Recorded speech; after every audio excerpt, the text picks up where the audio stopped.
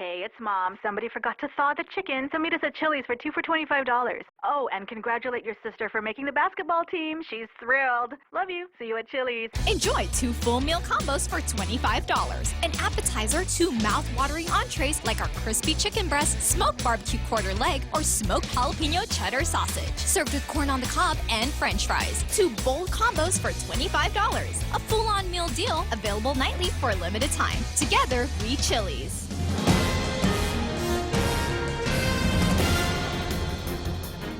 Half a day and good morning, Guam. News time here at The Point is 7 minutes past 6 a.m. this Tuesday morning. I'm Kevin Kerrigan. Here's a look now at some of the top stories from the Guam Daily Post. 13 of Guam's 15 senators have endorsed a resolution that calls on Governor Lulian Guerrero to ask the military to pause all construction on the live fire training range complex on Northwest Field at Anderson Air Force Base.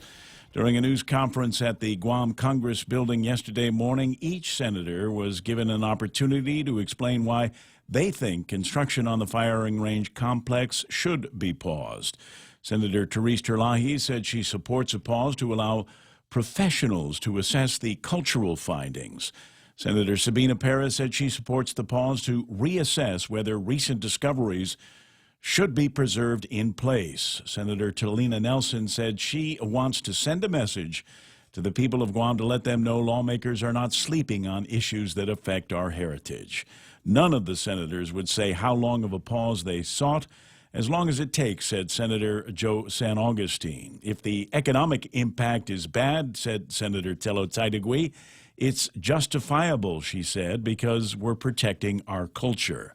Senators Mary Torres and James Moylan did not endorse the resolution. Senator Torres is off island and was not available for comment. Senator Moylan issued a statement saying it would be premature to pass a resolution seeking a temporary pause until we have the opportunity to hear from the Department of Defense. He pointed out that construction has already been paused around the recently discovered sites, and he recommended talking with military officials first to learn more about their preservation efforts and then deciding whether a resolution to pause construction is necessary.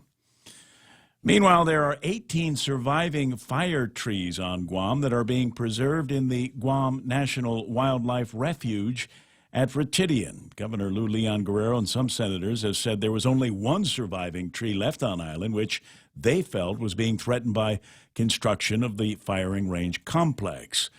However, following a meeting with senators on Friday, the governor agreed to ask the military for up to a 6-month pause in construction around that tree to allow for DNA testing to see if it could reproduce. However, Tammy Summers, the manager for the local refuge site, told the Guam Daily Post that the refuge received funding from the U.S. Fish and Wildlife Service to help keep the Cereanthes nelsoni tree from going extinct. Efforts began at UOG as early as 1998 with the support of the Air Force and Guam's Department of Agriculture to collect seedlings from the fire tree and grow them at a protected nursery and then transplant some of them to the Retidian Refuge.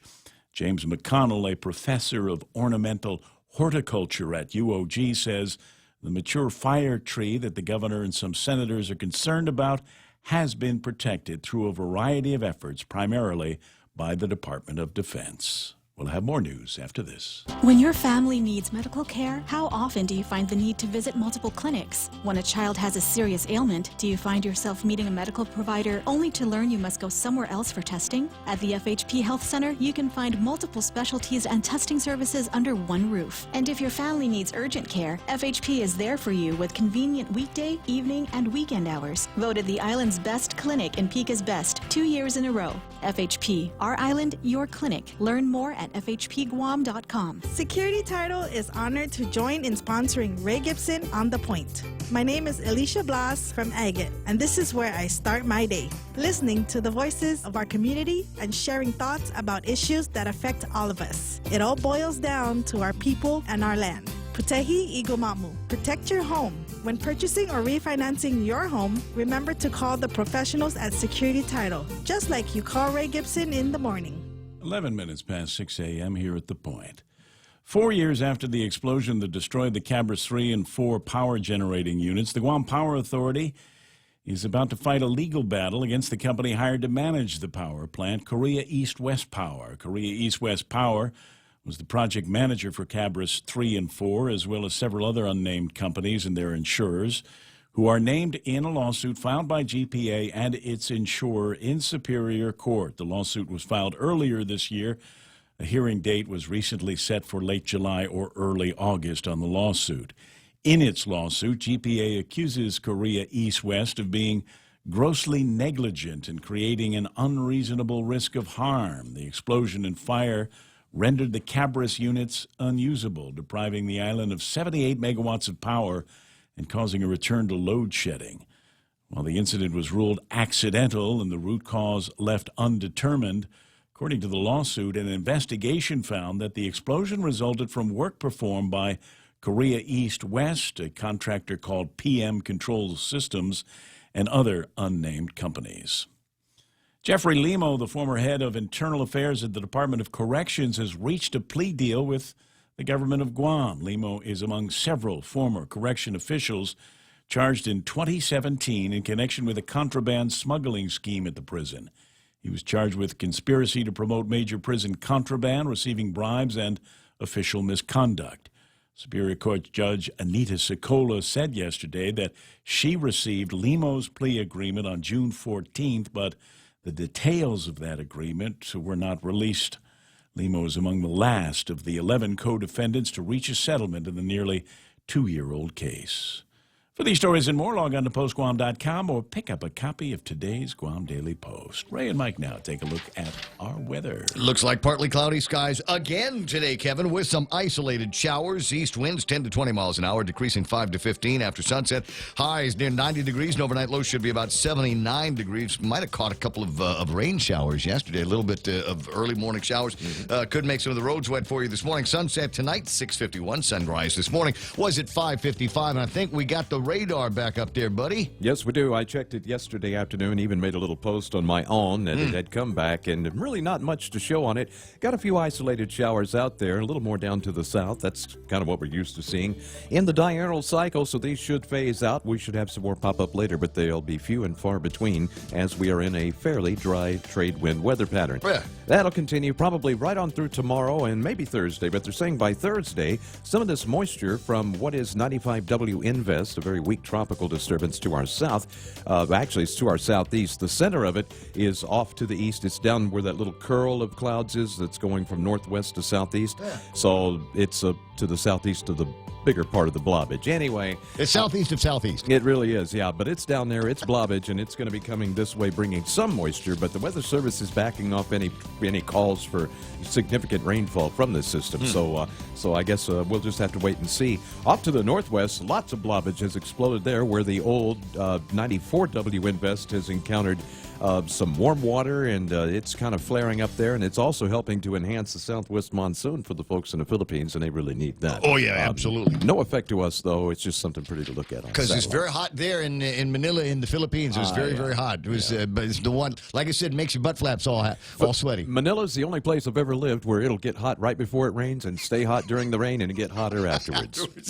Quarter after 6 o'clock in the morning. That's news and weather together here, brought to you by Bank Pacific, where others put branches. They place roots. The sky's the limit with Bank Pacific's secure MyCloud banking. You can access your account 24/7 with your smartphone, your computer, your iPad, or any other tablet. You can pay bills, set up alerts, check your balances, wire transfer money. It's never been easier.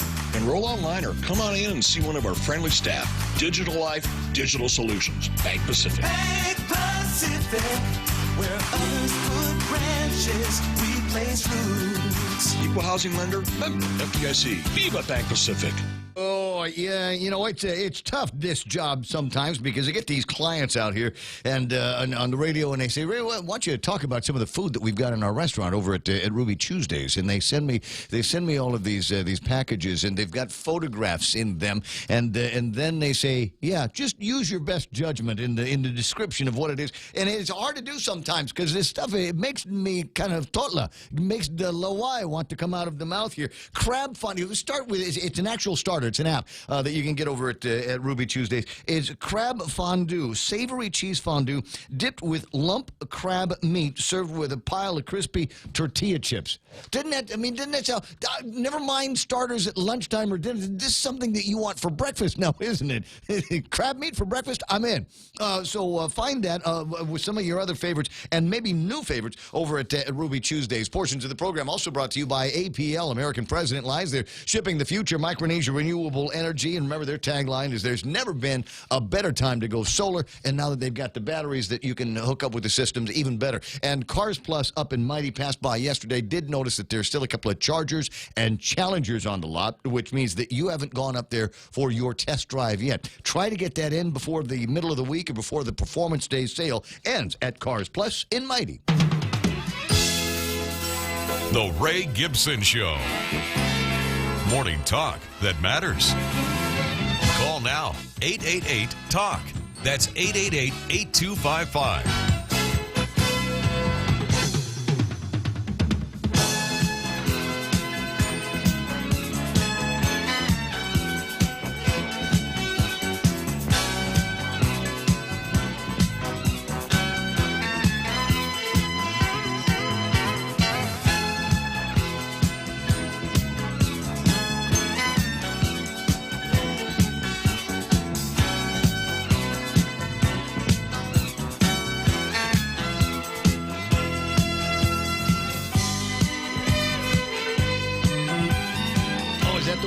For Manila, is it raining out there? Who sent that in? I want to say it's is Rico back there? Somebody has gotten back to Manila, which again a town in the Philippines. Maybe you've heard of it. 6:17 in the morning. Welcome to the program. Excuse the mess. It is the Ray Gibson Show on 93.3 The Point. My name is Ray. It's just a thrill to be here with you this morning. And do me a favor. I run into somebody yesterday, and just the nicest guy comes up. He says, "I love listening to you on the radio. By the way, are you still on?" And I'm going, yeah, I'm every morning, as a matter of fact. I go to work at 93 point. Anyway, is one of these guys that used to listen to me before at the other radio station, hasn't found me yet. You found me, so mention it just casually if you can, just whoever it is that you run into today. Oh, by the way, did you hear what Ray Gibson said about the 35th Guam legislature, the 13 blind mice, on his program this morning? And just, oh, yeah, and just, oh, yeah, he's on FM now and all of that stuff. But anyway, as I said, I'm thrilled to be here with you. A lot of stuff to talk about today, and we've got some of it from Kevin Kerrigan of the Guam Daily Post, and he was there at the legislature countless hours yesterday, ladies and gentlemen, countless hours waiting for them to begin the dog and pony press conference, which ends with them joining the governor's call for a pause in the buildup of the construction over at the range and all of that stuff because tree. When exposed to the idea that this could be of significant economic impact, they said, well, that's justifiable.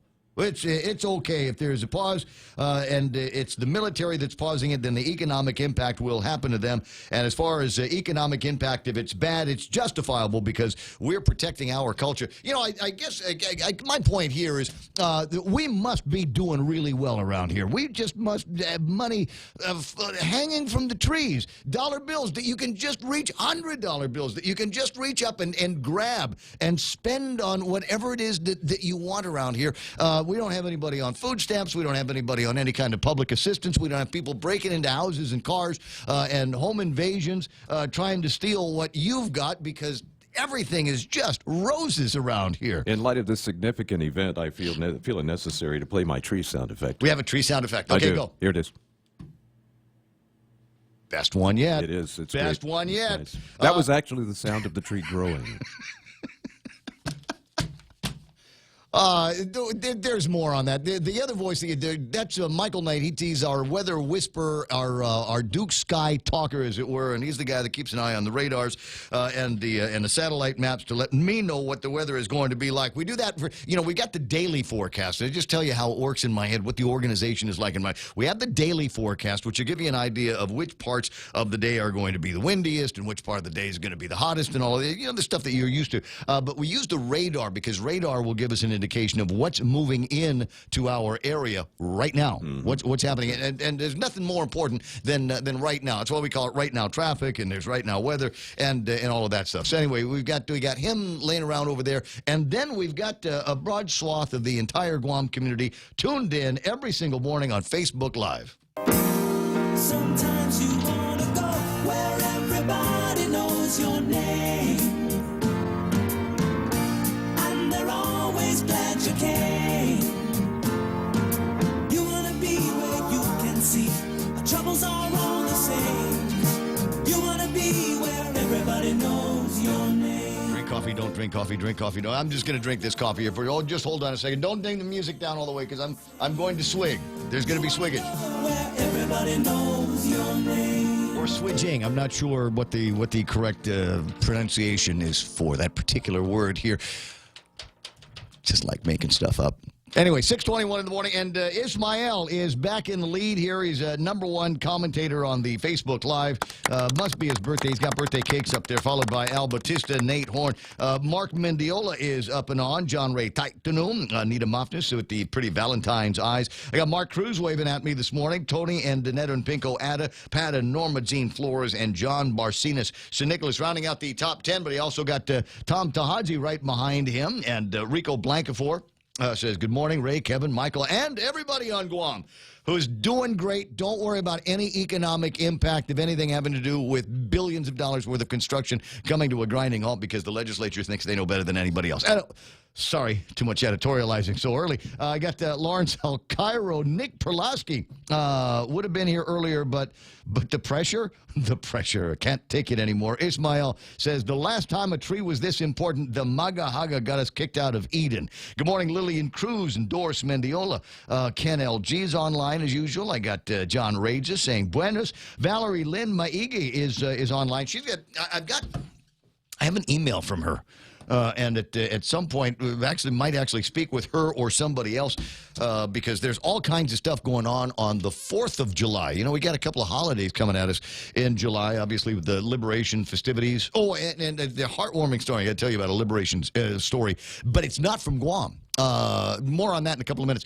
Joanna Renee is online with us this morning. Yoich Rengil, Ungil Tutao. Nice to see you again online. I was thinking about you yesterday, Yoich. I got my hands on a mango, and it was one of these kind of deep yellow unspotted mangoes. You know, the one where you can, it feels like you're slicing it right down the middle of the mango and you still don't hit a seed because they're that thin, wafer thin. Anyway, so I got my hands on this mango and did the husking of the mango. You know, the seed, usually there's the seed that you get when you're done eating the mango, it's really a purse. The real seed is inside that. So you can husk that, take the little seedlet out of it and stick it in dirt, and usually within a couple of days, something will sprout. So I was doing that, yes, and so Yoich and I, Yoich has got this tree, and he doesn't have to worry about the size of the seed inside of the mango because the mangoes on his tree literally are as big as a football. These are massive, massive things. Biggest ones I've ever seen. And hard to describe without using my hands, kind of like Dolly Parton. But she's got these massive mangoes, and it was a quest of ours to husk as many seeds as possible, get them into as many containers as possible, and share them among friends so that they could grow these trees with these big Dolly Parton-sized mangoes. Right? And I don't know what happened to the ones that I released out in the community. I think I've got one growing up at the firing range, and I'd like the military to stop the construction up there because I want to protect my big mango tree that's growing. Do you have a sound effect? What were you reaching for? What were you reaching for? Tell me the one that was in your head. I don't have a sound effect for desperation. Bert Dort is there. Lynn Vince, Borja Polino. I got Viv Cunningham. Great time, Viv. Bert and Cheryl Ochai. Pam Duval is online. Good to see you. Oh, Pam sent me. I didn't put it up. I will in a second. As I said, Greg Karabrock's there. Mark, Leah Beth Nahalawa. John Brennan says, good morning. Oahu, Hawaii, where it's raining. Ah, that's where it's raining today. Eric McKinnon is online. I got Randy Kruger, John Torres, watering the trees this morning, he says, Eric. Johnny says, morning, Rayman and crew. Daryl Taggarty's up and online early this morning. Pam says, Ish, as in Ishmael, tried to distract me, an old lady. Shame on him. What, did he send you pictures? Of what? His big mangoes? What are we talking about here? I'm sorry. It's turn on Tuesday. Don't try to read anything into that. Really, I was looking for a couple of words that would work with the word Tuesday, because that is today. For those of you that are keeping track, I actually had to remind somebody yesterday. We're sitting around, and she kind of looks at me and says, "What day is today, sweetheart? It's Monday."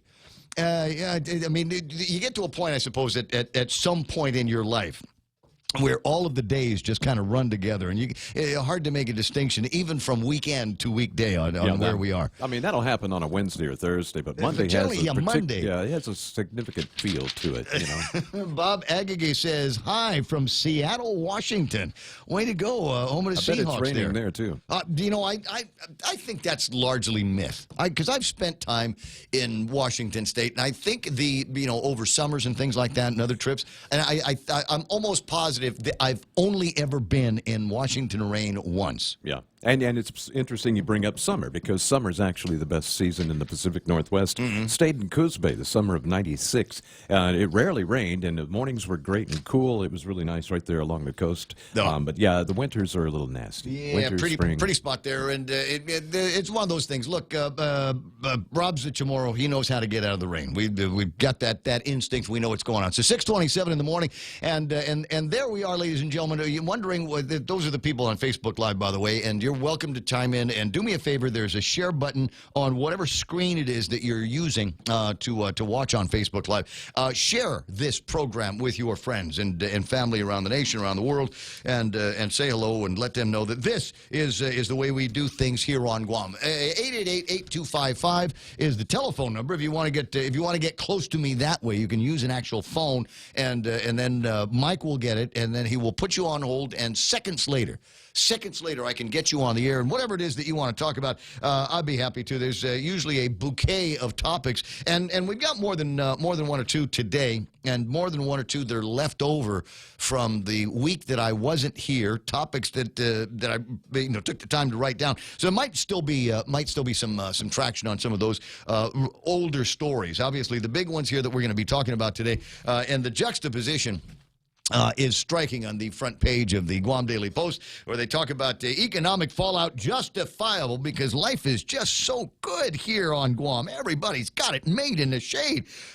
Hardly anybody has to work 2 or 3 jobs just to get by, what with the cost of living going up, because the 34th Guam legislature and the 35th Guam legislature have seen it upon themselves to raise taxes on everybody. But notwithstanding that, any economic impact is going to be justifiable in the name of the culture as they see it over at the legislature. So the gist of this is they heard about a tree off in the distance, lonely tree in the construction field. The tree, it was 9 recently discovered sites up there. That's what prompted this. But the tree is secondary. The tree is secondary. It's not the first thing? No. But it's now the artifacts that they are discovering up there, it's not like they discover them and then bulldoze over everything, no, right? No, what's the process when they discover... I don't know the precise process, but it's defined by the programmatic agreement, and Joint Region Marianas has followed the programmatic agreement. So cordoned off the area, fenced it, and stopped construction in the immediate area where these finds have been discovered. And make a determination on whether we're going to do on-site preservation. But in most cases, we're talking about, hey, we found a shard of something. And so we pick up the shard, and we're going to make sure it's cataloged, make sure that it's preserved. We know the location, we know how deep into the dirt it was, all this stuff, and then they'll put it away, and then later on we'll build a repository where all of these things can be stored and curated and maintained for perpetuity, and all the there is this process that they go through for every single find that they have. Now, as far as the tree is concerned, there was some hubbub about the tree. tree.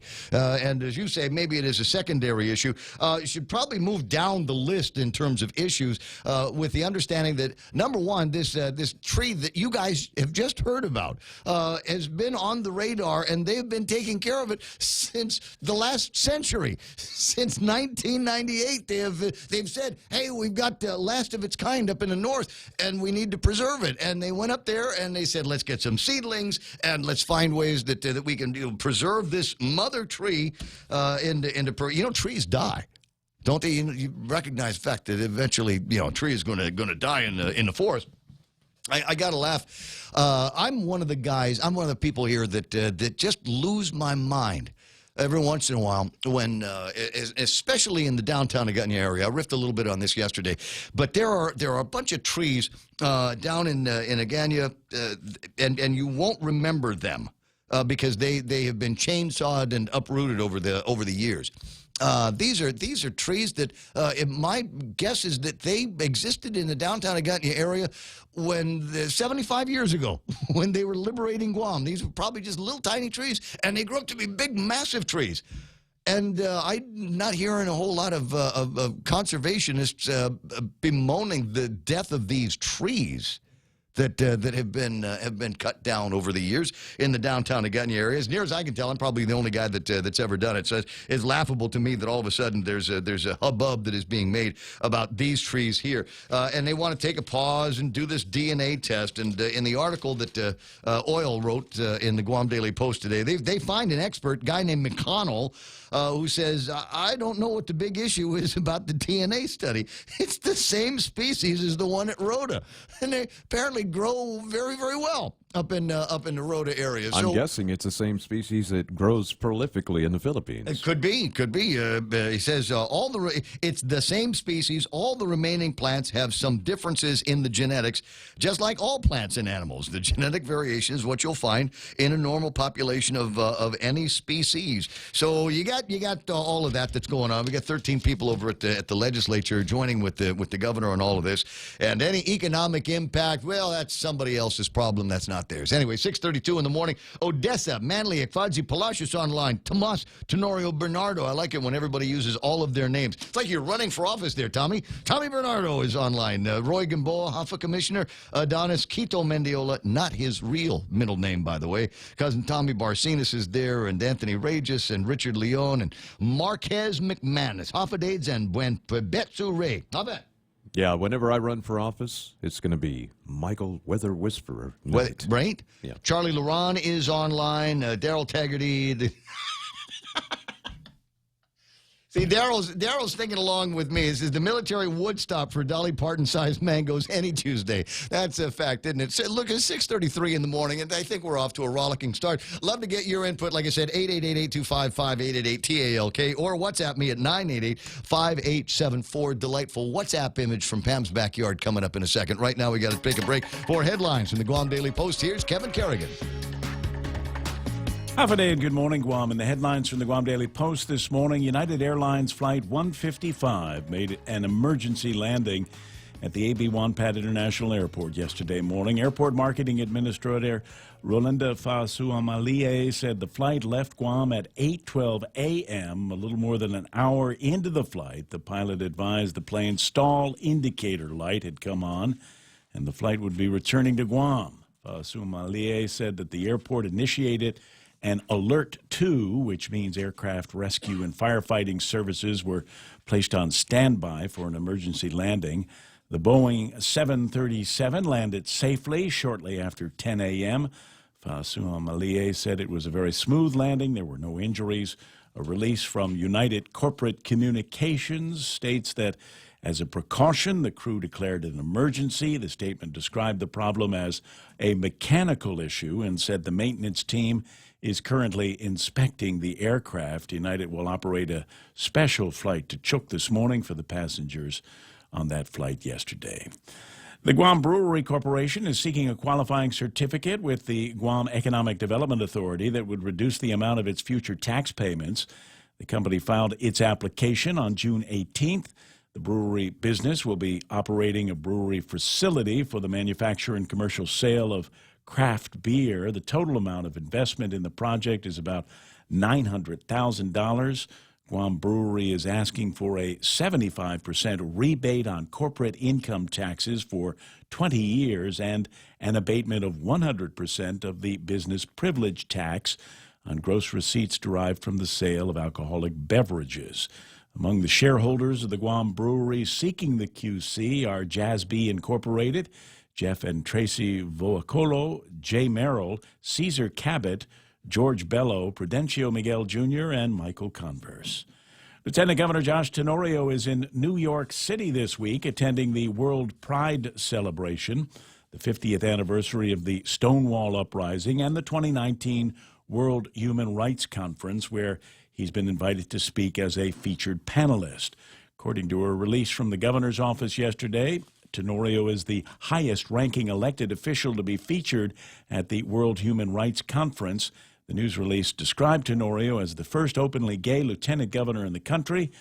Lieutenant Governor Tenorio, in a statement, said he's grateful to be a part of the conference and bring attention to the plight of those in the LGBT community. For these stories and more, log on to postguam.com or pick up a copy of today's Guam Daily Post. Thanks, Kev. 6:36 in the morning, and that's iConnect time. Run by iConnect and learn about some great plans they can put together for you.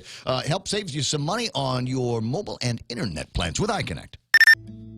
In illness and in wellness, Calvo's Select Care is health care that is there for you. That's why over 80% of the Guam medical community places their trust and insures with us. We offer our members wellness and fitness programs for a healthier lifestyle and provide a comprehensive medical network on and off island to help members from unexpected illnesses. Contact Calvo's Select Care today for more information.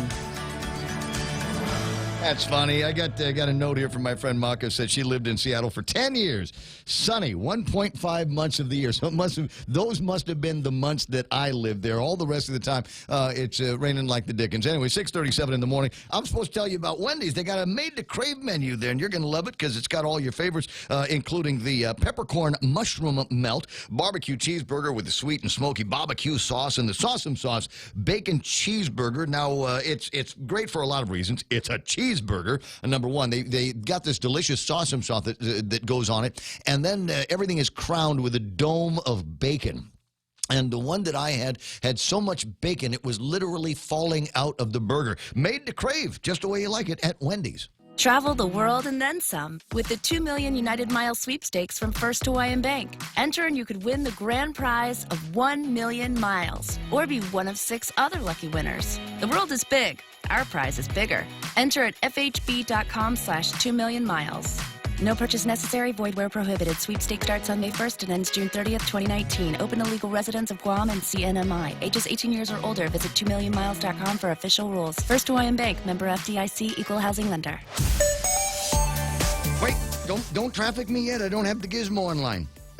Stand by one. Let me. It takes a second for the thing to get put together, and then I can start looking at where the traffic issues are, and there doesn't seem to be any right now. Southbound Marine Corps Drive, starting at Anderson Air Force Base, all the way into the downtown Tamuning area. And if you want to keep going into Agano, no problem. I don't see anything slowing you down there. Not a whole lot to slow you down on your way into Big Navy in Sumai, although watch out by Polaris Point. Some construction that's going on there on the shoulder, and a search for some unexploded ordnance that might pop up could slow you down on your way in. Northbound traffic, Marine Corps Drive, just in front of the Paseo, moving a little bit slower than it normally would around this time of day. 8, 10, and 16's in the clear. Route 15 looking pretty good. Route 10 looking good. Route 4 into town is great, and so is Route 8. But that's because it's only 20 to 7 right now, and the real traffic won't begin for probably another 45 minutes. That's right now traffic here on The Point. Discover a new Galaxy. GTA introduces the new Samsung Galaxy S10 in 3 different sizes. The Galaxy S10 comes with cool new features like Power Share that allows you the ability to share your battery power with other devices. Or you can capture a wider world with its new camera featuring an ultra-wide lens for when you need to take pictures of the whole family. And with GTA handset payment option, you can take home a Galaxy S10 for $0 down. GTA, we start with you. It's the Ray Gibson Show. Call now, 888-TALK. That's 888-8255.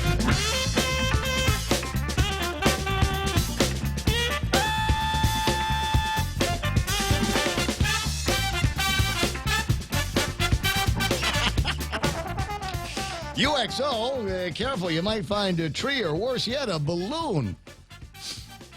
20 away from 7 o'clock in the morning. 888-825-5888-TALK. Online right now, picture from Pam's house with some interesting morning colors there. Michael can look at the pictures and explain why Pam up in Gigo got those interesting colors. I'm not, I don't have that kind of weather sophistication to be able to explain it myself. Yeah, it just has to do with the mechanics of light refraction, and it's a really nice picture. I caught something similar. I got it on the other side, though. Of course, she's on the east side. She's shooting west, got the sun at her back, so she's getting some of that pinkage lit up in the clouds. And from our side of it, that's what it looked like. Yeah, so it was actually a very colorful sunrise this morning. Got to wake up a little bit earlier for the sunrises because before 6 o'clock is when the sun is breaking the plane. You might get some gray line around 5:30, but certainly worth it. People that know what it is that they're looking for, and one of the spectacular reasons to wake up early as the sunset are runners and people that are doing some kind of physical activity early in the morning. That's the payoff right there. Right there is the payoff for waking up early, getting out of bed, and hitting the road if that's what you're up to. 6:41 in the morning. Again, 888-825-5888-TALK. Got cool pictures you want to send? Hit them up on the WhatsApp 988-5874 988-5874. And the reason why I'm asking for people to send me pictures of sunrises and sunsets and things like that is not so much because I'm a sunrise sunset collector. It's not that. Much as I just want you to have an excuse to send me something on the WhatsApp, if for no other reason, so that when you do have something incredible, like some viral footage of somebody doing something wrong or getting tased by the police or something like that, then you can send that over.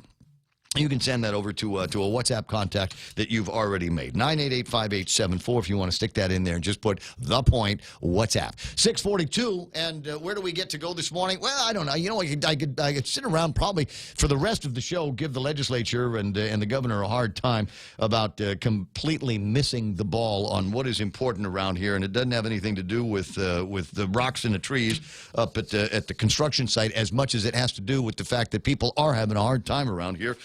And taking their problems literally into the streets. Story about a guy got so many drug problems that he couldn't pay his bill at the Cracked Egg. They called the police and did a search on him and found drugs. Story here, pills in his pocket. He was found there after not paying his bill at Cracked Egg.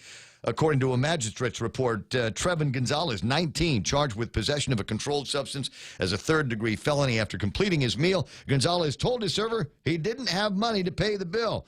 So they did what any other business would do, called the Popo. Police department officer asked Gonzalez to remove the items in his pockets before he was transported to a police precinct, which revealed 6 pink pill capsules, according to court document, and the pills tested positive for amphetamines. He informed the officers he did not have a prescription, according to the court documents. Look, I just put these pills together because, I don't know, we had this the Electronica Music Festival coming up, and I wanted to be all ready for it. So he got some chow into his system, couldn't pay for it, and there's the tough ones. Another crime story that I thought was interesting. I might share it with you. And I had the documentation on me yesterday for the story, but I didn't have time to read up on it on the air. High-speed chase ends with a man that had 8 open cases waiting. That's why he was running from the law, because he already had 8 open cases on him. What the? Times are good, though. Don't worry about any economic impact, because we're going to be all right. Everything is justified over here at the legislature, where Guam is doing great economically, and we're safe from predators and criminals and home invaders that I exaggerate about on a regular basis. Anyway, a couple of other stories. But I wanted to share this one here in particular because it's heartwarming, solid Guam connection. I've told you 1,000 times that I've got these Google alerts. So anytime that there's a story about Guam that shows up either in Guam Press, we get the Post, we get the PDN, KUAM, PNC stories, etc., I get an alert that says, here's the Guam stories. And I found one that comes in from... I don't even know. In Minnesota. Amazing Minnesota. 94-year-old Richfield World War II veteran wants to return to Guam. but needs your help. That's the headline on the story here. And like any good television station, they've got some video that I can play that tells you the story of this World War II vet and how it is that he's wants to find his way back to Guam, but kind of having a hard time. Buffering, playing. Going to be a GTA commercial. For Jerry, Joel, and Jason Slomkowski of Raymond Auto Body in St. Paul, family means business. The 4-generation family-owned business is a local favorite and a draw for auto service and insurance companies across the Midwest. Yeah, I didn't know that was going to happen. Apparently, they do pre-roll commercials, too. Successful relationships along the way, like with North American Banking Company. North American Banking Company helped drive their expansion and helped set up the next generation for their turn behind the wheel. North American Banking Company. Wow, he sounds so Midwestern. Experience. Right? It has been nearly 75 years now since a local World War II veteran has been back to Guam, where he spent several weeks before being shipped out to Japan during the war. Now, for a special remembrance to surviving veterans, his family is trying to get the 94-year-old there before it's too late. Fox 9's Christina Palladino sat down with him today about his special bucket list adventure he's trying to cross off next month. Christina? Well, that's right. He's 94 years young, but says he wants to make this trip before it's too late. An opportunity to be honored alongside his family and fellow veterans who are still alive and well. 6 rough days at sea. Gordy Rosengren kept a detailed journal of his time serving in the Navy during World War II. And from there on, we went on to Guam. He still remembers what it was like to arrive in Guam in 1945 as a young man about to go off to war. When I was there during the war, it was all military, completely military, you know. Recently, the 94-year-old was invited by the local government to take part in Guam's 75th Liberation Remembrance events next month. His family was under the impression the local tourism industry would pay for the majority of costs to get Gordy there, but that's no longer the case. So his daughter decided to create a GoFundMe page to help. I think it's going to mean a lot to him, and the way that they are responding to the World War II vets and trying to do some accommodations and kind of honor them too. I think it's going to mean a lot to him. So it makes me feel good that I'm able to be a part of that. What's the first thing you want to do when we get to Guam? Look around and see what solid ground I'm standing on. Yeah. Debbie will have to help her father get through all the logistics of the multiple flights from Minnesota to Guam. But as an added bonus, Gordy gets to see his great-grandchildren who actually live in Guam.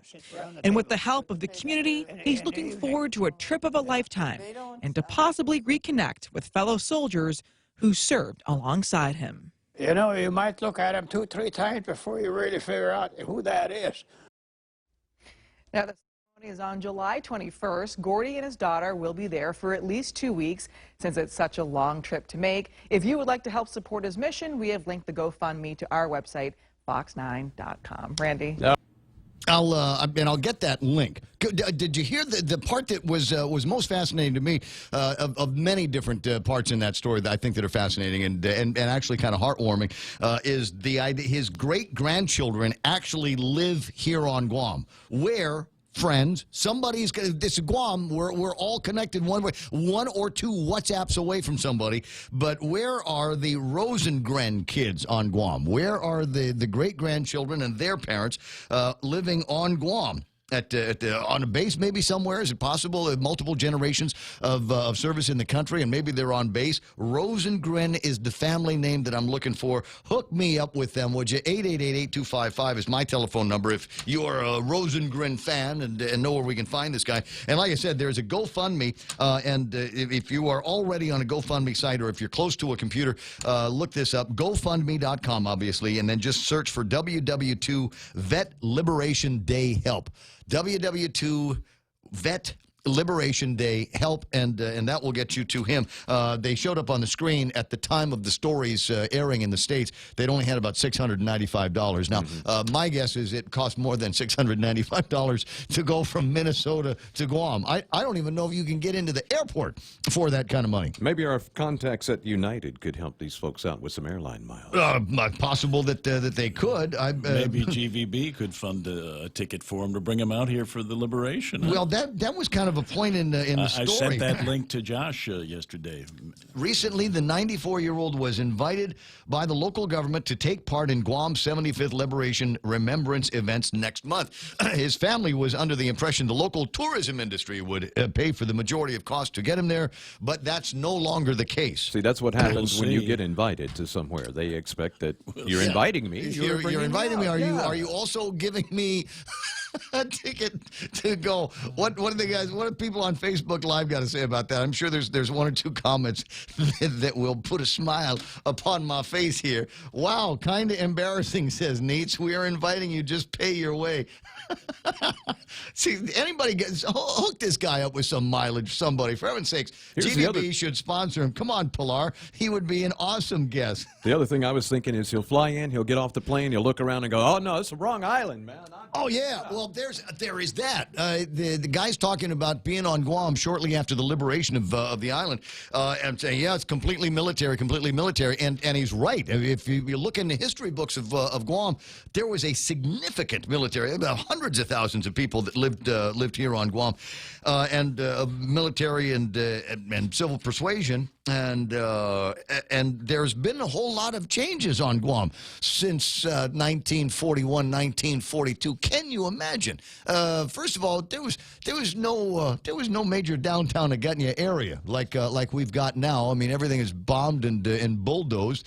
They've flattened the place out. And there were no malls, and made the Paseo out of it. I think.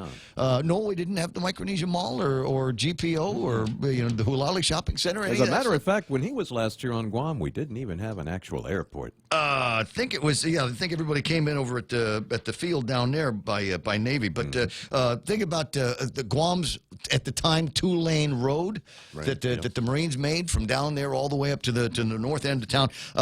Unrecognizable, I think, to that 94-year-old when he makes his way here. But what a great opportunity for him and his family to come out here.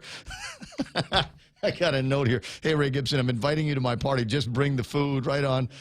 Doesn't he qualify for a military hop? I don't know how long he was in service. I don't know that he's got any of the vet stripes that he needs to be able to get on a MAC flight out to Guam. Eunice Mendiola's online, et cetera, et cetera. And who else is playing around? Neats, Bob Lizama, Dave Torrey, Carlos Camacho, Ray Shinahara online this morning. Nice to see you there, cuz.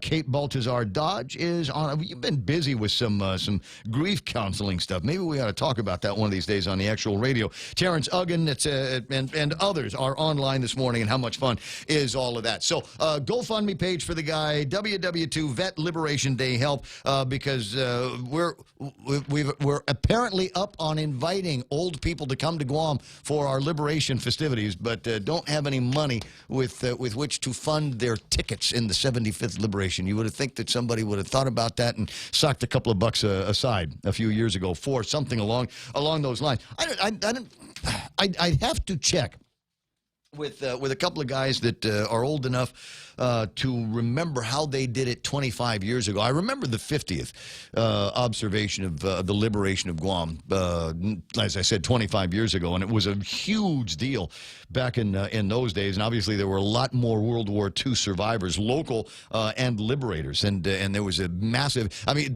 literally, you couldn't go anywhere without, you couldn't go down to Tumon, you couldn't get a hotel, you couldn't go into a shopping area without running into one of these liberators, because they were all still up and around and mobile. They weren't that old at the time. And so it's obviously changed out a whole lot. Fewer and fewer of them are able to make it out here. At any rate, other things, didn't they splurge in the 50th? Yeah, they did splurge in the 50th is the point. Richard Leone asking this question. Guam Brewery asking for 20-year tax reduction. Are you kidding? Does it take them that long? Does it take that long if your business makes profits? Maybe you just need a true product and management. Just dating. I'm not sure what you're saying there, Richard, but I think I understand. I thought it was kind of curious. I clipped it out yesterday and didn't have a chance to talk about it, but it was on the table of contents yesterday. If for no other reason, the novelty of it. Generally, you think about qualifying certificates, and you think about hotel. or you think about Guam Regional Medical City, or you might think about insurance companies. A lot of insurance companies have QCs. You might also think of Eddie Calvo, who wasn't that long ago that put a moratorium on the issuing of qualifying certificates. But according to the Guam Economic Development Authority, in an ad that they had in the newspaper yesterday, there is a request for a notice of application for a qualifying certificate from the Guam Brewery Corporation. And that one is the new place down in Tumon that I had a chance to go to. And, as far as, and I'll suggest that there might be a little bit of bias here in favor of them getting the qualifying certificate, because I like beer. And I like the people that they've got down there, and I like the service that they've got down there. And I really love great beer, but I really like the food there. They got a kid, local kid that runs the kitchen there, and he has taken some of our favorite foodstuffs, comfort food here on Guam, reimagine them and repackage them. Now, I don't have the menu in front of me, but I've been there on more than a couple of occasions and already know what my favorites are on the menu. So you might want to think about going down there and charging into it. I'll also suggest that I've got a built-in bias because some of the people that are shareholders in this company are among my favorite friends and business associates. The Voacolas, Jay Merrill's down there, Caesar and Maffei, Cabot, etc. are also, I think, folks that I would walk across the room to shake the hands of. So I'm kind of delighted that they're looking at an opportunity for them to continue to do some great local business and maybe a head start into a craft beer brewing opportunity here on Guam. Do you realize how much of that is taking place around? It was a once upon a time that there were two kinds of beer on Guam, Bud and Light, and that was all you needed to throw a party. But anymore, you go to some places and you got just the entire wall is all kinds of different beers, all kinds of different flavors that generally come from someplace else. But there's no reason why we could not, here on Guam, have our own kind of Guam brews. Isn't it amazing that the beer that is branded Guam beer isn't made here on Guam? Some of you might be going, what? Really? Yeah, they don't make that here. The label it says Guam is slapped on that, and it's made someplace else. It's a delightful beer, and I'll drink it if it's free. But it's not from around here. But we've got some guys that got warehouses where they've begun the process of brewing beer. There's a new place going to be opening up in Agana before too much longer, the Carabao Brewing Company, and my understanding is they've sunk a lot of money into their operation as well. Wouldn't surprise me if they found a way to go before the Guam Economic Development Authority and ask for a qualifying certificate on that one there. Listen, I don't have a problem with that. You bring money into the community.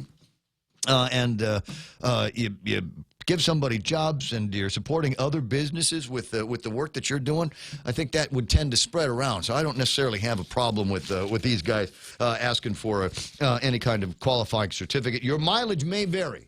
But based on the way the government of Guam is spending some money, we need all the additional businesses that we can get here on Guam, and we've got to make a pitch for businesses here on Guam to be successful in their businesses.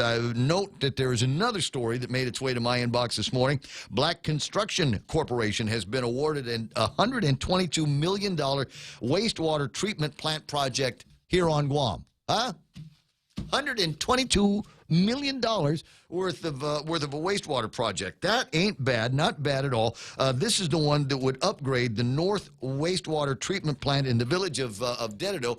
Now, I got to get Cy, if I can, on the line on this particular story, because it seems to me this might be $122 million worth of northern wastewater treatment that is obviously going to be a benefit to the people that live up in the north end of Guam, but I don't know that it would have been possible without the involvement of the federal government of the United States, the Department of the Military, and the Pentagon. That's why we'll see what I can get from Cy or somebody over in the CCU on this. But congrats to Black Construction. Got the lead on a $122 million construction project here on Guam. Not bad. not bad at all. It is 7 o'clock in the morning, and managed to kill the first hour of the program. Plenty more on the way, so stick around for it. Fox News Live is coming up next, and then Kevin Kerrigan with a look at all the big stories. Jerry Roberts, you get him twice today, once on the radio in the Extra Point, and again in the Guam Daily Post, because he writes a column there called The Work Zone. Getting Fired, Part 2. Wow, an extension of the pain for 2 weeks worth of editorials. Not bad, Jer. Stand by for all of that. That's ahead on KUSG. Hagutnya.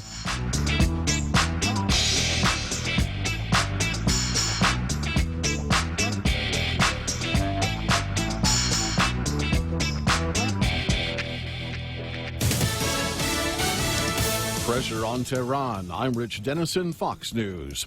President Trump today imposing sanctions focused on Iran's leaders, continuing pressure on the country to end its nuclear weapons development programs and to stop supporting militant groups. Who knows what's going to happen? I can only tell you we cannot ever let Iran have a nuclear weapon. And it won't happen. Secretary of State Mike Pompeo is in the United Arab Emirates after a meeting in Saudi Arabia aimed at discussing how to build a global coalition to counter Iran. Pompeo tweeting he had met with Saudi King Salman to discuss the heightened tensions in the Persian Gulf and concerns over protecting maritime security. President Trump signing an executive order this afternoon he says will help keep health care costs down. For too long, it's been virtually impossible for Americans to know the real price and quality of health care services and the services they receive. The measure calls on hospitals to disclose the actual prices charged for common tests and procedures. It will also require patients be told beforehand about deductibles and copays. The driver of a pickup truck involved in a deadly New Hampshire crash has been arrested. Volodymyr Zukovsky was taken into custody in Springfield, Massachusetts, where he lives. The New Hampshire Attorney General says he faces 7 counts of negligent homicide. The Massachusetts State Police says he also faces a narcotics charge after drugs were found at his home, as well as a count of being a fugitive from justice. The truck hit a total of 10 motorcyclists, all members of a motorcycle club for Marines and their spouses. Fox's Gernal Scott. 4 people, including 3 children, were found dead in South Texas near the border with Mexico yesterday. Officials say they likely died of dehydration and heat exposure after crossing the Rio Grande into the U.S. Authorities say the bodies were those of a woman in her early 20s, a toddler, and 2 infants. This is Fox News.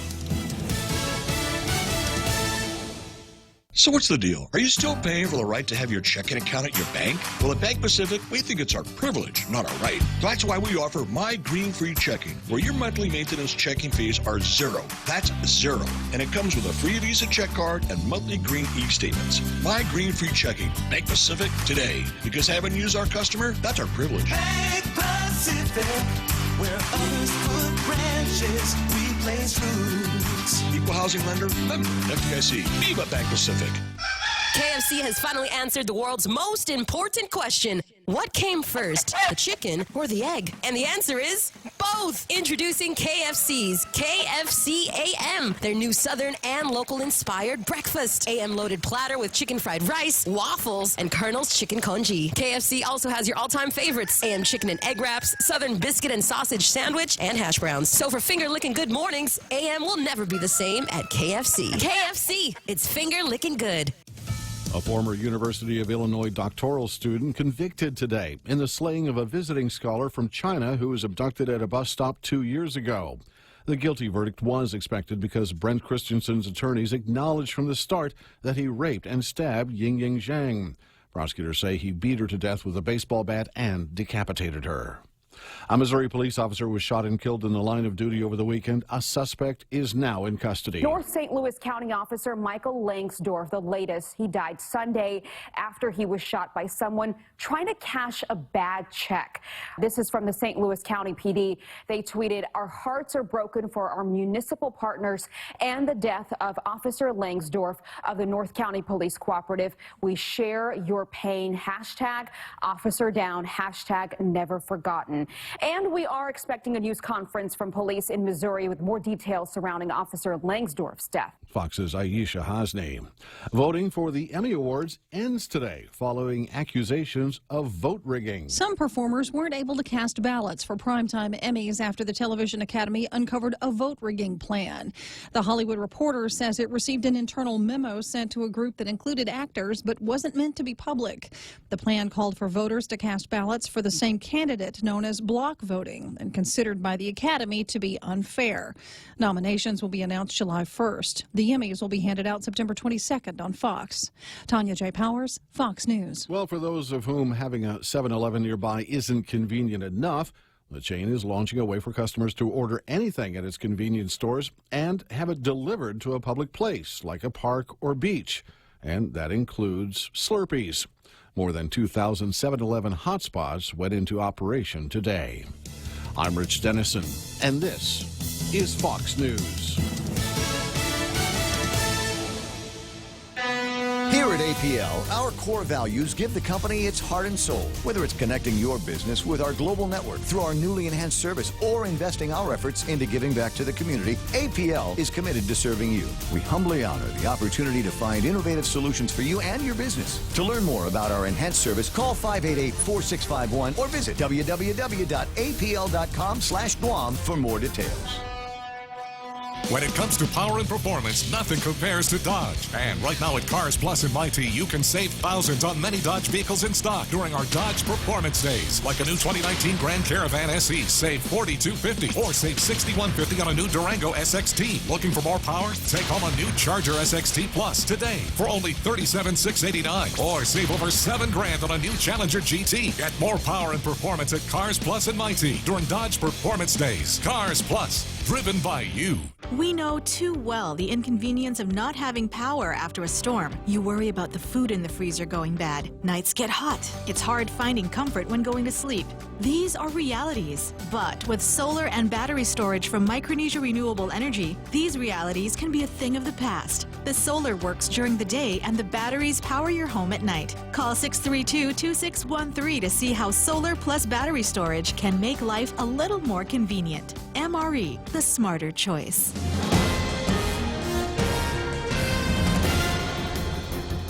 Half a day and good morning, Guam. News time here at The Point is 7 minutes past 7 a.m. this Tuesday morning. I'm Kevin Kerrigan. Here's a look now at some of the top stories from the Guam Daily Post. 13 of Guam's 15 senators have endorsed a resolution that calls on Governor Lulian Guerrero to ask the military to pause all construction on the live fire training range complex on Northwest Field at Anderson Air Force Base. During a news conference at the Guam Congress building yesterday, Senator Therese Terlahi said she supports a pause to allow professionals to assess the findings at 9 recently discovered sites where artifacts have been found. Senator Sabina Perez says she supports the pause to reassess whether these recent discoveries should be preserved in place instead of removed for preservation. Senator Talina Nelson said she wants to send a message to the people of Guam to let them know lawmakers are not sleeping on issues that affect their heritage. None of the senators would say how long of a pause they sought, as long as it takes, said Senator Joseph San Augustine. If the economic impact is bad, said Senator Tello Taitigui, it's justifiable because we're protecting our culture, she said. Senators Mary Torres and James Moylan did not endorse the resolution. Senator Torres is off island and was not available for comment. Senator Moylan issued a statement saying it would be premature to pass a resolution seeking a temporary pause until we have the opportunity to hear from the Department of Defense. He pointed out that construction has already been paused around the 9 recently discovered sites, and he recommended talking with military officials to learn more about their preservation efforts and then deciding whether a resolution to pause construction is necessary. Concerns have also been raised by the governor and some senators on what they thought to be the only surviving fire tree on Guam in the midst of the firing range construction. However, there are, in fact, at least 18 other surviving fire trees on island that are being preserved in the Guam National Wildlife Refuge at Retidian. Following a meeting with senators Friday, Governor Lou Leon Guerrero agreed to ask the military for up to a 6-month pause in construction around that tree to allow for DNA testing to see if it could reproduce. However, refuge manager Tammy Summers told the Guam Daily Post yesterday that the refuge has already received funding from the U.S. Fish and Wildlife Service to help keep the Cereanthes nelsoni trees from going extinct, and there are 18 now in preservation at the Retidian Refuge. James McConnell, a professor of ornamental horticulture at UOG, says the mature fire tree that the governor and some senators are concerned about has been protected through a variety of efforts, primarily by the Department of Defense.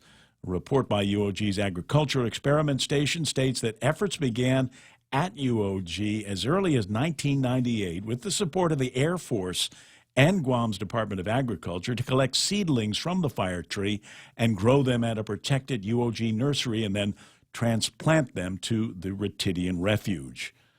We'll have more news after this.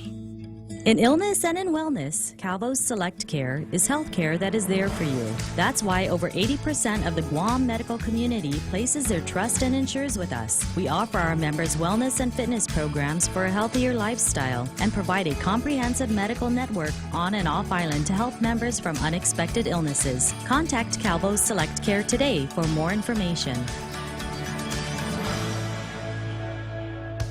Family Finance has been serving the people of Guam since 1959, and they'll continue to be there for you in the years to come. Whether you're looking to get a personal loan for that summer vacation or paying off those long overdue bills, Family Finance has got you covered. Apply for a personal loan from $1,000 up to $3,600 by calling Family Finance in Agutya at 475-4545, Upper Tumon at 647-5626, or in Dededo, 633-4473. Family Finance, serving the people of Guam since 1959.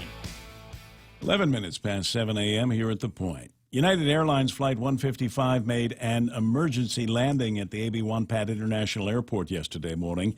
Airport Marketing Administrator Rolenda Fasu Amalie said the flight left Guam at 8:12 a.m. A little more than an hour into the flight, the pilot advised that the plane's stall indicator light had come on and the flight would be returning to Guam. Fasu Amalie said the airport initiated an Alert 2, which means aircraft rescue and firefighting services were placed on standby for an emergency landing. The Boeing 737 landed safely shortly after 10 a.m. Fasu Amalie said it was a very smooth landing and there were no injuries. A release from United Corporate Communications states that as a precaution, the crew declared the emergency. The statement described the problem as a mechanical issue and said the maintenance team is currently inspecting the aircraft. United will operate a special flight to Chuk this morning for those passengers on Flight 155 yesterday. Guam Brewery Corporation is seeking a qualifying certificate with the Guam Economic Development Authority that would reduce the amount of its future tax payments. The company filed its application on June 18th. Brewery business will be operating a brewery facility for the manufacture and commercial sale of craft beer. The total amount of investment is about $900,000. Guam Brewery is asking for a 75% rebate on corporate income taxes for 20 years and an abatement of 100% of the business privilege tax on gross receipts derived from the sale of alcoholic beverages manufactured on Guam. Among the shareholders of the Guam Brewery seeking the QC are Jazz B Incorporated, Jeff and Tracy Voacolo, Jay Merrill, Caesar Cabot, George Bello, Prudencio Miguel Jr., and Michael Converse. For these stories and more, log on to postguam.com or pick up a copy of today's Guam Daily Post. Ray and Mike now take a look at our weather. It says here, Kevin, that we're going to have partly cloudy skies with some isolated showers. Winds out of the east, 10 to 20 miles an hour, decreasing 5 to 15 after sunset. Highs near 90 degrees and overnight lows of about 79 degrees. Virtually the same weather forecast as yesterday. Sunset tonight, 6:51. Sunrise in tomorrow morning should be about 5:55 if the almanac is all right. And Michael Knight now, their Duke Sky Talker, will take a look at the weather radar. radar and give you an idea of what it's going to be like on the roads in the next half hour or so. Yeah, it doesn't look too bad out there. North side may see a few showers. Maybe some showers coming along on the south side, too. A little difficult to tell on the radar here, but there's just not much out there. Most of it down to the south and way off to the northwest. We're in the fizzle-out phase of the diurnal cycle for the overnight showers, so these will kind of, they'll go away for all intents and purposes. May get some more that'll fire up later. Looking at the satellite here, we got a lot going on, a lot of movement in the clouds, but basically the blobage down to the south will be passing very close to us as we head into the later parts of the week. That is 95W invest down there. I'm not really expected to become anything significant. Could bring us some rain, although the Weather Service has backed off of that forecast just a bit since yesterday. So we'll have to see how it goes. Otherwise, just dry trade wind weather until Thursday or maybe Friday. Well, all right, I got that. Thanks very much. I appreciate it. News and weather together here on The Point. This is Ronnie. Ronnie is about to break his piggy bank. Come on, piggy bank. Ronnie wants to upgrade his smartphone. And this piggy's gonna help me. If Ronnie had signed up for GTA's handset payment option, he could have selected a new smartphone with an affordable monthly plan. I could have what? Exactly. Sign up for HBO at GTA and don't break the bank. I'm sorry, piggy bank. Terms and conditions apply. GTA, we start with you. It's 7:14 now, 7:15 in the morning, and portions of the Ray Gibson Show, as you know, brought to you by a variety of advertisers and people that you know, including my buddies over at Ruby Tuesdays. Now, I like the way they put this together, right? They got this menu here, and they got really good ribeye steaks there, and they have really good filet mignon medallions there. Or you're not into meat, maybe you want a salmon. If that's going to be your primary directive, is to go and get that kind of food over at Ruby Tuesdays. But the fun here is now they've got toppers that go onto your filet mignon or your ribeye or your salmon. Try a ribeye with coconut cream denancy on it, right? Perfect union of sweet and heat. Homemade denancy and coconut cream with tomatoes and green beans, just like Grandma makes. Or you can have these things topped with local moco. I'll tell you more about that in the next hour of the program. Portions of the program also brought to you by APL, American President Lines. Are shipping the future. Micronesia Renewable Energy. There's never been a better time to go solar, especially now. They got battery storage, 632-2613 for a free consultation. Of course, the folks over at Cars Plus waiting for you to go in and do a test drive on any number of automobiles that they have, but it's performance days, and they've got a whole bunch of Dodges that are on sale as well. Charger SXT and a Challenger GT. Try that out with a test drive today at Cars Plus. The Coconut Wireless is back. The Ray Gibson Show. Call now, 888-TALK. That's 888-8255.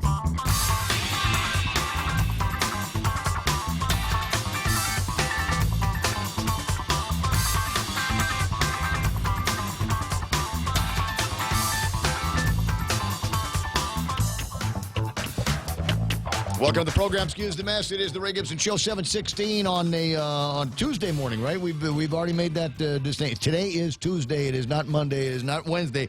Tuesday, not quite the middle of the week, but there's lots and lots to talk about. Some great stories that we've got just right there on the front page of the Guam Daily Post. Economic fallout is justifiable, according to at least one senator of the 35th Guam legislature.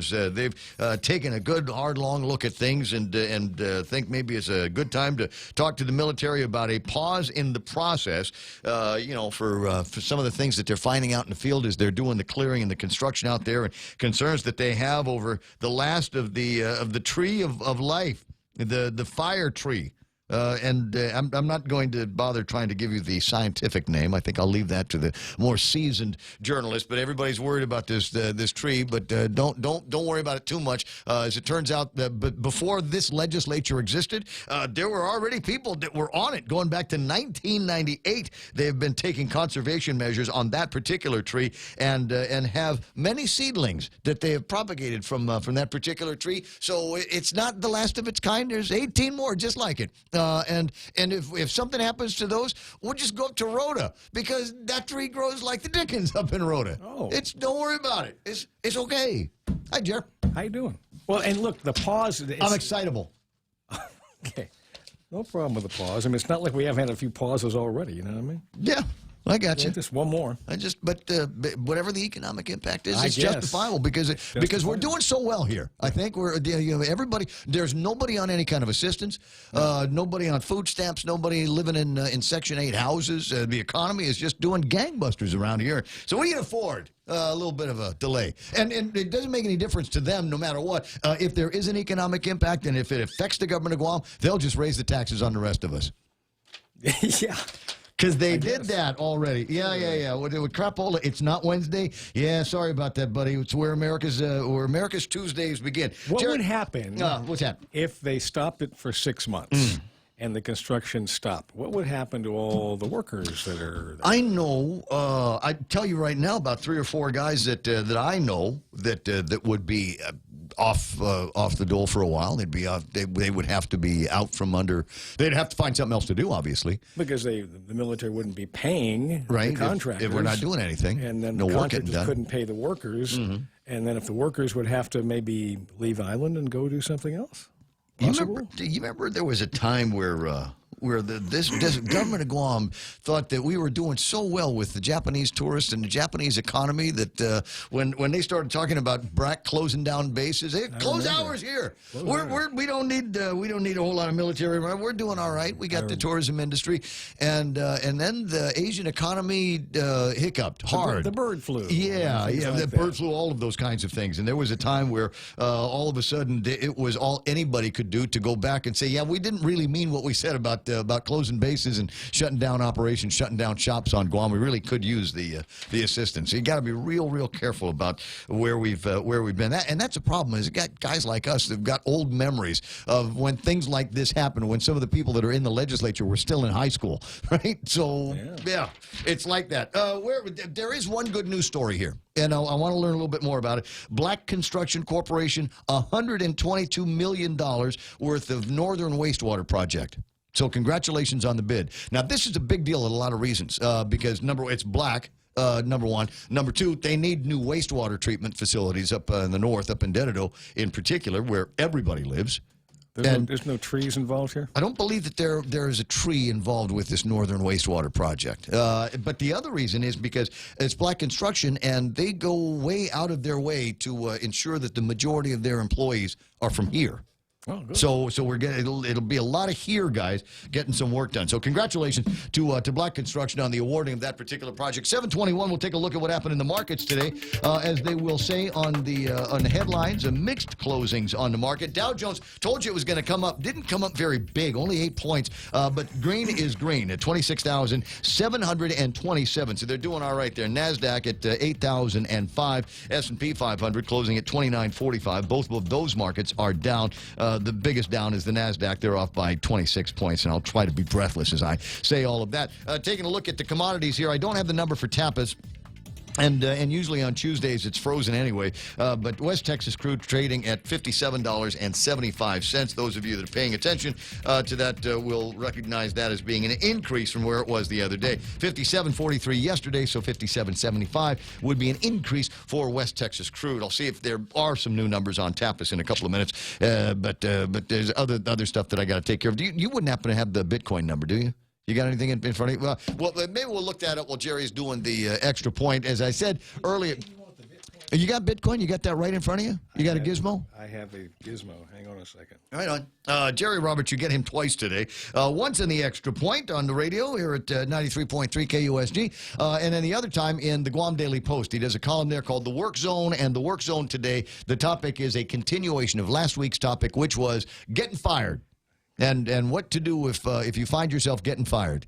Go find a job over at the legislature, because everything is rosy over there. You got money, and there's no crime. Don't worry about anything, because we're the legislature. We'll sprinkle legislative fairy dust and make the problems go away. What you got? 10,939 as of right now. Not bad, not bad. That's Down up from yesterday. Is it up from yesterday? Yeah, I believe so. All right. I'll have to check that. Yeah, Rico. Is it Rico or Ray that's with the Bitcoin guy on the Facebook Live? I can never remember between the two of them, and one of them may or may not be on island. I got Gwen who is online this morning. Kenny Williams celebrating happy 30th wedding anniversary between him and his wife Karen. Kenny Williams, my favorite bug killer on Guam, and Kenny, it might be in the next couple of, not today because it's your anniversary. I don't want to get in the middle of all of that, but in the next week or so, I will have you come by because I was cockroached this morning. Ooh, that's frightening, right? I don't know if it's frightening. Got my attention. I stepped out of the shower and reached over yonder for the towel with which to towel myself dry, and as I'm looping the thing around me, I feel something kind of cockroaching on me. It was on me. The cockroach was on me, and it got me thinking about Kenny Williams at 4 o'clock in the morning, going, maybe it's time that he comes by here and does a little bit of cockroach spraying over in the house. So I got that. I got those big red ants that don't bite. Oh yeah. What are they, the soldier ants or something like that?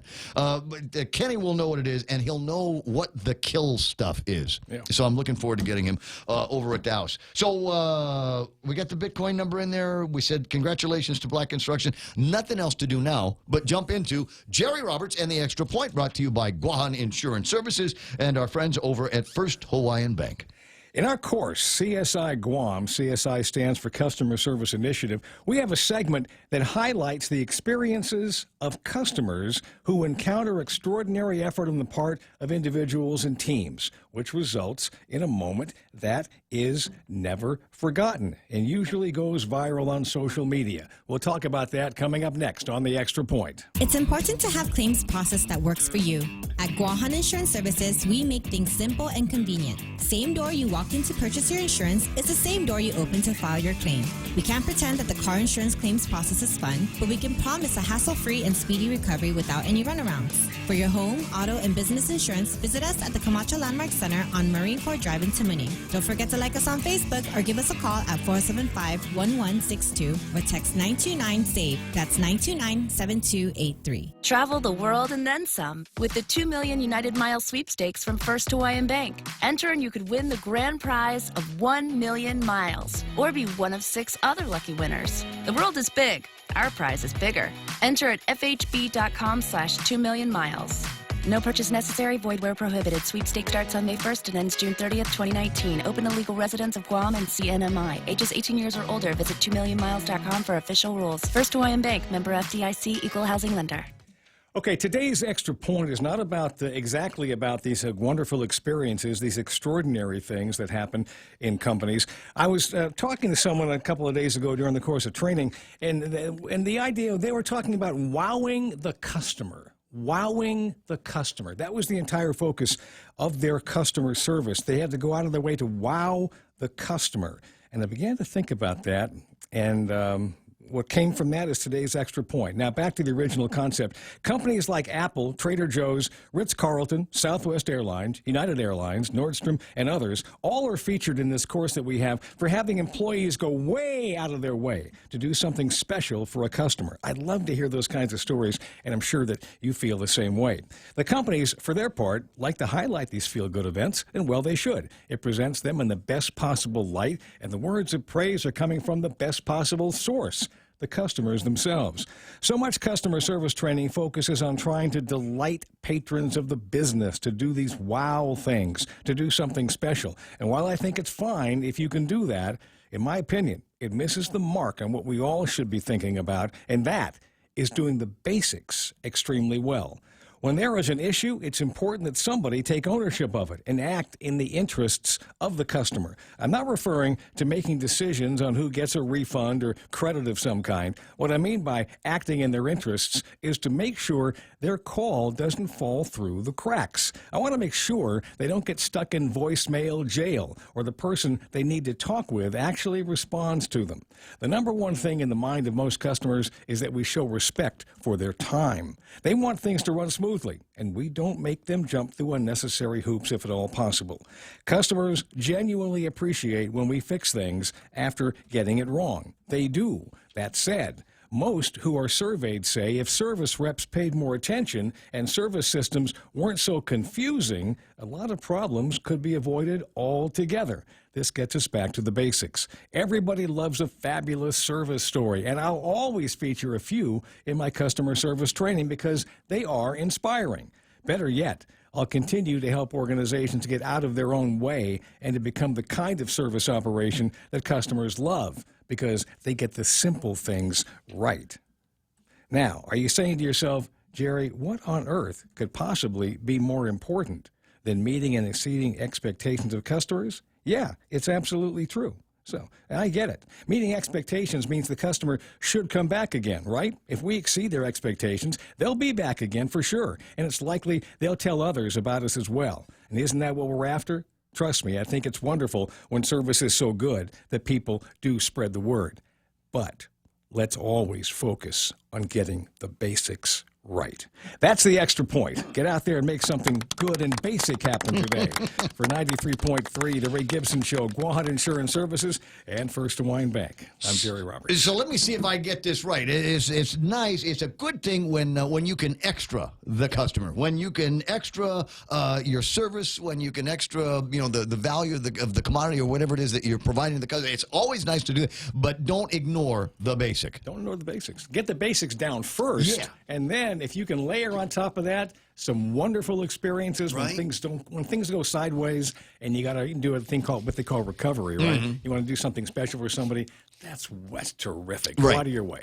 But if you're not handling the basics, like calls, they sit on hold for 5 or 10 minutes, or you send them off to service and nobody calls them back.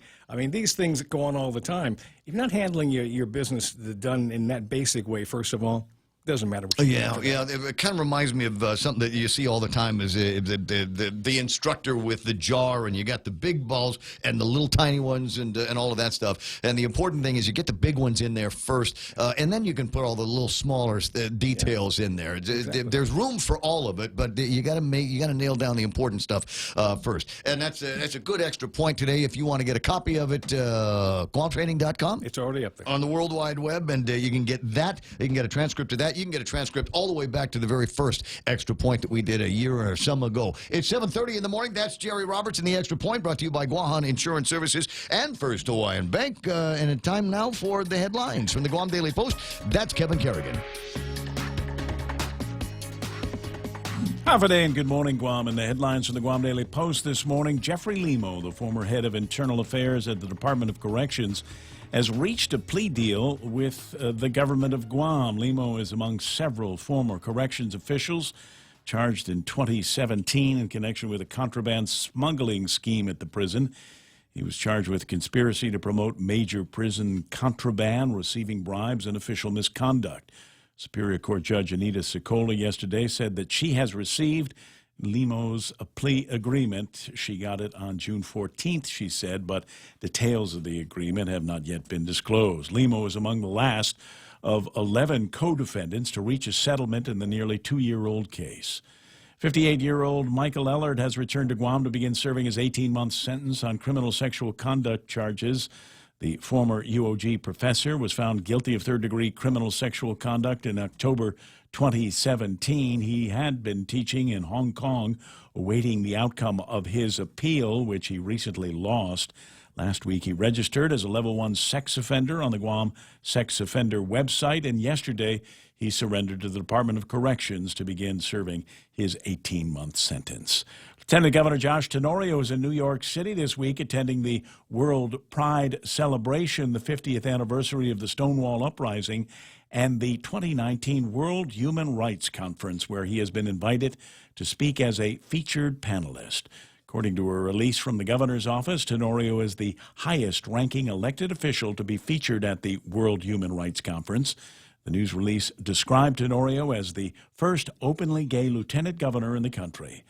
Lieutenant Governor Tenorio, in a statement, said he is grateful to be part of the conference and bring attention to the plight of those in the LGBT community. For these stories and more, log on to postguam.com or pick up a copy of today's Guam Daily Post. I see you 7:32 in the morning, and that is iConnect time. Run to the nearest iConnect and learn what you need to learn about getting yourself into some plans that aren't going to cost you an arm and a leg for internet and mobile. That's iConnect. GPSI Guam is a professional services company that is a registered contractor for the federal government. They're an SBA, 8A, and Hub Zone certified SDVOSB, providing program/project management, administration, technical support, logistics, and commodities. Find out more about GPSI and how they can help you today. For large prime companies, contact GPSI if you need assistance in meeting your small business subcontracting goals at 477-3058. They'll be happy to assist. Cold Stone Creamery is the ultimate ice cream experience. I love those guys. Right? No, absolutely terrific bunch of people out there, and they're constantly thinking about you as well. So if you've got something big that is going on, let's say you're the boss of the shop over at Black Construction, and you're celebrating the award of $122 million wastewater treatment plant project, and then how are we going to celebrate? Well, send somebody over to Cold Stone and have them get some ice cream or an ice cream cake for you. They got one that's like they've festooned with Oreo cookies and all of that, and they've got another tall, dark, and tasty. Find that, would you, over at Cold Stone Creamery. Your home is one of the most important investments you'll make in your life. At Nanbo Insurance, you can rest easy knowing that you're covered with reliable and affordable homeowners insurance. Nanbo makes it easy to protect what matters the most so you can enjoy the moments that matter the most. With Nanbo, you can also save big when you bundle up and insure your car, home, motorcycle, or business. Enjoy great savings up to 50%. Visit nanbo.com or call 477-9754 for more details.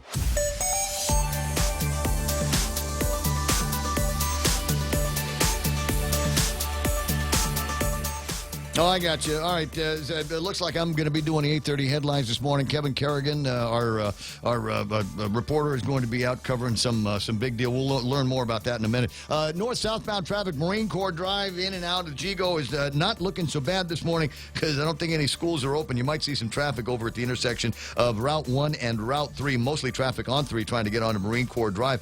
The intersections are working a little bit busier this morning than usual, so watch out for it. 8, 10, and 16.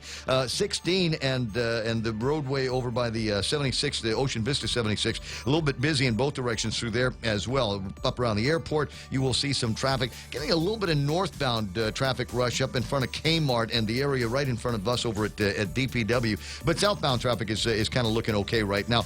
Into the downtown Agutnia area on Marine Corps Drive, just before you hit the intersection of 1 and 8, is very, very busy right now, and we've got some slowing down on Route 4 into the downtown area. You will see traffic in front of Navy Hospital right now, as well as the entrance to Big Navy in Sumai. 7:35 right now, traffic here on The Point. Business travel just got easier. Take your data plan with you for only $10 a day to all 17 Data-to-Go destinations. Never worry about additional data roaming charges when you go where your business needs you. The U.S., China, Thailand, and so much more. Have the assurance you need to check emails, surf the web, and stay connected. Call 688-2677 today to make sure your account is Data-to-Go ready. Docomo Pacific. Better together.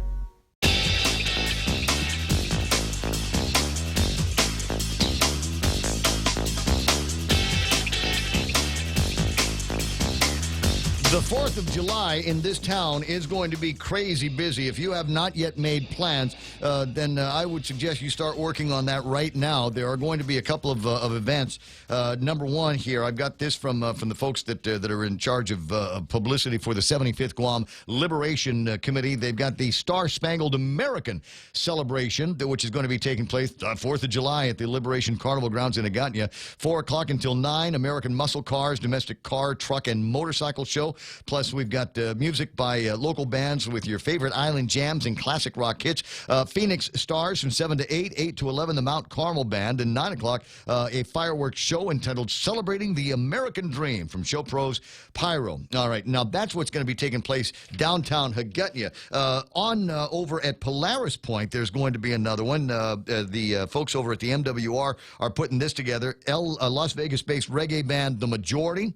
John Dank show is going to be performed warming, military ID or visitor's pass is not going to be required if you're over the age of 18. We do want you to have a valid Guam ID or U.S. passport in order to enter. And then Sunday, July 14th, the Liberation Day 5K Color Run at Radio Barragata. I'll get more details for you as it comes along. But as I said, wow, crazy busy 4th of July celebrations on the way. And I want to say around that weekend as well, I got to check with the guys from the running club, there's the Spirit of 76 6.7-mile run that usually starts across from McDonald's in Agania, and then we go up to Sinahanya, and then we go down past Uncle Ben's place, and then into the boondocks of Maina. No, it's not Maina. It's where is that? What's that called? Run, Forrest, run! Yeah. I'm trying to remember the name of that area down there. But anyway, so and then back is the deal. So you run out in the boondocks, it's almost a trail run, and then you come back in. It's a whole lot of fun, and I'm dying because I can't remember the name of that trail. It's along the play. Simon, you know where I'm talking about, right? Just beware the white lady. Hey. Come on, you're older than I am. Is there anything to that, Si? You know, when it comes to Tautamonas, I question nothing. There is that, I suppose. I wonder if they're running. I wonder if the Tautamonas have anything to say about this flap over at the legislature on the slowing down on the construction at the site up at where they're putting the firing range. Well, I mean, some people believe they still do.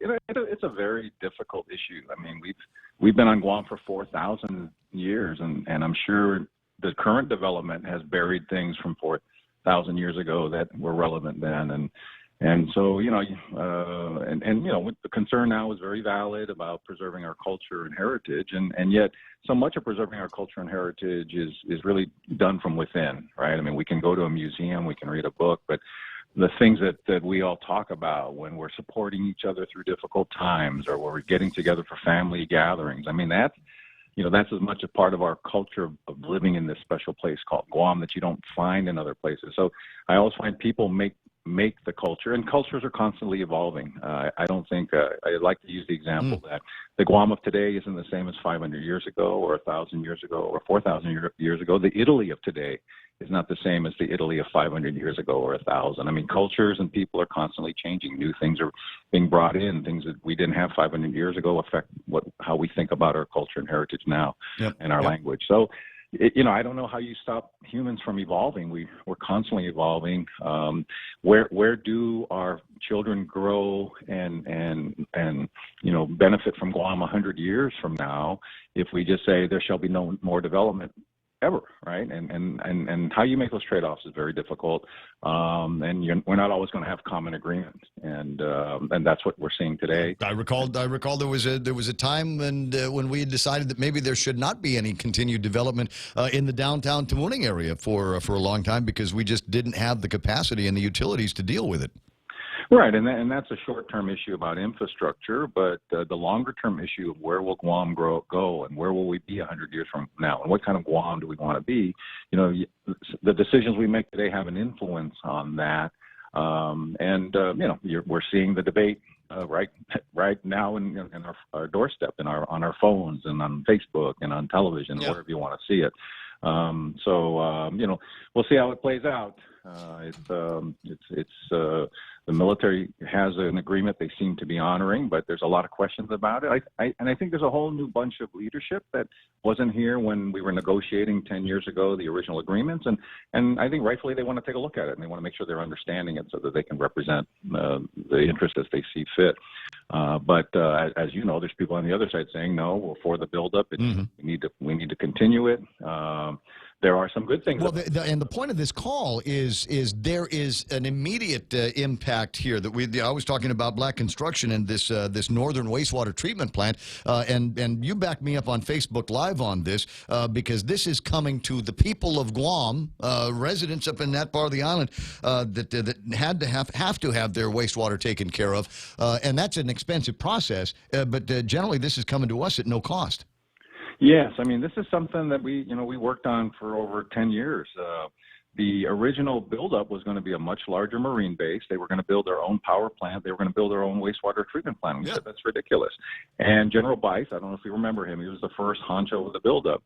He sat us down. We sat down with Governor Camacho at the time. We sat down with the Japanese contingent and said, no, just help us build a brand new wastewater treatment plant up north. Anderson already uses it. The Marine base would use it. And most importantly, the people of Guam are using it. Right now, we can process somewhere between 6 and 8 million gallons a day of wastewater. That's actually what we produce every day on Guam. We, the people of Guam. This plant will handle 12 to 13 million gallons a day, more than enough for a small Marine base to be accommodated. But more importantly, growth in Guam, in northern Guam. And that's where the growth is occurring now, and that's where the growth is going to go. So this is actually a good week for the ratepayers in terms of protecting the environment. Not only are we announcing the award to Black Construction, which is a wonderful construction company because they are predominantly local hire. They use the fewest number of H-2s. They've been the longest employer of long-time construction workers. So you're going to see a lot of local residents benefit directly from being employed on this project. They won the bid. The feds, DOD is paying 100% for this. We were able to negotiate about $170 million worth of benefits. I used to tease the military, say, this is your system development charge for the impact you're going to create up north. And we got $170 million committed from them. 120 now will go into this plant. And the rest of the money is going to go into wastewater collection lines, sewer lines that are leaking, that we don't want to be leaking, and fixing that. And all of this is paid 100% by DOD. We would have had to pay for this ourselves. EPA was saying, when are you going to upgrade that plant? They then joined us as an ally and convinced DOD this is the best way you can help the people of Guam and protect the aquifer and protect our oceans by upgrading that plant. And that's what we ended up doing. And when Miguel Bradallo joined us 3.5 years ago, we were just getting the money out of Congress, but we had not sat down with EPA and DOD and started the hard work of figuring out how the money will flow, how it will be designed.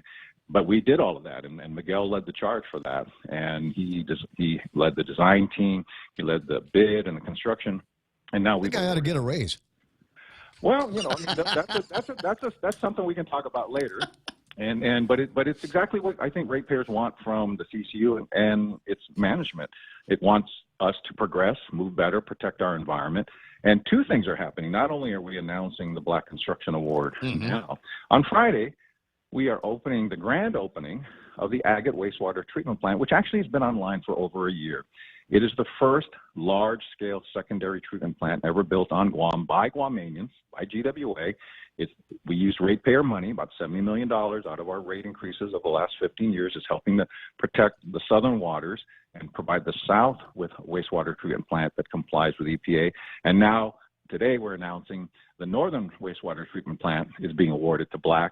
It'll be a 2-3 year construction project, but we are now celebrating the fact that 20 years ago, we had no wastewater treatment plant. I remember when these were prospective conversations that you and I have. In the future, there will be this southern wastewater treatment plant. In the future, there will be a northern wastewater treatment plant that will be built and funded by the federal government of the United States. And it is all happening in the same week. That's amazing. Yeah, I mean, this is $120 million. The debt service on it would have required maybe a 7-8% rate increase. We would have probably spent $200 million over 30 years. All of this is being saved by the fact that we convinced DOD to put up and pay for their impact up north and protect. And it was a win-win for all of us. It protects the aquifer, it protects the ocean, it upgrades our largest wastewater treatment plant for the largest part of our population. And it's happening at the same week that we are officially christening the Agate wastewater treatment plant. So we've come a long way in wastewater treatment plant. If you look at the original reason we were sued, it was for wastewater. And that was, 17 years ago. And we now have managed to build one. We're awarding the second one.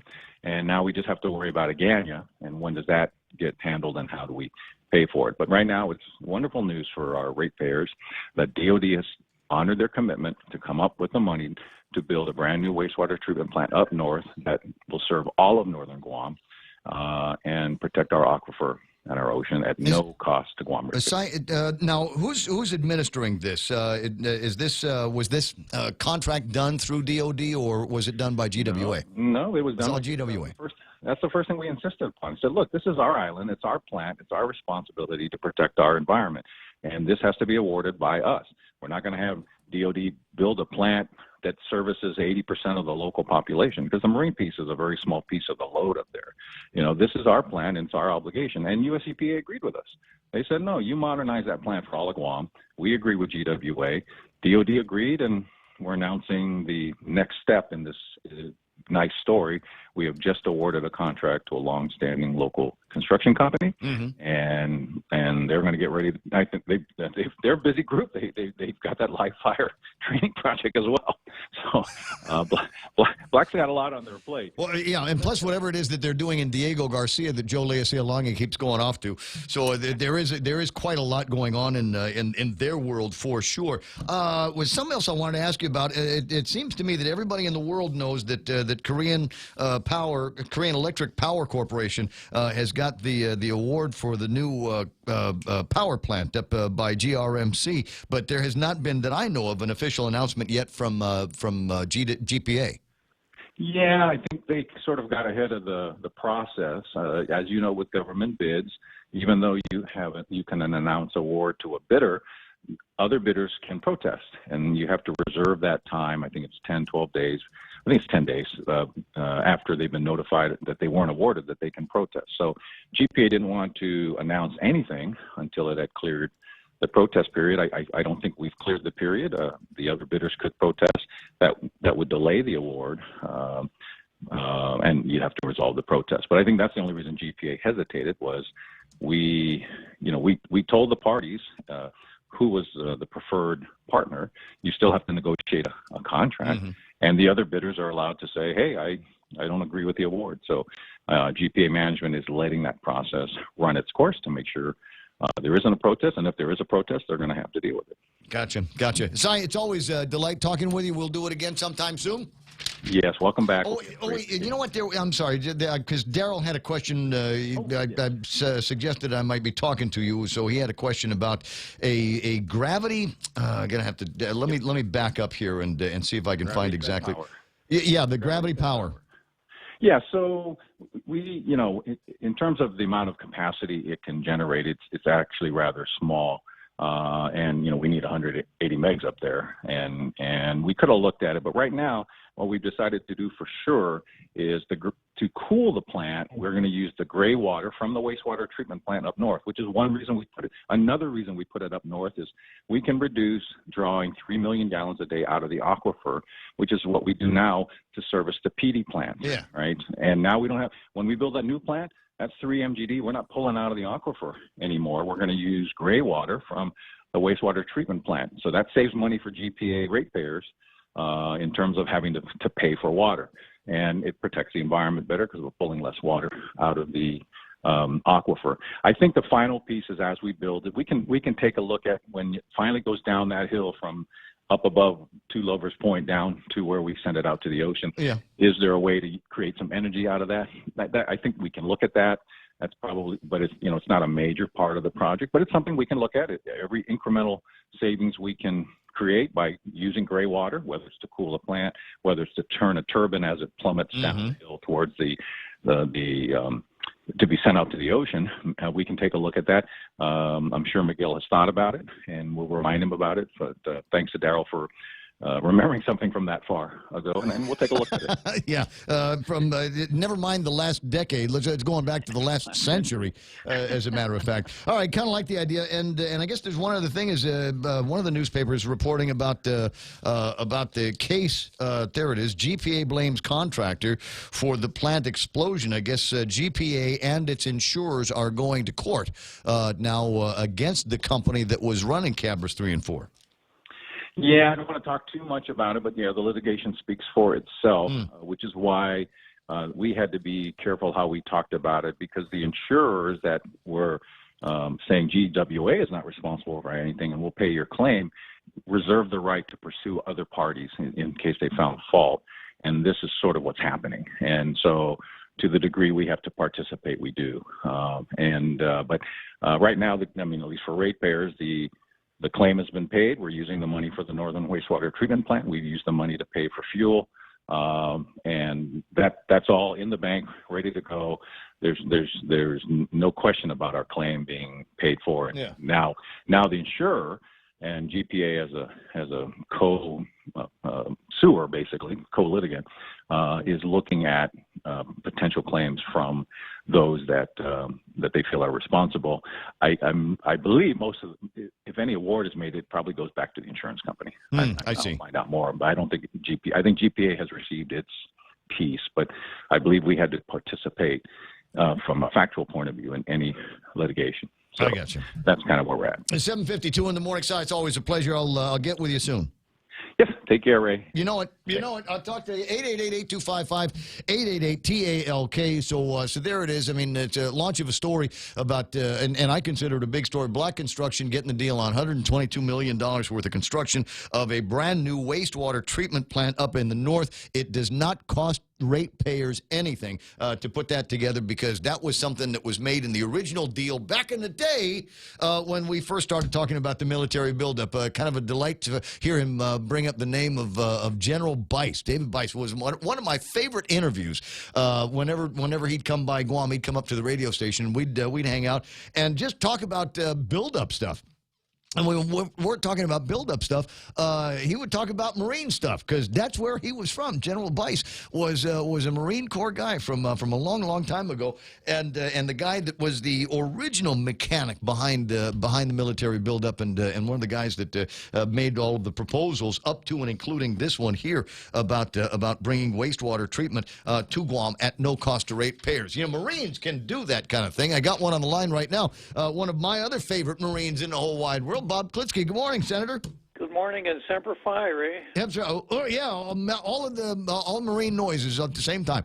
Nice to hear from you, and I'm delighted to get you on the line. I haven't had a chance since I've been back to hear you on the radio, so I don't know if you've spent a lot of time riffing on the ban, or not the ban, but the attempts by the government of Guam with taxpayer dollars to go out there and find an abortion doctor.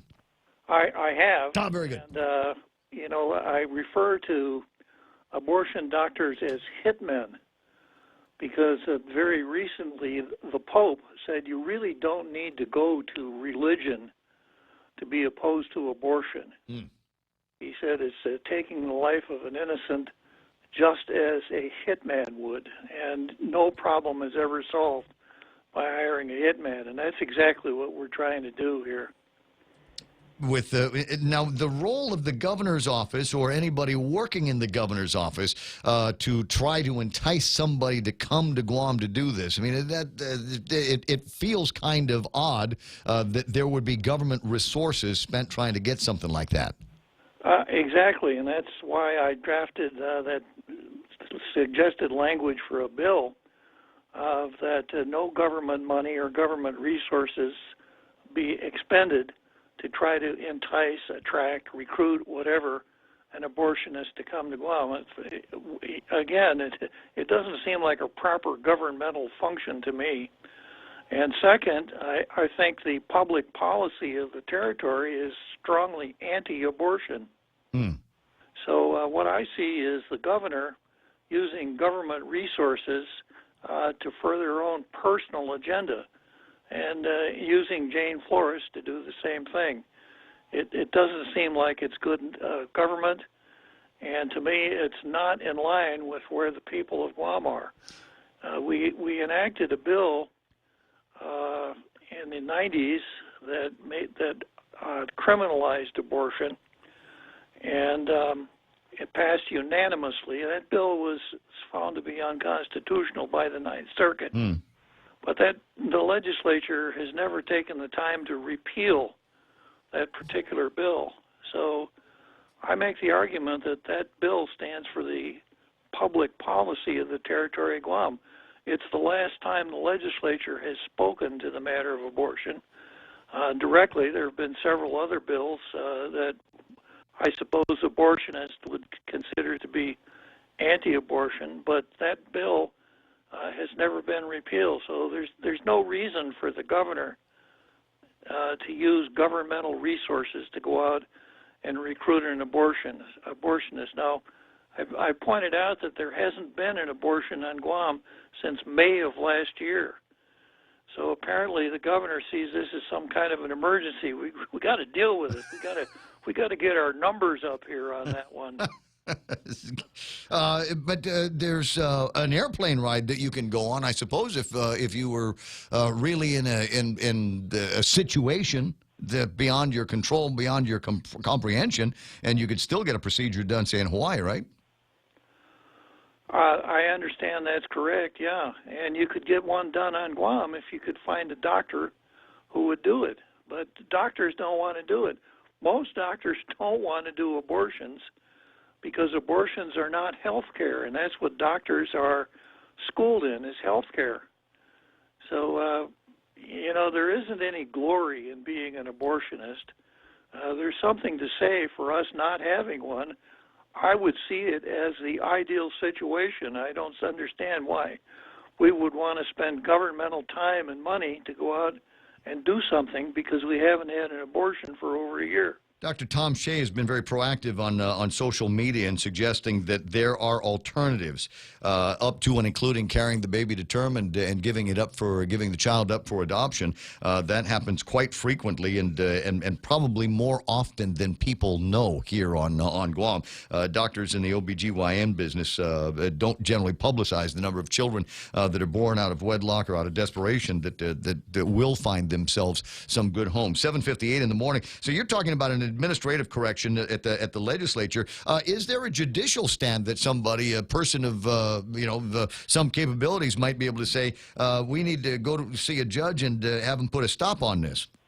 Well, we do have our Proper Enforcement of Government Spending Act that says that no government money should be spent in the absence of an appropriation or illegally or et cetera, et cetera, et cetera.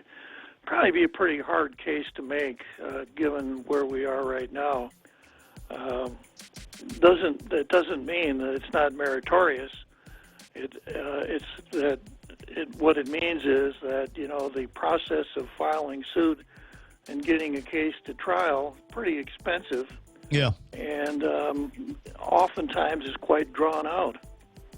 The government of Guam is pretty good at that, and it would be interesting to see what the position of an attorney general would be if he found himself in where he had to defend the government in that case. 8 o'clock in the morning. I'll hear you on the radio this afternoon about 4, okay? Okay, Ray. Appreciate it. Senator Bob Klitsky, Judge Bob Klitsky, Tall Tales host Bob Klitsky on the radio at 4 o'clock here on 93.3 The Point. Like to get him and his conversation in a little bit early. Coming up in the next hour of the program, we're going to pretend to talk about sports with Blake Watson. I got headlines and more from the Guam Daily Post and Fox News Live, which is coming up next on The Point. Taking action. I'm Lisa Lacera, Fox News. The Trump administration with a new round of economic sanctions against Iran and its leader. The president says the imposition of sanctions against Iran's top leader, the supreme leader, Ayatollah Ali Khamenei, is the appropriate thing to do. These measures represent a strong and proportionate response to Iran's increasingly provocative actions. We will continue to increase pressure on Tehran until the regime abandons its dangerous activities and its aspirations. But at the same time that the United States slaps harsh new sanctions on Iran, the president questioning why the United States is even in the Persian Gulf at all. Fox's John Roberts at the White House. The president tweeting this morning, why are we protecting the shipping lanes for other countries? Secretary of State Mike Pompeo has met with the Crown Prince of Abu Dhabi as he pushes for security in the Persian Gulf. The plan would reportedly include the UAE, Saudi Arabia, and another 20 countries. Pompeo is meeting with allies in the Gulf to discuss building a global coalition to deal with Iran. The president signing an executive order this afternoon that calls for hospitals to let people know how much common tests and procedures cost beforehand. It will create unprecedented transparency about health care prices and provide this information to the American people for the first time ever, first time it's ever been done. People knew it should have been done years ago, but they never got it done. Some in the health industry with concerns saying it would force them to disclose contractual information considered trade secrets. The federal government removing most of the children from a remote detention facility in Texas after reports that they were in filthy conditions without adequate food or water. Wall Street at the close. Healthcare companies pulled the market slightly lower. Major indexes drifted between small gains and losses, though smaller company stocks still fell sharply. The Dow rose 8 points. This is Fox News. Discover a new galaxy. GTA introduces the new Samsung Galaxy S10 in 3 different sizes. The Galaxy S10 comes with cool new features like Power Share that allows you the ability to share your battery power with other devices. Or you can capture a wider world with its new camera featuring an ultra-wide lens for when you need to take pictures of the whole family. And with GTA handset payment option, you can take home a Galaxy S10 for $0 down. GTA, we start with you.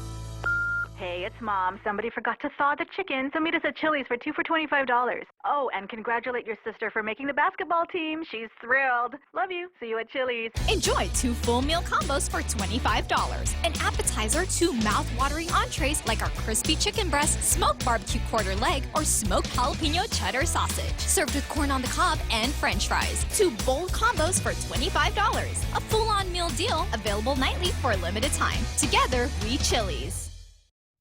A search is on for a missing University of Utah student. Mackenzie Lewick was last seen a week ago after flying back from a funeral in California. What makes this case complicated for police, Mackenzie is an adult and there is no evidence of foul play. Detectives are limited in what and where they could search, in particular things like phone records, social media accounts, and bank records. The longer Mackenzie is missing, the more access they will have when approaching a judge for search warrants on her social media and other accounts. Police say both Lyft and the driver are cooperating. Since Monday, police say they have been in a daily contact with Mackenzie's family. They're still calling this a missing persons case, not a criminal case. In North Salt Lake, Aaron Cox, Fox News. Lewick's phone has been off since she went missing, and her friends say her car is in her driveway. A leading drugstore chain makes it easier to get rid of unused meds. Walgreens is expanding its safe drug disposal program to all of its pharmacies nationwide. Customers can use disposable RX packets at no cost to turn medications into a useless gel before tossing them away. Pharmacies that do not currently have disposable kiosks will offer other drug disposal options. Walgreens began providing the packets to customers last year as part of an ongoing effort to combat the opioid epidemic. The drugstore chain says it has led to the safe disposal of more than 1 million pounds of unwanted prescriptions, including controlled substances and other medications. Hillary Barsky, Fox News. The on-again, off-again Woodstock 50 festival could be on again at a smaller venue. The supervisor for the town of Vernon, New York, tells a local newspaper Woodstock 50 has applied for a permit to hold its concert August 16th through the 18th at Vernon Downs, an upstate New York racetrack and casino. The festival has faced a series of setbacks, including the Watkins Glen venue pulling out earlier this month. I'm Lisa Lacera. This is Fox News. Your home is one of the most important investments you'll make in your life. At Nanbo Insurance, you can rest easy knowing that you're covered with reliable and affordable homeowners insurance. Nanbo makes it easy to protect what matters the most so you can enjoy the moments that matter the most. With Nanbo, you can also save big when you bundle up and insure your car, home, motorcycle, or business. Enjoy great savings up to 50%. Visit nanbo.com or call 477-9754 for more details. When it comes to power and performance, nothing compares to Dodge. And right now at Cars Plus in Mighty, you can save thousands on many Dodge vehicles in stock during our Dodge Performance Days. Like a new 2019 Grand Caravan SE, save $4,250 or save $6,150 on a new Durango SXT. Looking for more power? Take home a new Charger SXT Plus today for only $37,689 or save over $7,000 on a new Challenger GT. Get more power and performance at Cars Plus in Mighty during Dodge Performance Days. Cars Plus, driven by you. Hey, welcome to this Subway ad for the new club collection. How do you want it? I'll take a book club. Absolutely. So, last week we sunk our teeth into Subway's meaty new release, the Steak Club. I didn't finish it yet. Not again, Sandra. This week, it's the new Southwest Chicken Club, also by Subway. No spoilers, but there's a tasty twist. Jalapeno cheddar bread and guacamole? Sandra, get out. Subway, make it what you want. Good ending. Limited time only at participating restaurants.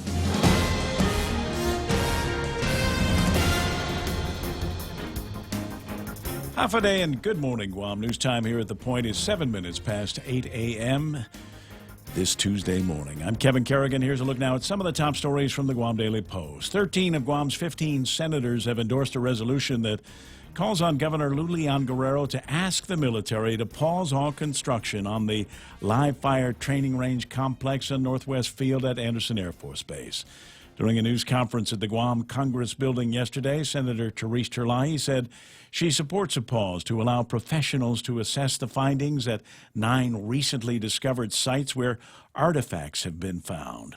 Senator Sabina Perez said she supports the pause to reassess whether the recent discoveries should be preserved in place instead of removed for preservation. And Senator Talina Nelson said she wanted to send a message to the people of Guam to let them know that lawmakers are not sleeping on issues that affect our heritage. None of the senators would say how long of a pause they sought. As long as it takes, said Senator Joe San Augustine. If the economic impact is bad, said Senator Tello Taitigui, it's justifiable because we're protecting our culture, she said. Senators Mary Torres and James Moylan did not endorse the resolution. Senator Torres is off island and was not available for comment. Senator Moylan, however, issued a statement saying it would be premature to pass a resolution seeking a temporary pause until we have the opportunity to hear from the Department of Defense. He pointed out that construction has already been paused around the 9 recently discovered sites, and he recommended talking with military officials to learn more about their preservation efforts and then deciding whether a resolution to pause construction is necessary. Concerns have also been raised by the governor and some senators on what they thought to be the only surviving fire tree on Guam in the midst of the firing range construction.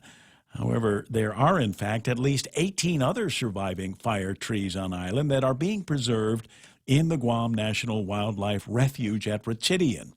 Following a meeting with senators on Friday, the governor agreed to ask the military for up to a 6-month pause in construction around that tree to allow for DNA testing to see if it could reproduce. However, refugee manager Tammy Summers told the Guam Daily Post yesterday that the refuge received funding from the U.S. Fish and Wildlife Service to help keep the Cereanthes nelsoni, otherwise known as the fire tree, from going extinct. And James McConnell, a professor of ornamental horticulture at UOG, says the mature fire tree that the governor and some senators are concerned about has been protected through a variety of efforts, primarily by the Department of Defense. A report by UOG's Agriculture Experiment Station states that efforts began at UOG as early as 1998 with the support of the Air Force and Guam's Department of Agriculture to collect seedlings from the fire tree and grow them at a protected UOG nursery and then transplant them to the Retidian Refuge.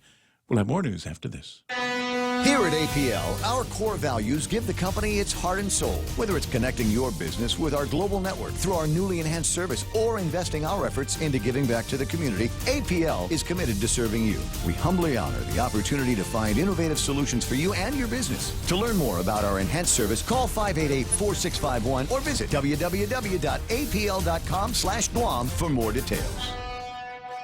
We know too well the inconvenience of not having power after a storm. You worry about food in the freezer going bad. Nights get hot. It's hard finding comfort when going to sleep. These are realities. But with solar and battery storage from Micronesia Renewable Energy, these realities can be a thing of the past. The solar works during the day and the batteries power your home at night. Call 632-2613 to see how solar plus battery storage can make life a little more convenient. MRE, the smarter choice. News time here at The Point is 11 minutes past 8 a.m. The Guam Waterworks Authority has awarded Black Construction a $122 million contract for the upgrade of the Northern Wastewater Treatment Plant in Dededo. Federal funds are paying for the project to help cover the costs brought on by the military buildup. The project work includes complete construction of a new secondary wastewater treatment facility at the Northern District Wastewater Treatment Plant, as well as upgrades and repurposing of certain existing infrastructure and facilities at the plant. Work's supposed to begin in September and be completed by December of 2021. Black parent company Tutor Perini Corporation made the announcement this morning. Black Construction and GWA have yet to issue any release regarding that announcement. United Airlines Flight 155 made an emergency landing at the AB Wanpat International Airport yesterday morning. Airport Marketing Administrator Rolinda Fasuamalie said the flight left Guam at 8:12 a.m. A little more than an hour into the flight, the pilot advised the plane's stall indicator light had come on and the flight would be returning to Guam. Fasuma Malie said the airport initiated an Alert 2, which means aircraft rescue and firefighting services were placed on standby for an emergency landing. The Boeing 737 landed safely shortly after 10 o'clock yesterday morning. Fasuma Malie said it was a very smooth landing and there were no injuries. United Corporate Communications said that as a precaution, the crew had declared an emergency. In their statement, they described the problem as a mechanical issue and said the maintenance team is currently inspecting the aircraft. For these stories and more, log on to postguam.com or pick up a copy of today's Guam Daily Post. Ray and Mike now take a look at our weather. Partly cloudy skies and isolated showers. Winds from the east 10 to 20 miles an hour, decreasing to 5 to 15 miles an hour after sunset. Highs today, warm 90 degrees. Now that's what we're predicting, 90 degrees. But there's every likelihood that you will get in the car, and depending on the vintage of the car, there's a thermometer in it that will read something as high as 95. I got into the car the other day and it read 101. Yeah. And I got the air conditioner working really, really hard to keep me cool in that automobile. Overnight lows still warm, about 79 degrees. Watch the sunset tonight at 6:51, and grab some pictures if you would. 8:13 in the morning, and sunrise this morning was about 5:55. Weather radar is up and working. Michael Knight knows how to interpret that. Yes, we've got a few showers, a few isolated showers out there. Not much really going on, although I do see some building up off to the east, and they could be moving their way across here sometime later on this afternoon. Forecast not calling for a whole lot in the way of rainfall. We just don't have much in the way of disturbances in the surface flow to give us that. Let's go to satellite real quick. We don't have a heat index mentioned in the forecast because of these high clouds that are streaming over, and they're coming up from this very weak tropical disturbance, 95 W Invest, which is down to our southeast. This system's going to kind of just get its act together very, very slowly as it trudges on past us, probably in a Thursday, Friday time frame. And the models are a little mixed on what's going to happen, but we'll increase our chances for rain just a little bit. It could be a lot, depending on the location of the system as it passes. That's going to be weird for some people because we got short memories around here, and it's been a while since we've had to drive in the rain. Yep. So there is that possibility that people will swear there's a typhoon on them if it rains any harder than it has in the last couple of days. I know last week we did have a couple of pretty heavy showers, which was good. It got a chance to wash some of the dirt and oils off the roadways. But now that it's been another 2 or 3 days, we're back to where we were. So, any of those showers can make it slick. It's 8:15 in the morning. That's news and weather together here on The Point. We'll pretend to talk about sports with Blake next. Business travel just got easier. Take your data plan with you for only $10 a day to all 17 data-to-go destinations. Never worry about additional data roaming charges when you go where your business needs you. The U.S., China, Thailand, and so much more. Have the assurance you need to check emails, surf the web, and stay connected. Call 688-2677 today to make sure your account is data-to-go ready. Docomo Pacific. Better together. 8:15 in the morning, and portions of the program brought to you by my friends over at Ruby Tuesdays. Crazy new menu that they've got out. Breakfast, lunch, and dinner. You're going to love this because they've got different ways that you can top things like ribeye steak or filet mignon or salmon. Last hour I told you about the Denancy coconut cream topping that crowns any one of those flavors of meats that you like. But they've also got loco moco. So you got the meat ground and everything down at the bottom. On top, grilled onions, portobello mushrooms, Parmesan cream sauce, and an over-easy egg. All of that on white rice, and all of that with the ribeye or the filet mignon or the salmon. You are going to absolutely love that. And I love the way that they've taken the basic loco moco and made it their own over at Ruby Tuesdays. Portions of the program also brought to you by American President Lines. They're shipping the future, and Micronesia Renewable Energy. You know, there's never been a better time to go solar. Family Finance has been serving the people of Guam since 1959, and they'll continue to be there for you in the years to come. Whether you're looking to get a personal loan for that summer vacation or paying off those long overdue bills, Family Finance has got you covered. Apply for a personal loan from $1,000 up to $3,600 by calling Family Finance in Agutya at 475-4545, Upper Tumon at 647-5626, or in Dededo 633-4473. Family Finance, serving the people of Guam since 1959. Quarter after 8 o'clock in the morning. Still portions of the program brought to you by my friends over at Security Title, Ron and Kim. They're experts in the field of real estate and real estate transactions. So you got something real complicated coming up, and it doesn't have to be like we're buying a hotel or something like that. Buying and selling a house all by itself can be fairly complicated. If you've never done it before, talk to the experts before you do, and they'll walk you through the process. Things also brought to you by Take Care Insurance and Cars Plus, where they've still got performance days going on right now. The Dodge Challenger GT, among the sexiest rides available on Guam. It is the ultimate in automotive accessories, guys. Start with this car, and you can start on it for about $272 a paycheck, financing as low as 1.99% APR on your good credit. And Cars Plus, where they're driven by you. News to fill your mind. Talk to get it out. The Ray Gibson Show.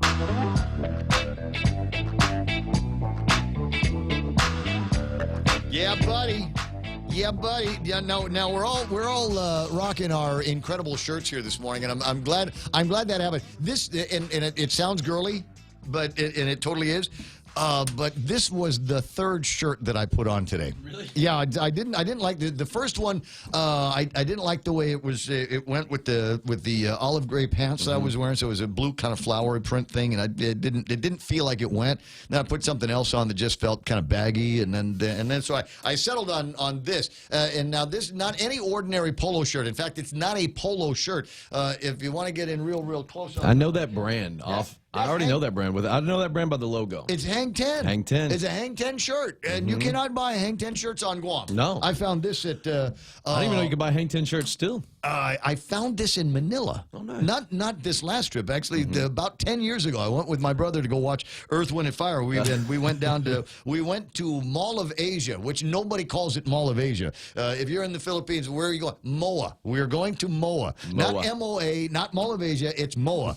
And that's where I found a store that sold the Hang 10 shirts. I was very, very happy about that. Now we've got, I didn't notice it when I came in this morning, but apparently Michael Knight has got a... Yeah, well, I don't... And I'm trying to figure out how you noticed it, and I didn't. Michael Knight has got a different shirt on. It's a fabulous shirt. It's nice. It's new, right? I've never seen it. It is. No, Daryl got it for me while he was on vacation. No way. Yeah, Cool. absolutely. So I've got some flamingos here. And That's what some stood out to flowers. me. I'm sure there's like a naked woman hidden in the picture somewhere because that's what they all do. But right now, I haven't spotted her yet. So I'm thinking that's really it's kind of awesome. And so we're all wearing some kind of interesting shirt today, up to and including. Let me see if I can just bring up just Blake here, because I want to be able to show off that shirt that he's wearing. It's a long sleeve. What did you call it? Henley. It's a Henley. Long sleeve Henley makes it so basically the Henley makes it because it's got the buttons here. Yeah. and the like the slit cut, so it kind of makes it a collared shirt even though it's like otherwise a very t-shirt. t-shirty. Right. Yeah, Are those golden art? Is that the McDonald's sign there on this? No, that's a bunny with crossbones. Skull. It's like a. Oh, it's like okay, a skull, okay, it's yeah, like there a we go, skull and there we go. crossbones, but it's a bunny. You could have worn that to the EIF, right? You could have worn that to the Electric This Island brand Festival. is called Psycho Bunny. It was actually given to me by a sponsor. Nice. Yeah, given to me by a sponsor. Thanks, JP. Actually, I got the guys are coming in here this morning. The EIF guys are actually going to be in here this morning. Because I wanted, it's an interesting event on an event scale, on a business scale. So I kind of want to talk to them about, the chance that they took, because there were a lot of people that originally said, electronica and techno dance music and shows like that never ever work on Guam. But they do. Well, I mean, not only that, big way. they also do good. Like they do 5Ks, they do beach cleanups. So they're not just crazy partying rave people. They also do give back to the community in a positive way. Right. So I'm going to get to hang out with those guys in a little bit on the program. But anyway, so the Henley shirt. The reason why it catches my attention is because you can't find it in the stores anywhere.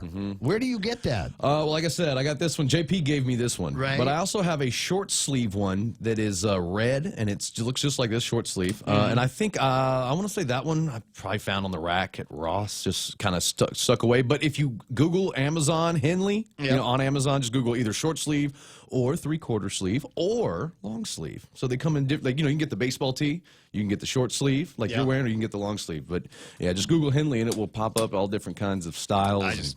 You know what? You could It's wear my that. favorite kind of shirt. I like the Henley because it's almost like the mullet. You know, it's kind of business casual. Yeah, you yeah, know? yeah, it works. Yeah, it works. Anyway, Yeah. so you're just doing a kind of a round table on some fashion around here because we're just a bunch of fashionable guys on the radio, and we're on Facebook Live, so you can see everything that's going on. 21 after 8 o'clock in the morning. Blake Watson's in the studio. Must be Top 4 Sports with Blake.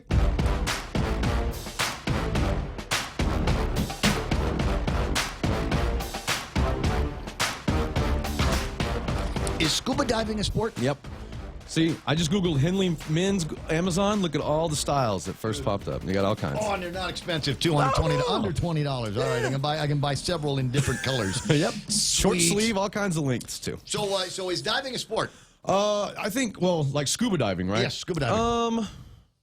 No, that's more of a hobby or an activity. Or not really a recreation. sport. Yeah. Kind of recreation. Only because, I guess like archery is a sport and maybe shooting is a sport, even though they're hobbies, because there are sanctioned events for those. Well, they're competitions. Yeah, But that's you what I don't mean, have competitions, you don't have yeah. diving competitions Right. in terms of scuba. Right. Well, there could be. Just But platform put a diving. clock on it.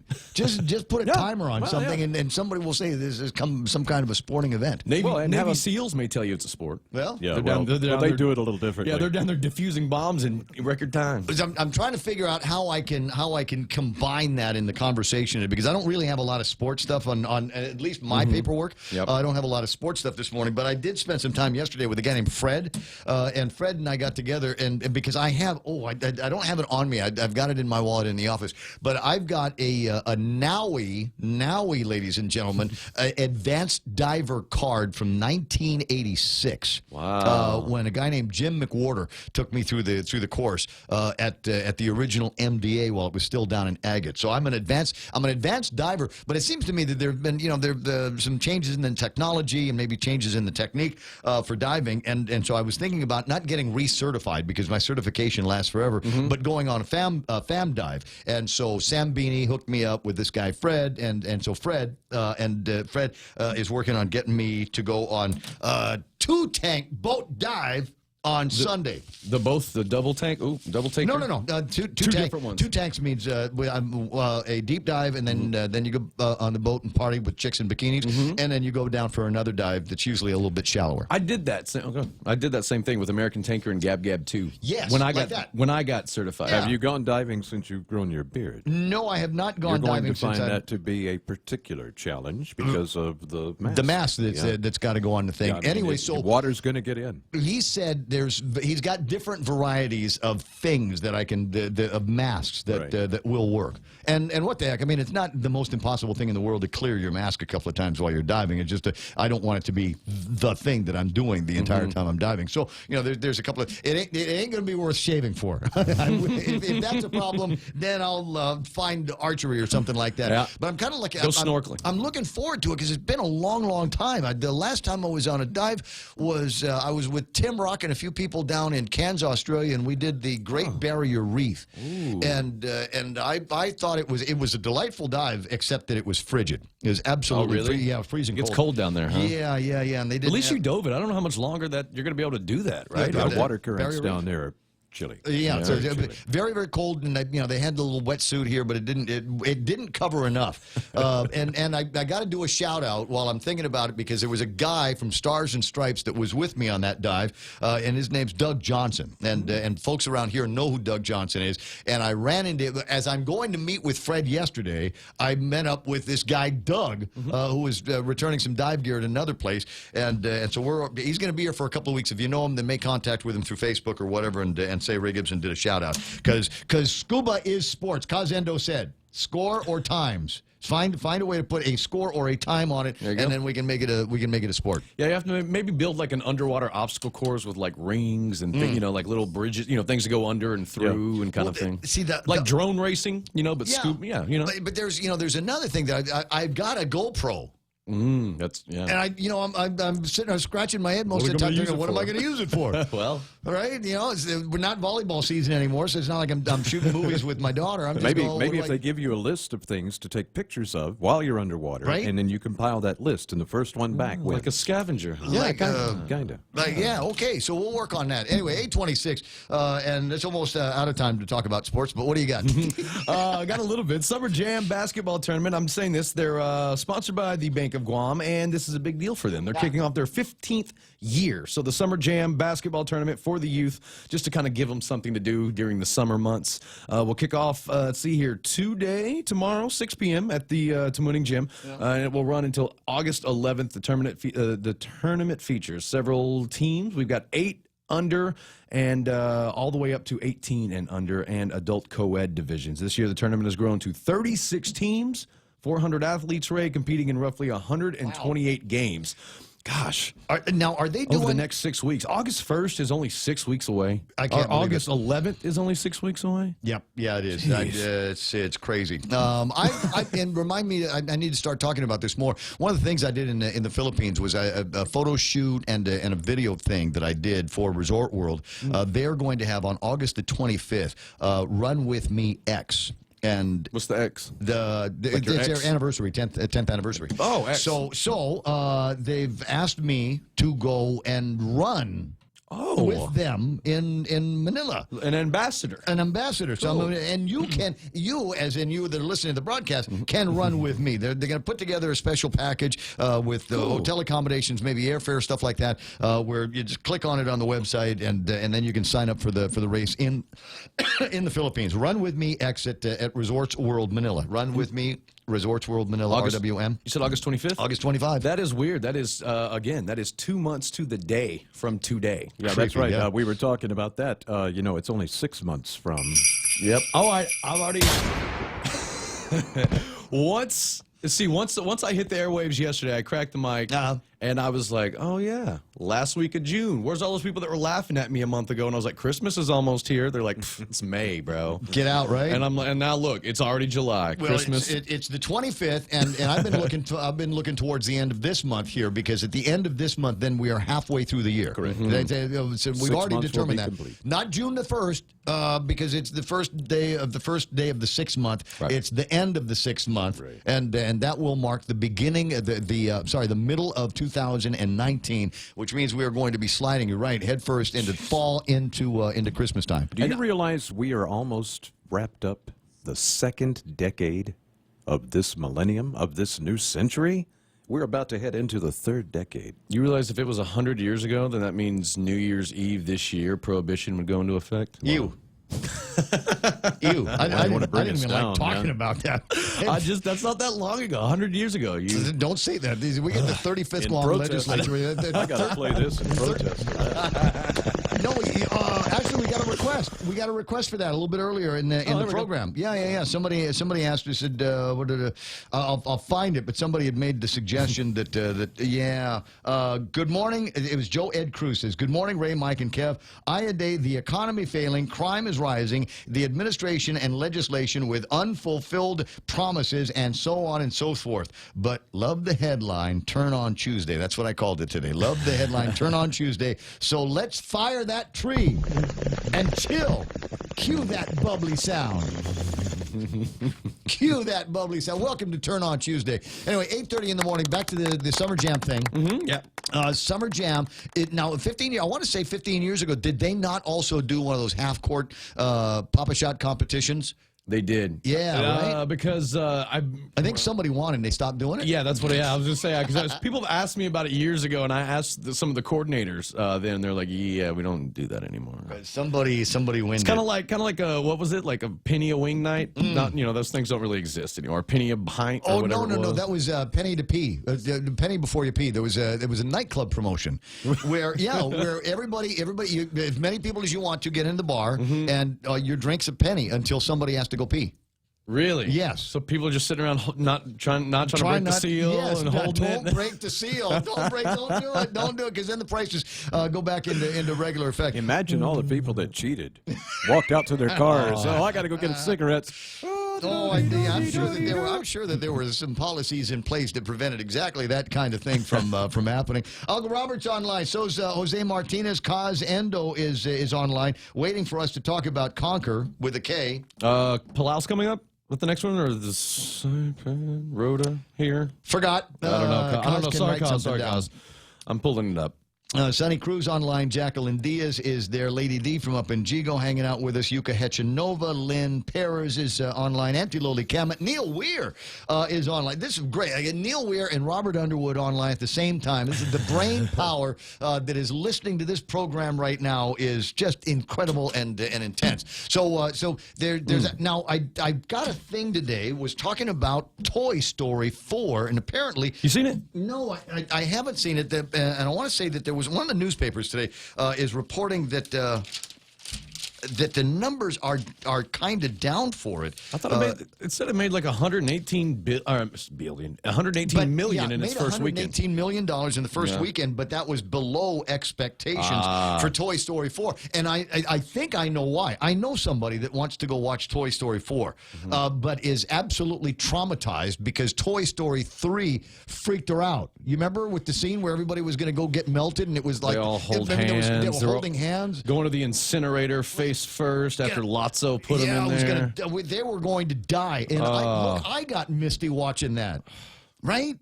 And so I think there's a lot of people going, Toy Story 4 is going to be out there, and it's going to break my heart like Game of Thrones. Spoiler alert: the aliens figured out how to use the claw and save them all. They used the big trash compactor claw. So there it is on that. So just an FYI. You know what? Let me ask you because I want to go see it, and not because I'm scarred, but my dilemma is so I don't know if they're going to get my money because my dilemma is I do want to go see it. My daughter, who will be 3 in July, right? She loves Toy Story. She calls it Woody. I need to watch Woody. I need to watch. She even swindled me out of a Bo Peep toy over the weekend that talks. But anyway, but she should get used to that, Dad. but she'll be 3 July 29th. So, listeners, help me out. Do I take her? Is that rude of me? Like, is that me being inconsiderate of the like movie going audience? Because here's the thing: I am not 100. I'm 60-40, 60% saying she will be over it 15 minutes in, get scared when the lights goes down, and throw a fit. So what do I do? Do I spend the money, chance it, go? Because I did that on Friday. She's been watching YouTube aquarium videos. She wanted to go see fish. Went down to Underwater World. Mrs. Sports, the teacher. By the way, teachers get in free. She'd utilize that, teachers. But yeah, we went down there. She wanted to see the fish. I mean, we get past the big sharks, picture-taking mouth skull thing. We get right into, not even to the aquarium yet, just right where the brown tree snakes are already. She sees the steam coming out of the little rivers on the side. She's just yelling, no, no. The stingray's swimming over us. She's not having it. Not at all. Yeah, I'd wait out a little bit.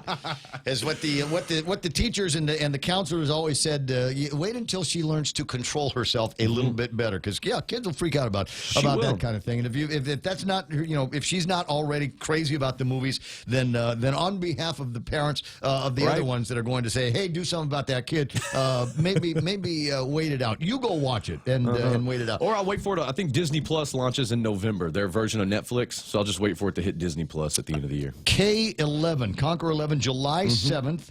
K12 and 13th will be November 31st and December the 1st. And the July 7th is here. Palau is going to be November 31st and December 1st. If you go to their Facebook page too, Conquer, they still got their early bird specials, by the way. That's where I found all that out. July 7th at the Dedito Sports Complex. Lee Stolley says Toy Story 4 is absolutely hilarious. so what you're saying, Lee, is forget the trauma from 3. I should go watch it, right? I'm not going to get PTSD or anything like that from, just freaking out over the incinerator scene. Pam Duvall says watch it first. And then figure out what the deal is with the girl. See, I was 2, and my parents went and took me to American Tail, the Fievel movie. Oh. And I was good. I lasted the whole movie. Somewhere out there. Love that song. Weren't they Russian? Were they Russian? Was Fievel and his family Russian?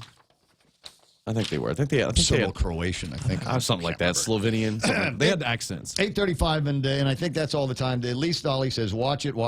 So but it's not so much whether he's going to watch it, Lee. Right. It's whether he brings his daughter, who may, as soon as the lights go down and this first whiff of popcorn, start with the 3-year-old freakout. She does love popcorn. That's her favorite snack. So that may keep her in the seat. Yeah, that may keep her in the seat. Gotcha. You know what I had? Well, I'm sorry. We should probably get around to doing something else around here, but I had in the Philippines while I was watching Rocket Man. great movie, as I said yesterday. The popcorn comes in flavors. Yes, it does. They have different flavors of popcorn. You can get regular popcorn, you can get buttered popcorn. They had a sour cream and onion flavored popcorn that was really good. And then they had another one that was like cheddar cheese popcorn. I bought a bag over the weekend, smoked Gouda popcorn. Nice. But the smoked Gouda is smoked cheese, right? Yeah. It ended up making, like, the smoked flavor ended up making it taste like bacon. So it actually tastes like bacon-flavored popcorn. You pretty take good. That, Yeah. You go to It's pretty Disneyland, they've got one that's pepper. They have the black pepper popcorn. And they also give you the cool limited edition, like, big popcorn buckets.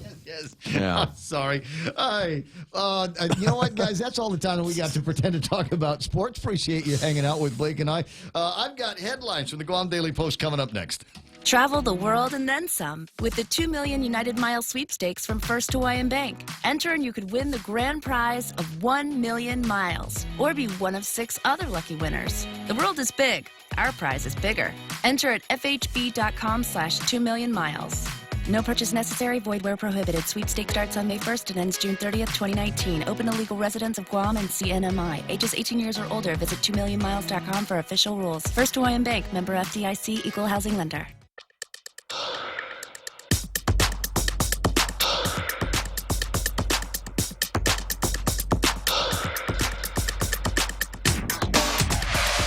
Is there grooviness where you are? 8:37 in the morning, and if I've done everything right, I might have a lady named Natalia Faculo coming into the radio station. She's with an outfit. Well, I mean, she's with a couple of different outfits, but the one in particular that I'm interested in to share with you is an outfit called Toastmasters. She's be a returning guest on the program, but when we first got to talk to her about it, it was at the beginning, kind of the relaunch, if you will, of the Toastmasters here on Guam.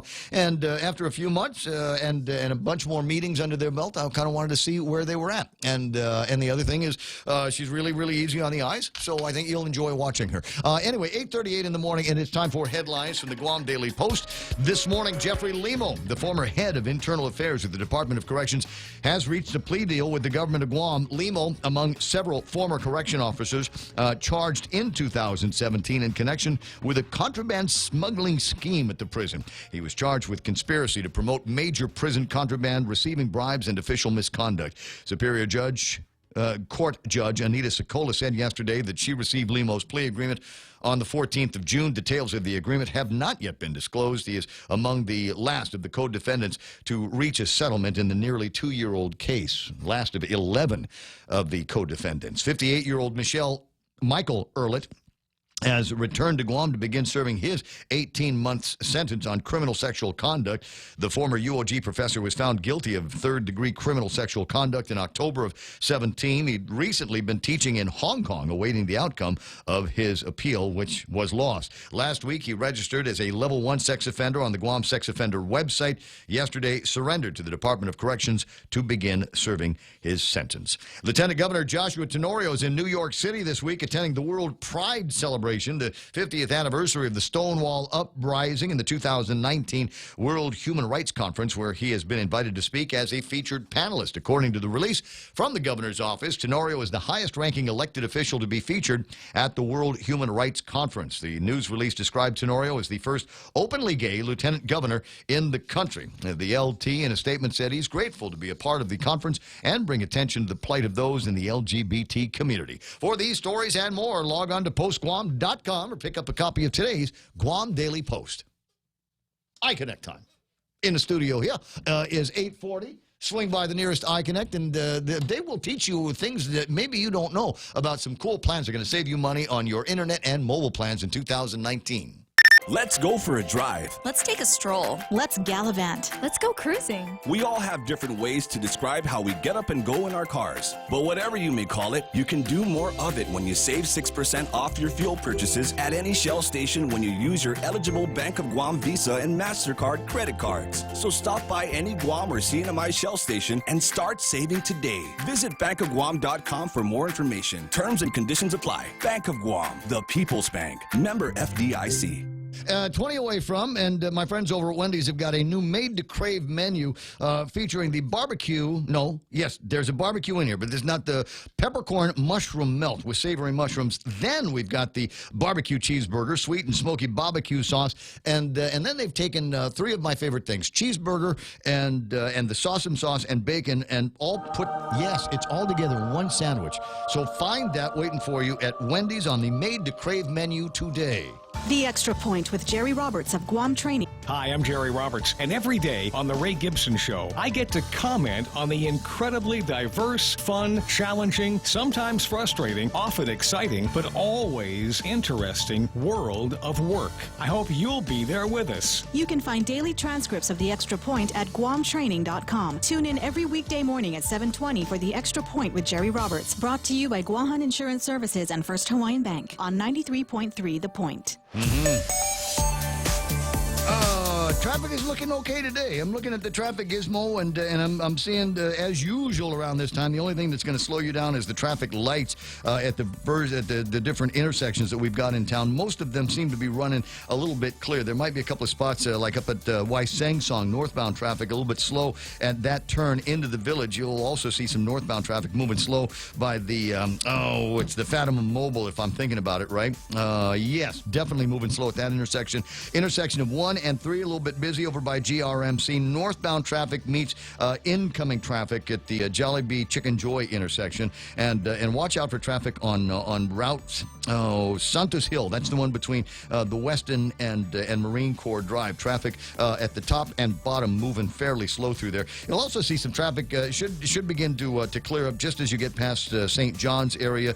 Intersection of Marine Corps Drive and 10 Alpha, working busy this morning, and I'm looking to see if there's anything else. Man, it's just crazy all of a sudden. I'm looking at did everybody leave for the office late this morning? Because that's what it's looking like. The intersections are very, very busy, it seems, including the one at Route 8 and Route 7. That brings you into the downtown Hagutnya area, and still a little bit busy at Navy Hospital, and probably crazy busy down in Sumai. As a matter of fact, it is. Told you yesterday about some traffic that might be slowing you down over by Polaris Point. North and southbound traffic seem to be slowing down there because there is traffic and construction that's taking place down there. 8:43 right now, traffic on the point. GPSI Guam is a professional services company that is a registered contractor for the federal government. They're an SBA, 8A, and Hub Zone certified SDVOSB, providing program/project management, administration, technical support, logistics, and commodities. Find out more about GPSI and how they can help you today. For large prime companies, contact GPSI if you need assistance in meeting your small business subcontracting goals at 477-3058. They'll be happy to assist.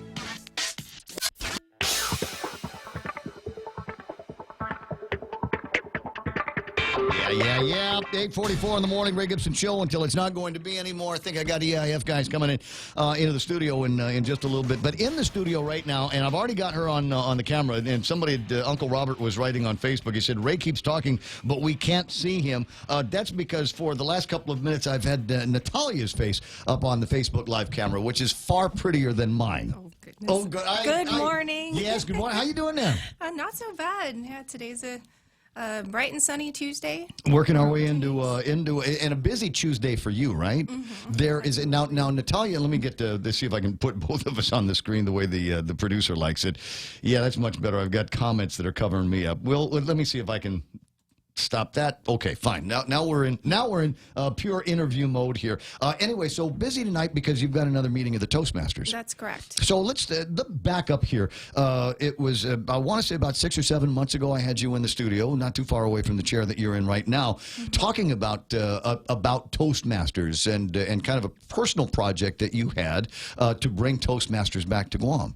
Yes, that is correct. Let's back up on that. So now everybody ought to have a project, right? And you decided one of these days that was going to be yours and something that would bring you, what's the word, fulfillment? Yes. Yeah. I talk all about fulfillment. It was basically wanting to look for something more purposeful in my life. And I experience anxieties when it comes to public speaking. And I'm very ironic because I'm a musician and I sing, but it's completely different, than going up and speaking. So I sought to search for something that could help remedy this. And then I came across Toastmasters. The last time we had Toastmasters was, I believe, in 1996. And then it disappeared. So we just wanted to bring back this movement. Paid the community fee, and then we started our interest meetings in about February, and that's when I believe we came to over at the third meeting. Autospot. Yes. So we got a group of individuals together. Everyone was just kind of curious, and we wanted to build momentum because everyone was wondering, okay, what's this Toastmasters about? So basically, for those who aren't aware, those who are first time hearing it, Toastmasters is basically a group of individuals that come together that provide a positive learning environment to practice your public speaking skills and even your leadership development skills. So what we do is we have roles within a meeting. We have our all counts are grammarians. So it could be intimidating at first, but let me tell you, it's really fun. No, I'll tell you, it's intimidating at first. I'm a talker guy on the radio for a living. This is what I do. But then we were at the meeting, and you've got people there that will count the ums and the ahs and all of the crutch phrases that people will use in their conversation, and it got me thinking about maybe there's some of these things that I still do on the air that I need to be a little bit more conscious of as as I'm presenting on the microphone. And that's the point. And we just want you to become more aware that, just like I just said it earlier, of your ahs and your ums. And since we started Toastmasters, this is something I try to just remind myself: do not use filler words like that. Just take a moment and pause. And you can engage your listeners the more you do that. But when you fill it with those words like you just kind of lose them. Even the phrase, I mean, there are people that will use that all the time in their conversation, or people that will start sentences with the word "so." Because that's the word I know I can put in front of any sentence that will give me another second or two to put together the rest of what it is that I'm talking about. So there is a method to the madness. Now, that's just one of the roles. Yes. Tell me about some of the other ones. So what a lot of people or members look forward to is our table topics portion. So this is where we kind of get you to think on your feet, right? So we ask you we ask you a question, and usually we go according to our theme. So tonight's theme is Think and Grow Rich. So that can mean different things to people, not necessarily the book, but we draw from our Toastmasters topics, and that just so happened to come up. So I was like, let's give this a try. So we have our table topics portion where tonight we have James Passion, who's taking on the role, and he's been exploring the interview style. And we found that our members have been very responsive to this kind of just exploring the different techniques you can use when you're practicing your public speaking. Some people prefer, one-on-one. Other people enjoy the interview style, or even the when you have your... So I'm in the middle of an interview right now, and I don't realize that there is an interview style for Toastmasters. So how does that work? Well, it's just a matter of exploring the different techniques, right? I said right. And this is why I'm in Toastmasters. No, don't worry about it. If it is a problem, if you're using it all the time, I think then it's something. And we make fun of the former director Joanne Brown over at the Port, and her crutch phrase is "at the end of the day." And what we have done here at the radio station is it doesn't matter what the interview is or how long we've been talking to her, but when she gets to 13 at the end of the days, conversation's over. We're done. We're not going to have that conversation anymore. So, but I don't. As far as I know, nobody is counting your no's and your yeses or your rights or anything like that. So don't worry about that. But let's get back to the interview. Yeah. So the interview style. How would that work if we were in Toastmasters? What would it be? We go around very informal. We don't want to intimidate our folks there. But James, for example, he's filling on the role tonight, so he'll come up to you and he'll ask you. Usually we have a question, and he'll just bring the mic over and ask you the question. How do you feel most challenged, or what? Just fulfilling the theme, and then the members would then answer. They can choose to sidestep. What you call sidestep is where you can answer the question, or you can talk about something completely different. Right. If you should feel that you are unable to answer the question for some reason. Politicians around here do that all the time.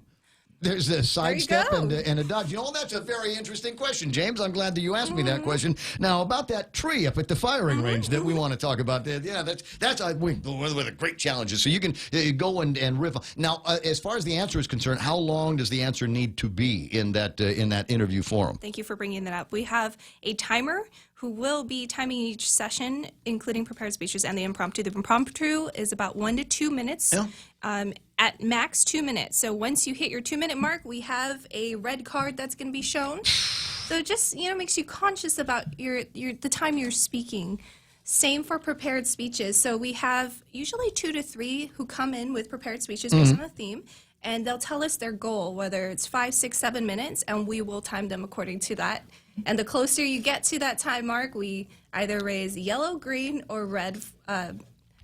So I'm the guy on the radio. I can riff for anything. Give me a topic, I can riff on it, ad infinitum between now and the top of the hour. Easy, cheesy stuff. I mean, this is not difficult for me. But if I was in a scenario like that and said, okay, we're going to give you a topic and you have to talk for 3 minutes. You're familiar with like CrossFit and 2030 and things like that, right? So the idea is you can do anything for 30 seconds. Can you hold a plank for 60 seconds or something like that? It's the same thing. If you told me that there was a time limit, I don't know that I'd be able to make that time limit. I don't know. I'd be the guy that's, would be trying to fill in all of that space between here and there because it's not what I'm used to. Being able to talk about stuff on the radio. No problem with that. I wish I had your problem is that you can actually go on and we have some members, including myself, who have troubles.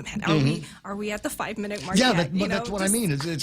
I get breathless at the idea that I have this countdown in front of me. But talking on the radio, that's nothing. I'm going to ask you to put the headphones on and mess up your ear. I got Ken on the line that has got a comment. I think about Toastmasters or something else. Good morning, Ken. Ken. Good morning. No, it's definitely about Toastmasters. My mentor was in Toastmasters in the 40s. And when I got recruited out of Guam to Hawaii, within the first week of me arriving in Hawaii, he had a little conversation with me. He said, I see you have the potential for leadership, and I want you to join Toastmasters. Oh. I'll tell you why. Because all communication, whether you're talking to one person or 1,000 people, is an attempt to convey a thought and an idea in a way that is compelling and gets buy-in. And I listened to him. I said, that makes sense and stuff like that. And he says, everybody thinks they're good at communicating. Very few people really are. So I want you to go to Toastmasters. I thought I was good at communicating until I went to Toastmasters. And it was very intimidating, but over time, I got over it, and it helped me become the person I am today. And as you know, I speak to a lot of people all the time, whether it's one person or 50 people, but many of the lessons I learned in Toastmasters back in the 70s are still with me now. And the club here on Guam is getting off to a great start, and I encourage anybody, whether you're in a leadership position or not, but if you're in a position where you're trying to communicate ideas effectively, this could help you sharpen your knife. Thank you so much for sharing your story, Ken. And we've seen you come into the meetings. You provided very helpful feedback, and we actually implemented a few of that. So you mentioned in one of your previous meetings that what they did was they wrote questions down, and as people come into the meeting, they would then pick a question, and it would kind of be like the icebreaker for the meeting. And it's worked excellent during our meetings. Our members actually get really excited for this portion of the meeting, and it's worked really well. So we appreciate that feedback, and we hope that you're able to join us for our next coming meetings as well. But there's one tonight. Yes, there is, and we'd like to regain momentum here and invite anyone interested. Just come on down to Cars Plus 6:30. We provide that platform for learning.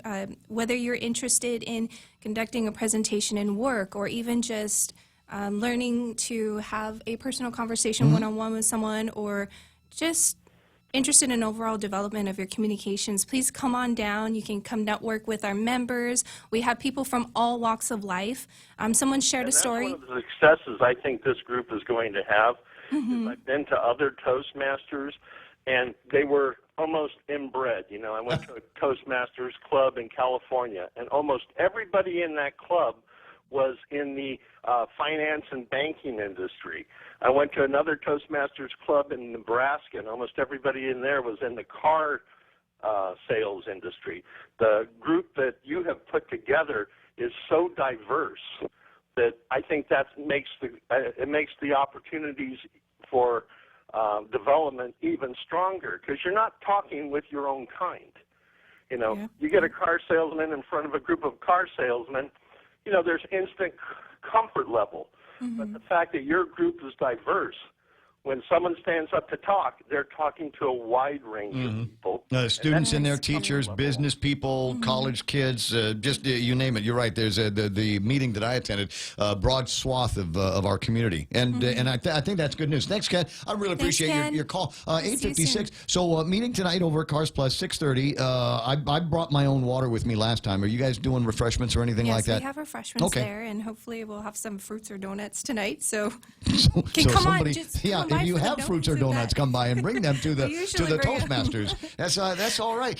Now there's I want to say you just show up for free tonight if you want to, but you can at some point become a dues paying member of Toastmasters. Yes, absolutely, and it's $20 for new members, and then a $45 fee for 6 months.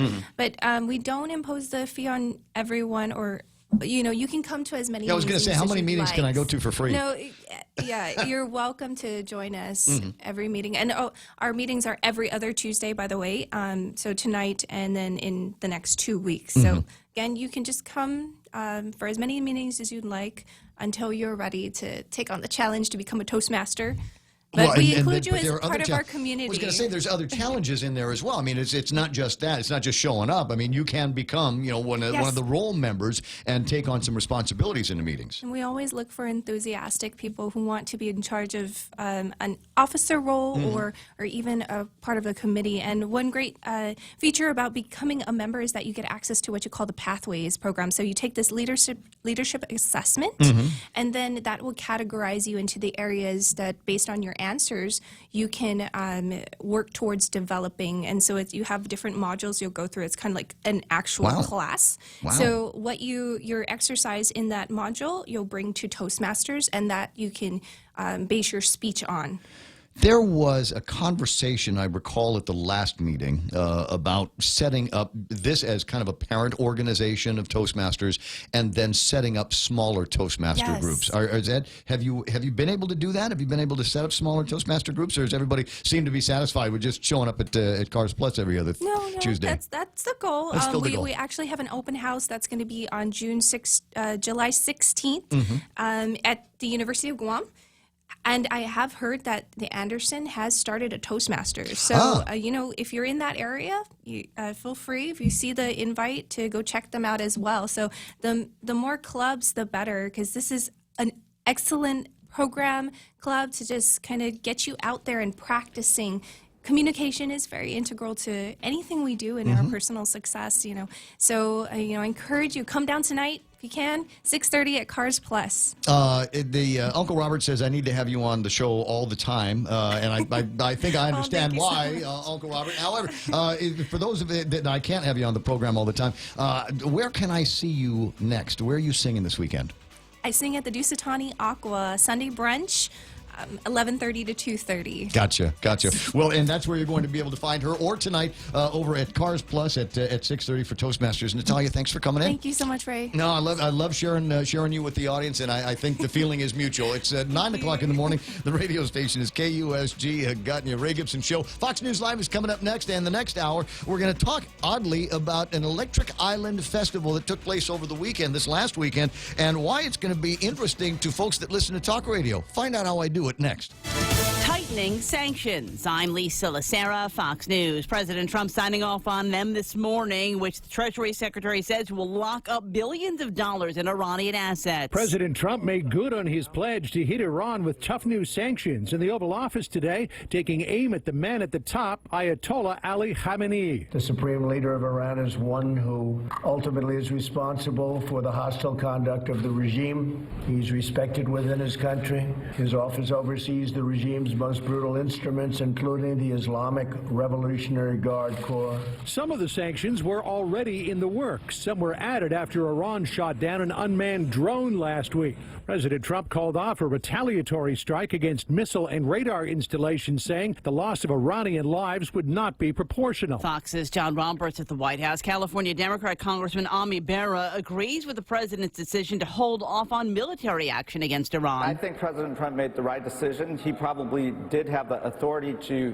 make a decision that was proportional, and I think the president came to the right conclusion. On Fox's Your World with Neil Cavuto, the driver of a pickup truck involved in a crash in New Hampshire that killed 7 motorcyclists before a judge today. Vladimir Zhukovsky will be taken back to New Hampshire on negligent homicide counts. He faced charges in Massachusetts, but his attorney Donald Frank says those charges were dismissed. That has only been filed so they can hold him on the fugitive warrant. Frank says he made it a point to stress to the judge that Zhukovsky's alleged involvement was negligent. Because there's a difference in the quality of alleged conduct between negligence and intentional actions. Zhukovsky had been charged with drunk driving twice before. It's not certain when he will face a judge in New Hampshire. Fox's Gernal Scott on Wall Street. The Dow rose 8 points. The NASDAQ lost 26. This is Fox News.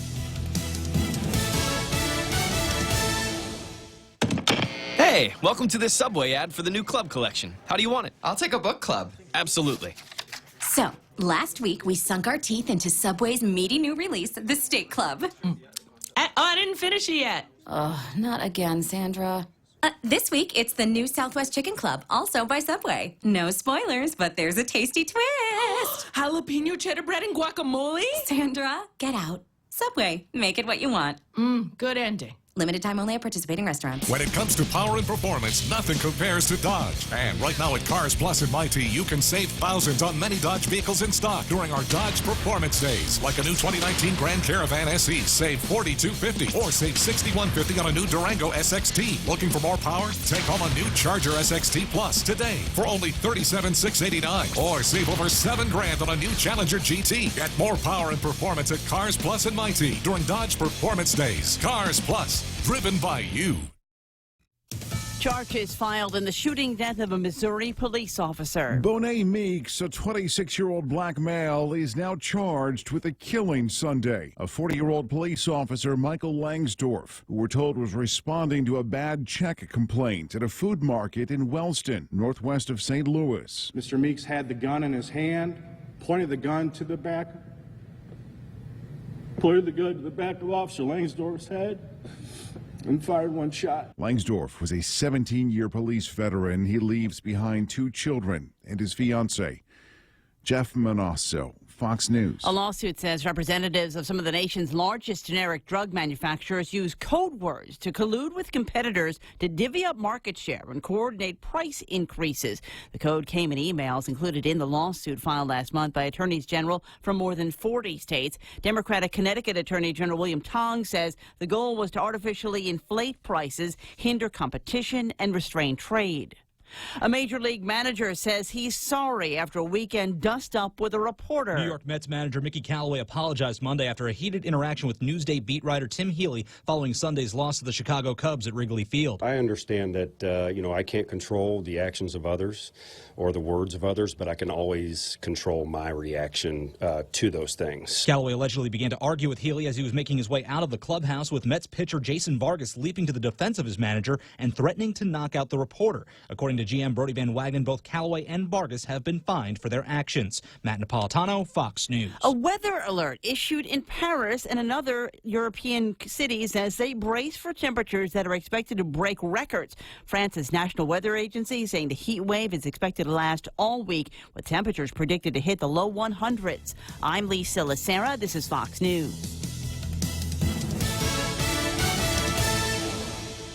This is Ronnie. Ronnie is about to break his piggy bank. Come on, piggy bank.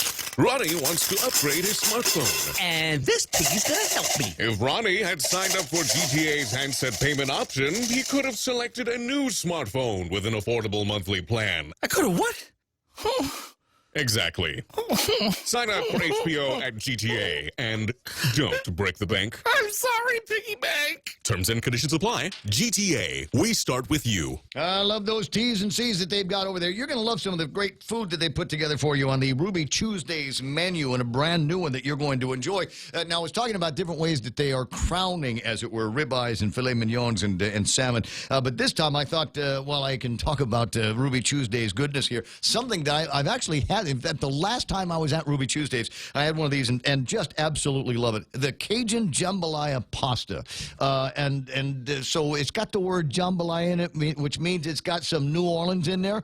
So it's linguine pasta, shrimp, chicken, andouille sausage.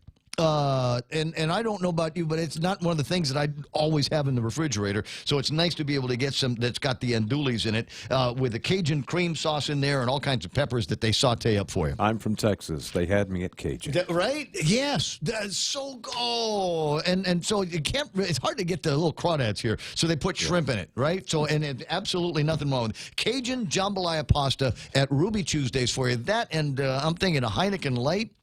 Which is because you want a good beer, but you don't want the beer to overpower the jambalaya-ness. So you got that going for you for breakfast over at Ruby Tuesdays. I got American President Lines bringing you Shipping the Future, MRE, Micronesia Renewable Energy. It's never been a better time to go solar and talk to them these days because they've got these great plans that now feature batteries for your solar plan. And Cars Plus, where tonight, that's where you can find Natalia. If you're looking for an excuse to go and find Natalia, show up at the Cars Plus about 6 o'clock. Ask for a test drive and get it all done by the time the Toastmasters meeting starts. Charger SXT Plus is on sale, as is the Challenger GT. But if you're looking for something that's got some SUV on it, then check out the Durango. Go and do a test drive today at Cars Plus in Mighty. Morning talk that matters. It's the Ray Gibson Show. Call now, 888-TALK. That's 888-8255.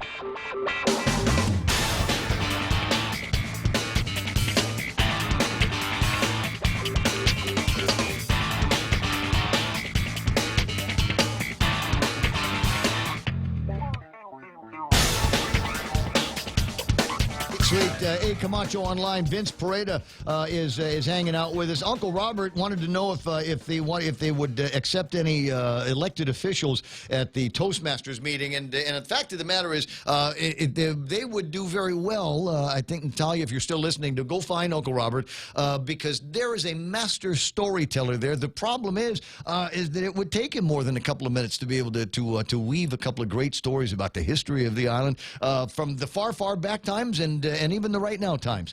Big Sister Shelley Gibson's online. Renee Logie is online as well. Good morning. Nice to see you there. And come on, let's go party late into the night tonight, Renee. And then I'll pour you onto the airplane. Is that all right? Buddy Jerry Roberts is there. Bojo Molino. Wayne Adelby, familiar name to a bunch of people, and a friend of mine going back to the 7th grade at St. Anthony School.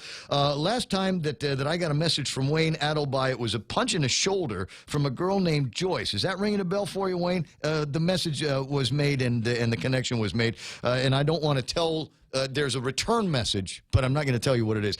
Tony Mendiola is online this morning as well. Pam Duvall is hanging out. Romeo Carlos is hanging out with us this morning. No doubt wondering if there's anything juicy on this program that might turn into a story that him and Cousin Troy might be able to do on the Candid News. Don't know.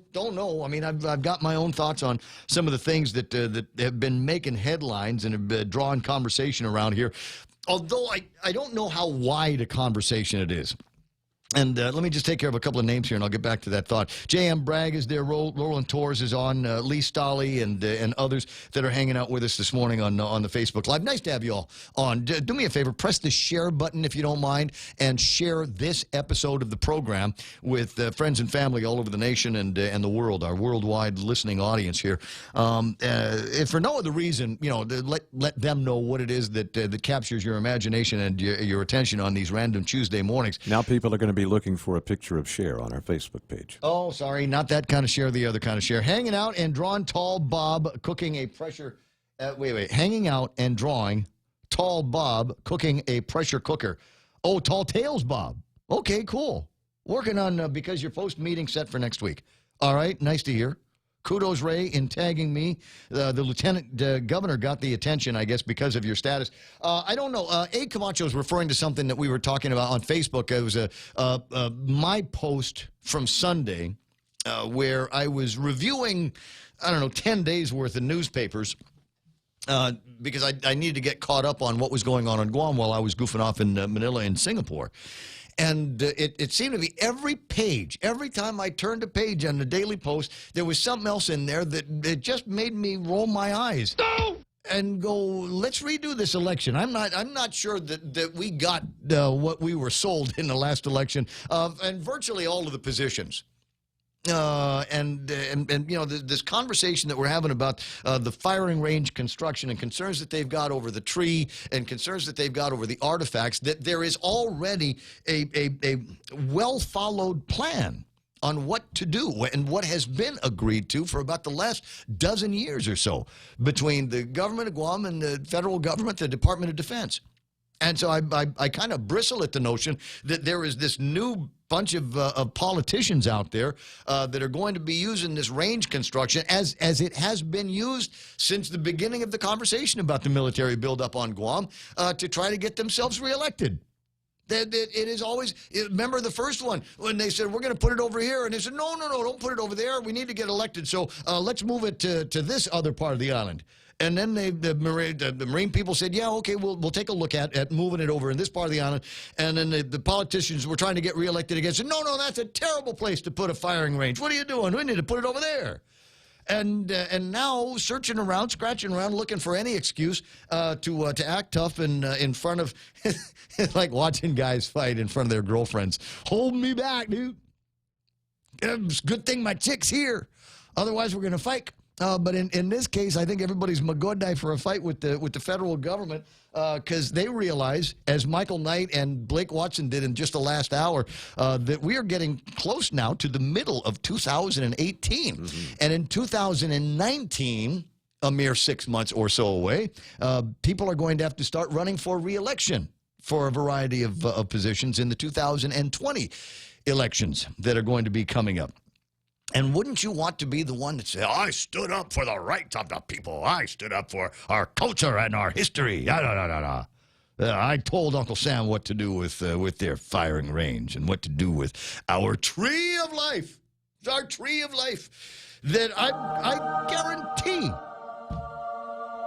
guarantee that there isn't one person in the 35th Guam legislature that even knew that tree existed until, 2 or 3 months ago when they started talking about it and, making mention. And frankly, I kind of blame the people that put the brochures together. Like, why would you bother mentioning that? And then they took Lulian Guerrero out for a tour in the boondocks of the tree and all of that stuff. And I'm like, why would you bother doing that, making a big deal about it? Should have just played that one a little bit closer to your chest. But at any rate, the tree was known about. And if you take a look at the Guam Daily Post, they will tell you the story of how primarily the federal government took an interest in this one last of its kind tree of life up there, that where the Thnees come from. Was a Dr. Seuss movie, right? And yeah, it's the last of its kind that's growing there, but. The Feds guys said, yeah, we need to do something about this. So they started gathering up some seeds, and now they have seedlings. And they've got seedlings in the ground that they're growing in places where we're not firing ranging, constructioning. Yeah, I'm no tree expert, but you have 2 fire trees right across the street here in the DPW front yard. I don't know if those are fire trees or flame trees. Is there a difference? Yes. Yeah. Flame trees. Oh boy, flame trees are common. I think this one here, I don't know why it's called the fire tree. Not a botanist or anything like that. Right. I'm a smart aleck on the radio. That's my gig. It's just a tree with red leaves. I don't know what it is, but whatever it is, it's got everybody wetting their beds over at the legislature. That, and, we're finding cultural artifacts. You know why? Because people lived on Guam for 5,000 years. And there's artifacts everywhere. You can't dig around too deep. But you go to the beach and you dig around in the sand for about 2 or 3 feet, depending on where on the beach you are. And guess what? You'll find artifacts. Go swing by the old Okura Hotel, the Lotte Hotel now, and just pick up a couple of rocks, go about 4 inches into the ground. You'll probably find a skull of an ancestor, because that's about one of the places where they buried a whole bunch. Imagine when they're digging in the ground on the island in about 500 years. You know what they'll find? A 72 Chevy Nova. Yeah, my cell phone, a cross pen, all of those kinds of things. Yeah. Romeo talking to me on the thing says, "Oh God, hello. That's what I said last night on Candid. We were sold a fake bag of goods with Adelup and a few senators. Whatever the issue is, it's always about getting reelected. Term limits," Kenny Williams says. All right, can we do part-time legislature too? Can we? Is that all right? I don't know. I'm wondering if we've got all of a sudden the tree activists out there that have got egg on their face because they realized that, guess what? We already have 18 of these things growing in pots around the island. Oops. They've been taking care of this since 1998 when I was in high school. Oops. And I don't know. So there's that. But I wonder how much of this is a conversation that is taking place in an echo chamber. Echo. And if you're familiar with the phrase, you get people that are all kind of surrounded around the same place. The government of Guam, legislature, administration, and it's this body of people. It's this column of people that are talking amongst themselves like it is the most important thing ever in the history of conversation. But when you talk to the guy on the street, when you're just yakking with somebody, they ain't really paying attention about trees and artifacts, military buildup at all. I think, most people and the people that are in my echo chamber, folks that are in my echo chamber, we ain't talking about that stuff. We're talking about the rise in crime in this town. We are talking about the crystal methamphetamine problem that we just are beyond our capabilities to solve for whatever reason. Talking about what a lousy economy that we seem to be having right now. And a lot of people that could be working but aren't. A lot of people that are in the food stamp programs and housing assistance programs and all of that. That's what they should be talking about over at the legislature. But to be embroiled in my mind of what seems to be a get me reelected play, it's kind of embarrassing. Anyway, got the other Governor Leon Guerrero on the line. Good morning, Ken. Welcome back. Thank you very much. What we're looking at is a major hide the rabbit effort going on, because by focusing so much time and effort and oxygen on this issue, they're distracting from everything you were talking about in your echo chamber, because that's what I'm hearing in my echo chamber. And the general consensus of the people I've been talking to about this is like, don't we have more important things to do than this? Yes, and so let's find a way to solve some of the big problems that we have here, instead of screwing around with private kitchen laws and balloon laws and banning plastic straw laws and all of these things that at the end of the day aren't going to be enforced, number one, and number two, aren't going to make a difference in anybody's life. That's one. Go ahead. What was the other? I'm waiting. Go ahead. No, what we're looking at here is the bigger problem is that the debt bomb is ticking away like crazy. They're pouring gas on the fuse to make it burn faster. And at some point in time, there's going to be a knock at the door. It's going to be a federal receiver coming into Adelup saying, I guess we're going to have to take over like we did in Puerto Rico, because there is no financial responsibility being shown either in the legislature or at Adelup. But in the meantime, they all got their arms linked together and they're dancing in a circle around a tree, thinking they're the Ya-Ya sisters. The visual in my head. I'm digging the visual in my head. I don't know. I bristle at all of this, but you know, it's this is my life in talk radio is having to find an opinion on all of this stuff. And my opinion, unfortunately, I can't roll my eyes enough at some of this stuff that they're talking about over at the legislature. You got another one, the vaping bill, and you know, I'm with Jen on the issue and the Protection Act, the Natasha's Protection Act. But you know what? We don't have time to deal with that problem right now. We've got more important things to deal with. We got guys that are. We got a guy, and I started off the program this morning talking about the guy that shows up over at Cracked Egg the other day and went all the way through the meal and when it was done said, yeah, I don't have any money to pay for it. They called the cops. Cops find drugs on him. Cops are involved in a high-speed chase going on the other day, and the reason why there was a high-speed chase was the guy was out on a felony release, and he already had 8 other cases pending against him in the criminal justice system. Yeah, I'd run from the law as well. Well, you know, that goes back to what I told you. We've got so many bigger, more serious problems that we should put the weight of 13 people behind. And, I mean, as you know, I've been doing a survey on the financial well-being of families on Guam. Yeah. And one of the things that's very alarming to me is the fact that 60% of our families can't pay all their bills in the month due. 60%. So those 60% need to hear what Tello Taitigui said to the Kevin Kerrigan in the Guam Daily Post yesterday. As far as economic impact, if it's bad, it's justifiable because we're protecting our culture. Well, the people here don't have enough money to eat on a monthly basis. And so it might be okay if you're a senator in the Guam legislature or something like that, living the high life out there, but not everybody is in the same place. And your economic impact, if it makes you feel good about protecting the culture that's already being protected by the agreements that we've already signed, and if that means that it's going to be a less income for somebody, how do you justify that? You can't, because out of that 63% that can't pay their bills every month in the month due, another 25% can only pay their bills with help from their family. You know, so we have a problem that's bad and getting worse by the day. So let's make it worse by getting people out of a job. You know who's got that contract up at the base is going to be Black Construction, and you know they've got all kinds of people from Guam that are working that, and if that goes on pause, those people will be without jobs. Hey, it's 9:22. I got to break away. I'll talk to you soon. Appreciate it. There's Ken LG, the other governor, Leon Guerrero on the line, and as I said, EIF guys coming in here in just a second. So stick around, Brown, for that.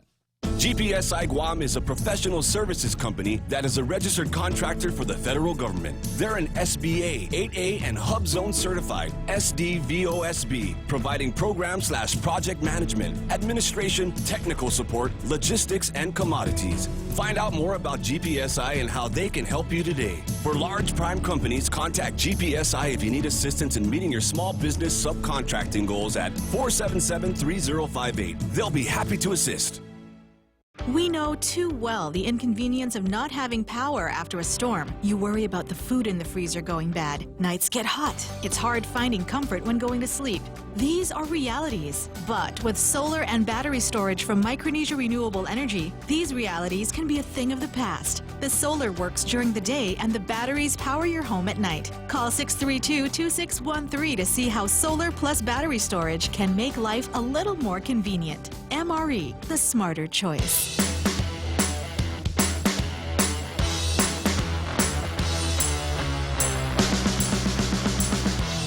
Studio time 9:23, and I've got Director Cho in the studio. That's what I like to call her. It's a kind of an inside joke between us. Hannah Iriarte is in the studio, and there's little Genevieve is in the studio as well. You're going to behave. You're going to be good for Ray Ray, right? Okay, that's my girl. I got my 2 girls in the studio. It's a great day for loveliness. However, she is not the primary interviewee here this morning. The primary interviewee. Let me see if I can get all of the right cameras on here. 1, 2, 3. There we go. Now I just got to get the camera on this guy here.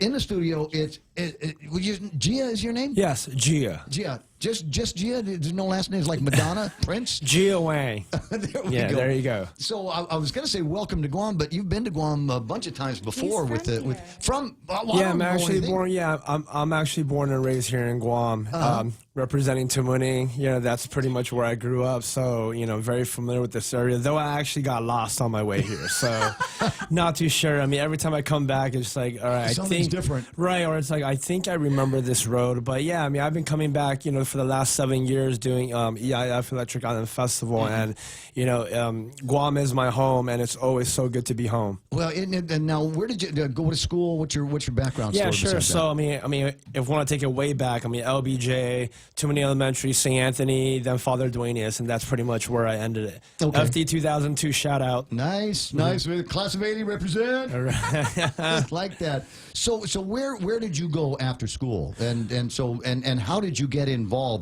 in something like EIF and the 6 a.m. group? And we'll get around to how we got the name for it. But I want to, what's your story here? Yeah, sure. So actually growing up here, I played a lot of basketball, and that was pretty much my entire life. I mean, that's pretty much what I committed myself to in high school.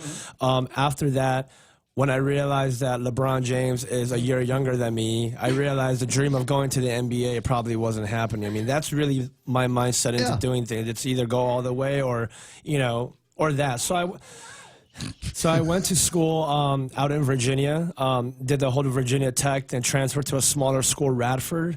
And it wasn't until my last, I guess my senior year going in, where I actually went to San Diego and met with a bunch of friends from Guam, who were all living there. I mean, San Diego is where majority of the people usually move to. So it was during that summer that they introduced... Tio Chino's, dude. You know the spot? No, I do not. But Santana's Burritos, that's the spot, yeah, in PB. But, I had the fortunate of, opportunity to meet with friends from back home, and they're like, hey, we're going to be, out hanging out, and we're going to be going clubbing, and, we like dance music, electronic music. I'm like, sure. They went with them and just had a blast. And I think what happened was, for me, during that period in my life where, there's no more basketball anymore. So my passion was gone almost in life, and it was kind of just floating around. And it wasn't until that I discovered this music, this feeling and vibe, that I really refound this passion for hey, I haven't felt something so strongly about this since basketball. And this time forward, I'm going to push it all the way. I'm going to take it all the way. Essentially turning pro is what I call it, into doing what I'm doing, and got into it as a DJ first and foremost. Then, from DJing, I started doing my own events and just really fell in love with the whole process, the grind, even though it's not the same as sports, but the work, the grind, building a team around it. I mean, that whole concept and philosophy really just kind of drew me into it. And, anybody that's done events, anybody that's done site events, field events, knows exactly what you're talking about. There is this rush that you get while you're setting it up. My poison used to be car shows. Used to love putting together car shows, and so we do these things over at Greyhound. And you were old enough, maybe you attended a few of those. I lived right across from Greyhound, dude. Those were my shows that we did Amazing. over there. The auto jams, the original auto jams. Is that what my mom and dad was complaining? What's going on out there? It's so loud. Yeah, it was supposed to be loud. It was supposed to be, a visual assault. I'd take all the biggest vehicles that we had, park them on the side of the road. I remember that. No, seriously, because I live right across from Gray, so I saw it. I mean, at the parking lot. I mean, yeah, I remember that. So those were my gigs anyway. So it was the event, putting together the event and laying out all the different things that you wanted to happen at the event. Right. And then of course the event itself, and you're hoping, you're waiting. My God, am I going to get a crowd this time? Is it going to be cool? Will everybody have a good time? And then the autopsy at the end. There's something special about event planning. So that's what you've decided to do. So how many EIF shows on Guam now? Well, for the main event, it's been 7, and then throughout the years, we actually do different various events. Road to EIF, which is a pre-party. Now that we actually have an end of summer, which is our next event, which is usually done 2 months after the main show. And, just various events that we have. So, I mean, total, altogether, I would say between 11 to 12, and we're also doing EIF and Saipan. Yeah. So it's it's been a journey, and out in Los Angeles, we pretty much have bi-weekly events going on now, and my team out there just did a show the same weekend that we had EIF. So it's been an interesting operation that we're running. Oh, I'm sure of it. Is there any money in it? Oh, at first there wasn't, but like you. Anyone who's ever done events, it's more the labor of love, first and foremost, right? And I think it's so important for young entrepreneurs or, anyone who's really going after their passion to realize that you got to love it first. Yeah. You got to love it first. You got to find that passion. Then once you find that purpose and intent, then you have to realize that, let's make it sustainable. So what we're talking about here is an event that took place last weekend, the EIF, Electric Island Festival. And now the people listening to this broadcast probably didn't go. Because they're all old farts like me, right? So they probably knew of the event, or their kids are going to the event, or in some cases their grandkids ended up at the party and had a good time. But so there might be the thing of, no, are there things that you can do that might be attractive to an audience that like this one here? As far as like to attend the event, well, I mean, because you're an event guy, you're basically producing. So I mean, is it always going to be about electronic music? Is it always going to be about DJs and urban lifestyle? Or are there other events that you're looking at, other concert maybe activities that might appeal to an older or broader audience? Right. I think, to be quite perfectly honest, electronic music, dance music, and whatnot, I mean, it serves a certain demographic. Now, the thing is, everybody thinks that it's only for young people. But, if you actually... I'm a 12-inch freak from a long time ago. Right. So, as far as the demographic goes, and not to, shun anyone out in age, but the thing is, electronic music, as far as the demographic goes, it's actually quite wide. I mean, if anyone has ever gone to an EDC or any of those big scale events, you see people from the age of 18 to 49 years old. There's this real story called Technogramma, and she is part of this movement festival in Detroit. Technogramma? Look it up. Movement festival. She's been out partying at festivals for some time. She's like an icon, a legend into it. So our whole entire culture for electronic music is, hey, we welcome everyone. We understand that it may not be for everyone, but that's the whole vibe that we try to create. And yeah. It might happen. Just show up and have a good time. What's the word I'm looking for is don't disqualify yourself. Exactly. If you like to have a good time, if you like music, and there's a lot of people that, for which there aren't a lot of musical opportunities, right. Well, expand your horizons, and you will find there's something about the beat, there's something about the people that are attracted to the beat and the lights, and it's going to be a good time. Right, absolutely. And that's the... There's beer. There will be beer. Right. Ray, I actually want to, emphasize something as to why, a lot of people are like, oh, I'm too old for this. You know what? Don't judge yourself. If you like this and you want to go have a good time, be that cool, dude out there just doing your thing. People actually like that. It's the coolest thing ever to see just, someone who may be slightly on the older age, just start having fun, having a good time. It's what makes this scene beautiful, right? And I think... Yeah, I got a couple of guys on Facebook. A. Camacho says, I'm not going to go shirtless with glowing suspenders. And that's fine. It's not required. Right, and it's not required. You dress up however you want. Yeah. I showed up as on a T-shirt as well, too. I mean, I understand. And the whole thing is we created a platform for you to be yourself. If you want to go shirtless with glow sticks, fine. If you want to come with your polo shirt, hey, that's fine. That's what this is all about. It's not about, yes, a lot of people feel that, well, that's not for me, but at the end of the day, our motto is be yourself. And if being yourself means I don't want to be there, hey, that's fine too. If being yourself means, hey, I want to go there and have a good time. We're playing in the big leagues here with this style of music and festivals like the ones that we just had here, which are fairly common in the States. We'll talk a little bit more about that in the 6 a.m. group here in just a second. It's 9:33. We'll call that iConnect time. Swing by the nearest iConnect and learn about great plans they've got for mobile and internet. Call them 888-8888.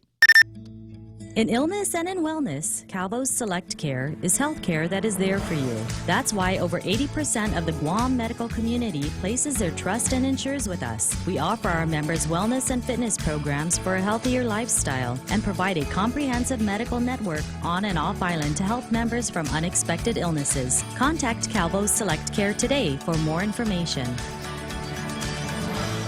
Oh, that's just too sweet. Portions of the program brought to you by my friends over at Cold Stone Creamery. And if you're looking for something to celebrate, my suggestion is you find a little girl that's in the studio. Her name is Genevieve, and take her over to Cold Stone and get her some ice cream cake. They got the tall, dark, and delicious or Oreo cookies and cream. Order online at coldstonecakes.com. Cold Stone Creamery, making fresh batches of ice cream at every store. Family Finance has been serving the people of Guam since 1959, and they'll continue to be there for you in the years to come. Whether you're looking to get a personal loan for that summer vacation or paying off those long overdue bills, Family Finance has got you covered. Apply for a personal loan from $1,000 up to $3,600 by calling Family Finance in Agutya at 475-4545, Upper Tumon at 647-5626, or in Dededo, 633-4473. Family Finance, serving the people of Guam since 1959. There it is, Nate Horn online saying, I love techno and trance. He's 42 years old. Probably would have been among the older guys over at the EIF over the weekend, or maybe not. Maybe not. You know, if I was in town, I would have been there. I was at a different scene in Manila City, where there was all kinds of cool music that was playing and great light shows and things like that.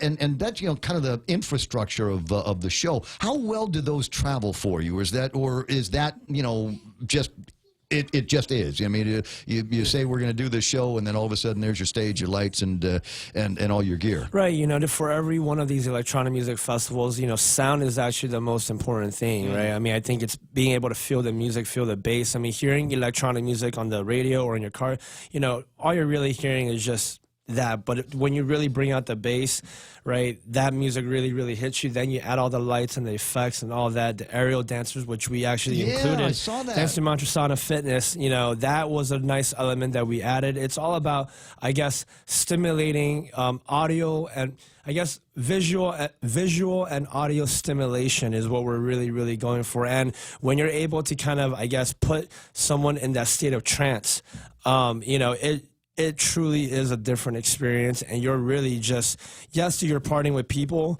but it's really more about how you're connecting with that, right? Understanding what you're going through in your own life and how this moment that you're going through is going to help you push forward. Everybody needs an escape, a moment of, self-reflection. And believe it or not, those who have gone to EDC or any of the festivals or even EIF, these are the feedbacks that we get is like, man, I really needed this reset button.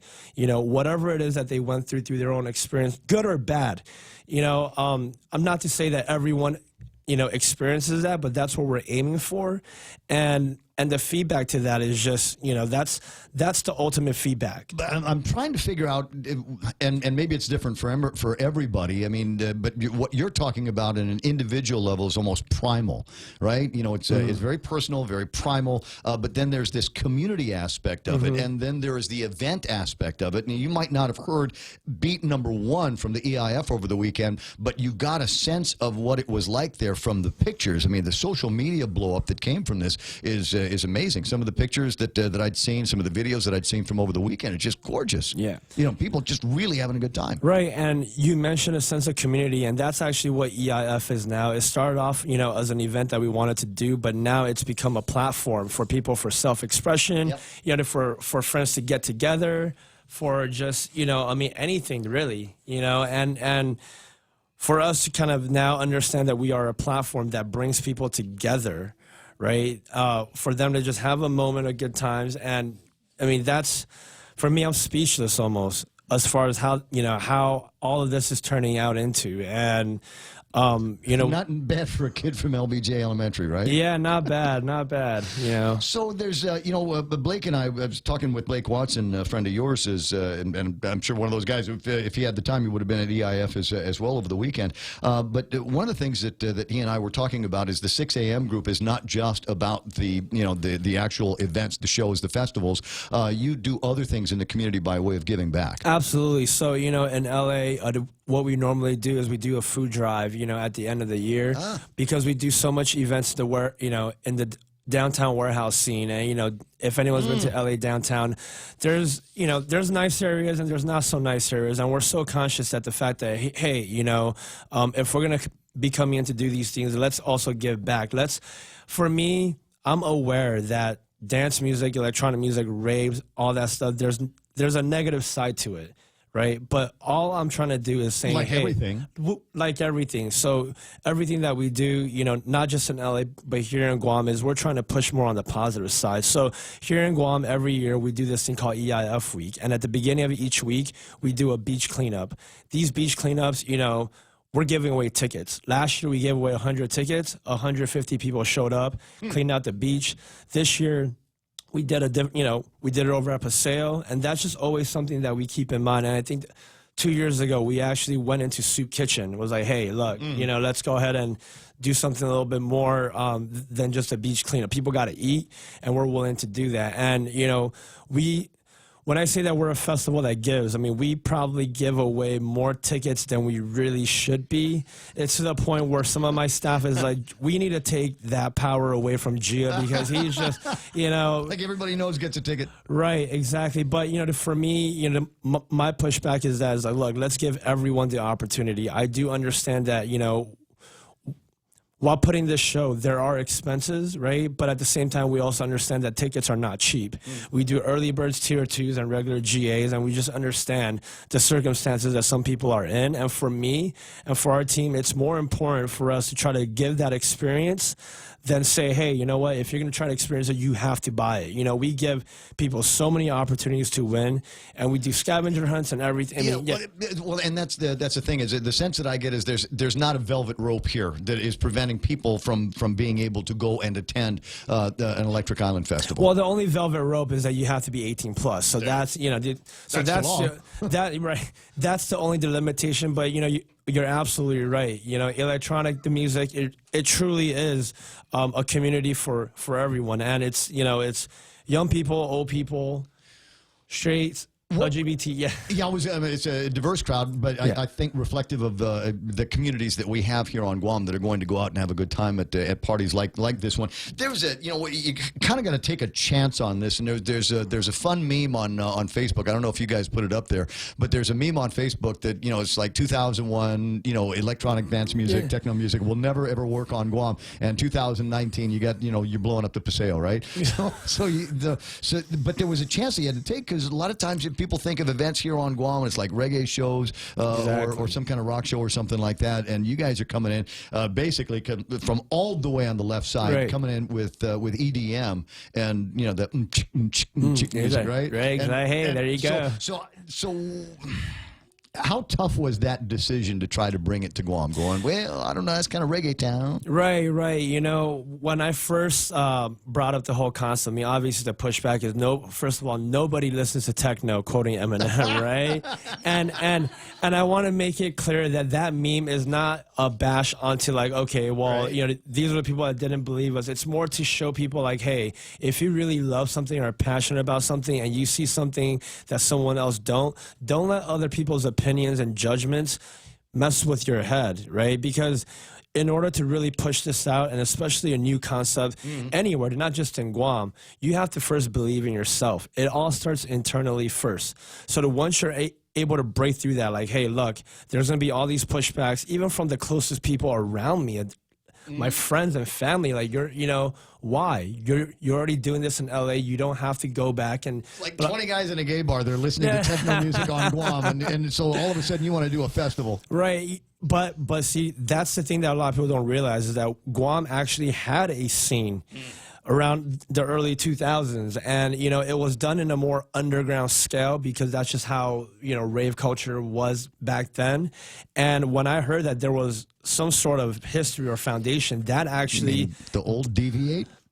DV8, Lush, the Family Crew, I mean, Atomic Productions, I mean, let's throw it out there, right? And it was actually hearing that story that made me say, hey, it's been there already. Let's do it right this time. Let's not do it underground in this way. Let's bring it down to the main light. And I think the timing of it too was that EDC was also blowing up, plus social media was also blowing up. So now more people on Guam were seeing, hey, this is actually what's trending out in Los Angeles, all over the world. And I think for me, you know, luck played in a sense as far as timing goes. And yeah, that's, you know, with a little bit of perseverance, you know, me doing my things in LA. And also I have to thank all the Guam people, you know, who are now living in the U.S., who are just all about dance music. They gave me the confidence because I was able to see something that not a lot of people here were able to see because, you know, EDC 2010, the last one in Los Angeles, believe it or not, there were over 300 people between the class of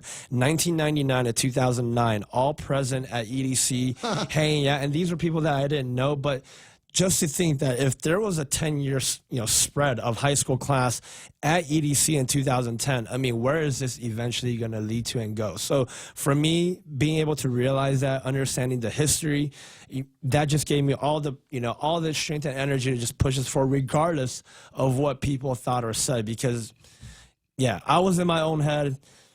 People thought I was delusional.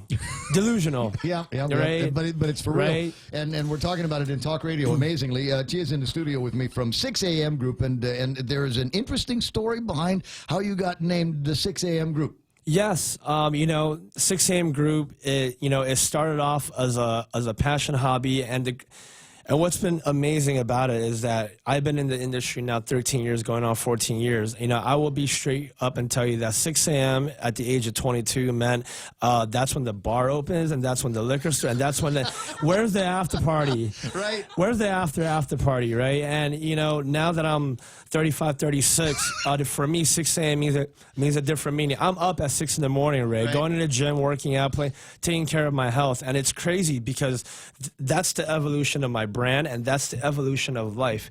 If you really, life is about balance. If you look at a clock, a traditional clock that is, right? 6 a.m. strikes right in the middle. And that's what life is about. It's about balance. You cannot just party your face off every single day and weekend. You hear that, Mike? But at the same time, you cannot also just be working, because that's going to drive you crazy. Life is about balance, and that's all we're trying to, you know, now push, is that this is our brand. It's actually happening with my life, you know, as we speak. I mean, it's about working hard, but also being able to find time for leisure and recreational activities as well. When you have a balanced life, people talk about, oh, how do I be happy, aiming for a happy life and all that. And I think happiness really stems from balance. When things are in equilibrium, when things are, you know, and it's, you know, homeostasis, right? Exactly the word I was going to use, yeah. Right? You know, it's that I think brings a lot of peace and self-contentment. And I think it's through peace and self-contentment is what ultimately drives happiness, in a sense. You know, and all of that leads to a weekend, as I said, social media begins blowing up, and there are pictures of young people in a variety of different clothes that, you know, there's a combination of incredible music and Halloween and a pride parade and all of these things all happening kind of simultaneously and at once. And I think it's great that there is somebody like you from around here that is able to create that kind of atmosphere where people can dress up the way they want to, dance the way they want to, goof off the way they want to, and hang with whoever they want to. I think there's something about that is special and kind of magical. For sure, you know, Ray, and, you know, I really, you know, as much as people is like, thank you for bringing this in, you know, I want to reciprocate this because, like, if it wasn't for the 2,000-3,000 people that continuously come out and support EIF, what will we be? You know, and so I also want to take this time to thank the island of Guam for accepting this event, just as I have accepted this as my home. You know, I think it's really that mutual respect, that mutual peace and love that brings the unity together. And peace, love, unity, respect, that's the motto of electronic music culture. And when I first heard of that, I can't help but to think that that's what the island culture is about. We are about peace, we are about love, we're about respecting each other, and through that, unity, you know, it comes into place. It's not to say that people don't have beef and drama and all this stuff, but, you know, I think in order to deal with that, deal with these conflicts, deal with these personalities, right, always use peace, always use love, always use respect, no matter what.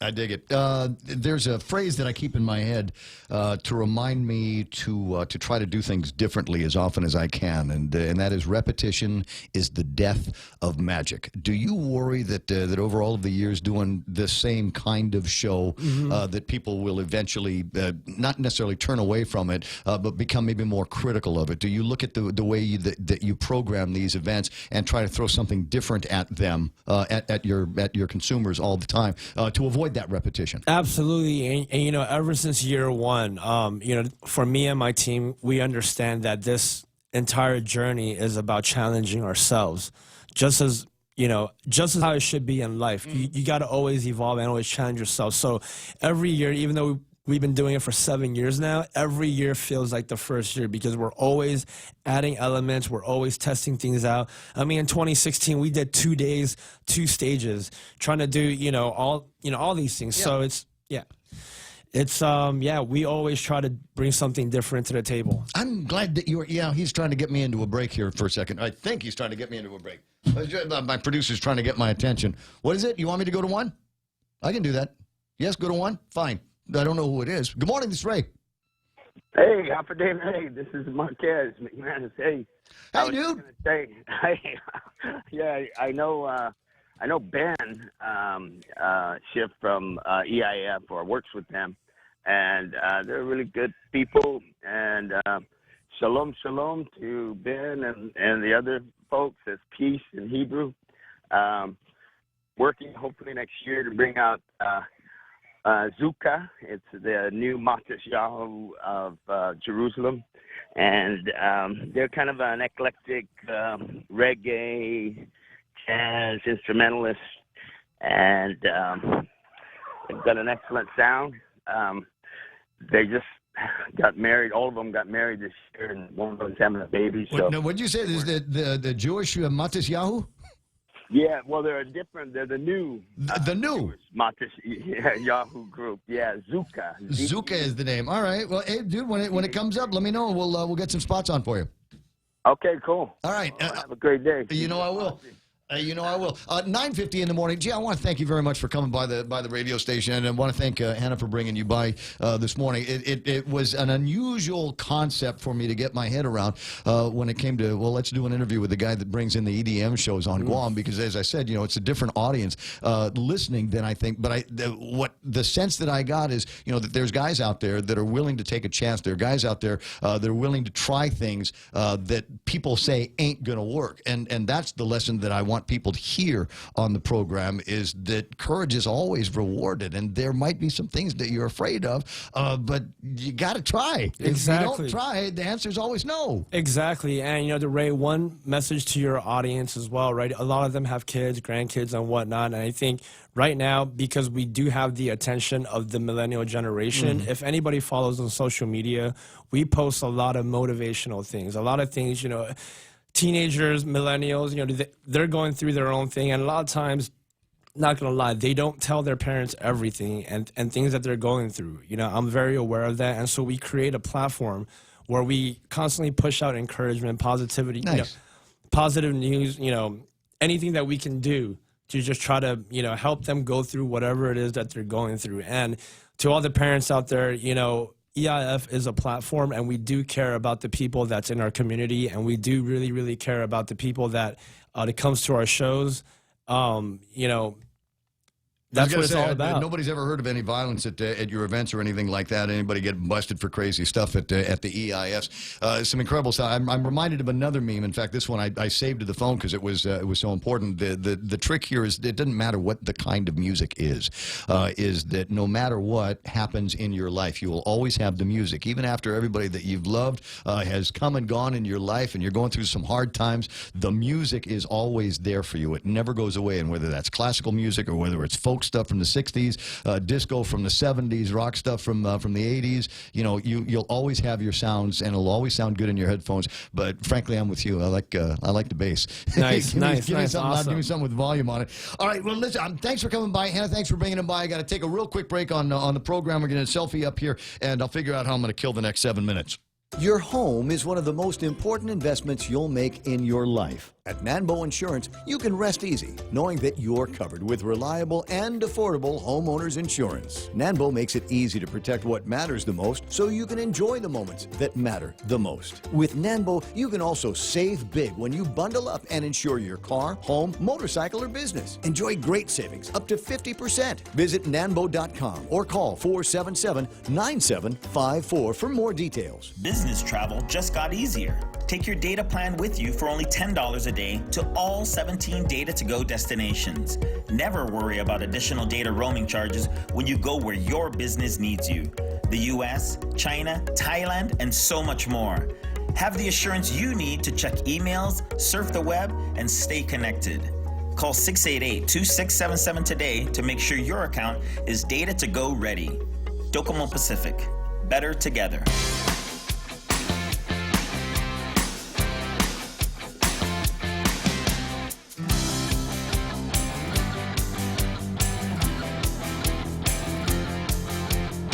Terrible job I have, isn't it? I get to hang out with big-time DJs from the States, pretty girls from Toastmasters, and Director Cho out there. 9:54 in the program. 888-8255 is the telephone number. Save that for Klitsky gets on the radio about 4 o'clock this afternoon. And I'm sure there will be some interesting riffs that Bob is going to be able to take you through on his program, starting, as I said, at 4 o'clock here. Items on the table of contents, I think I got to most of it, and I think I got to most of the points that I wanted to make on the program here today, and among them is it must be the tree of life under scrutiny and protection efforts since about 1998, but none of that makes any difference because we're going to use that as an excuse to put together some kind of a resolution.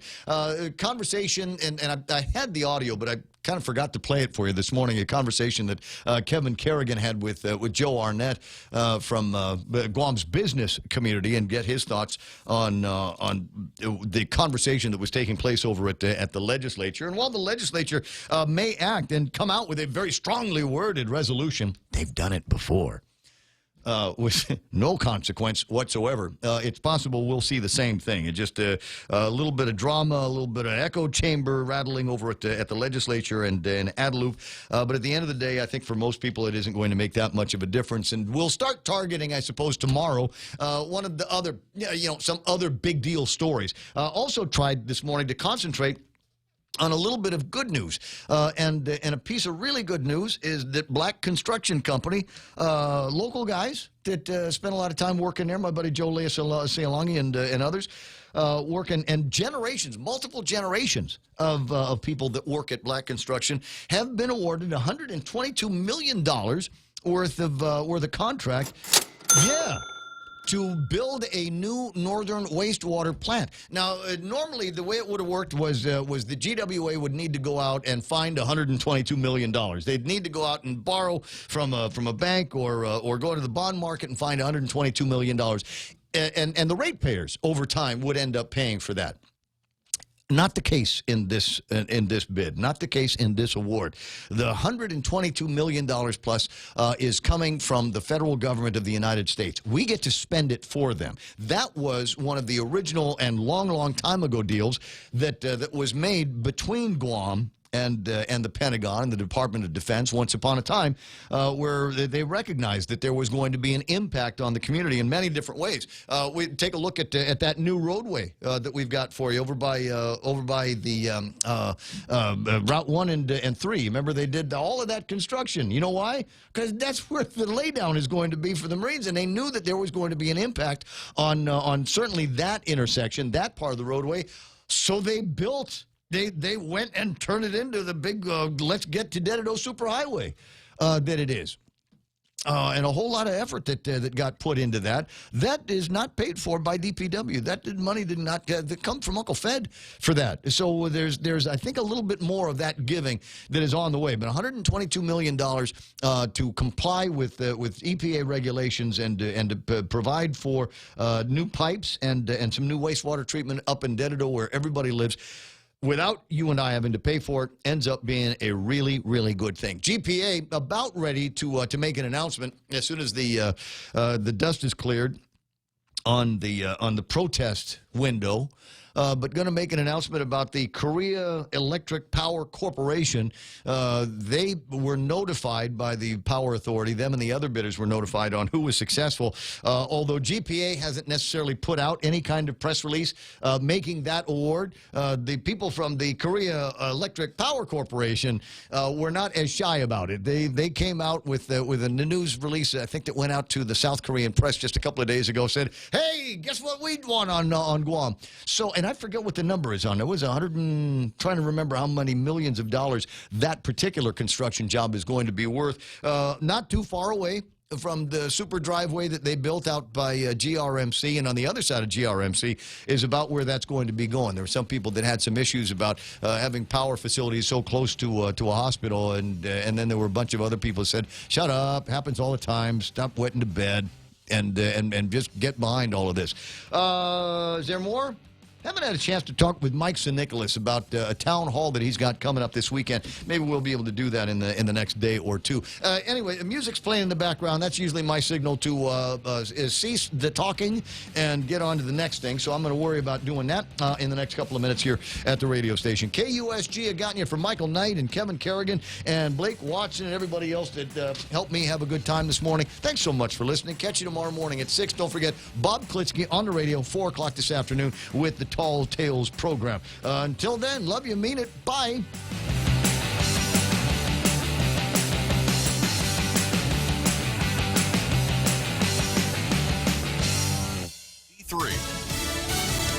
Round 2. I'm Lisa Lacera, Fox News. President Trump signing off on a new set of economic sanctions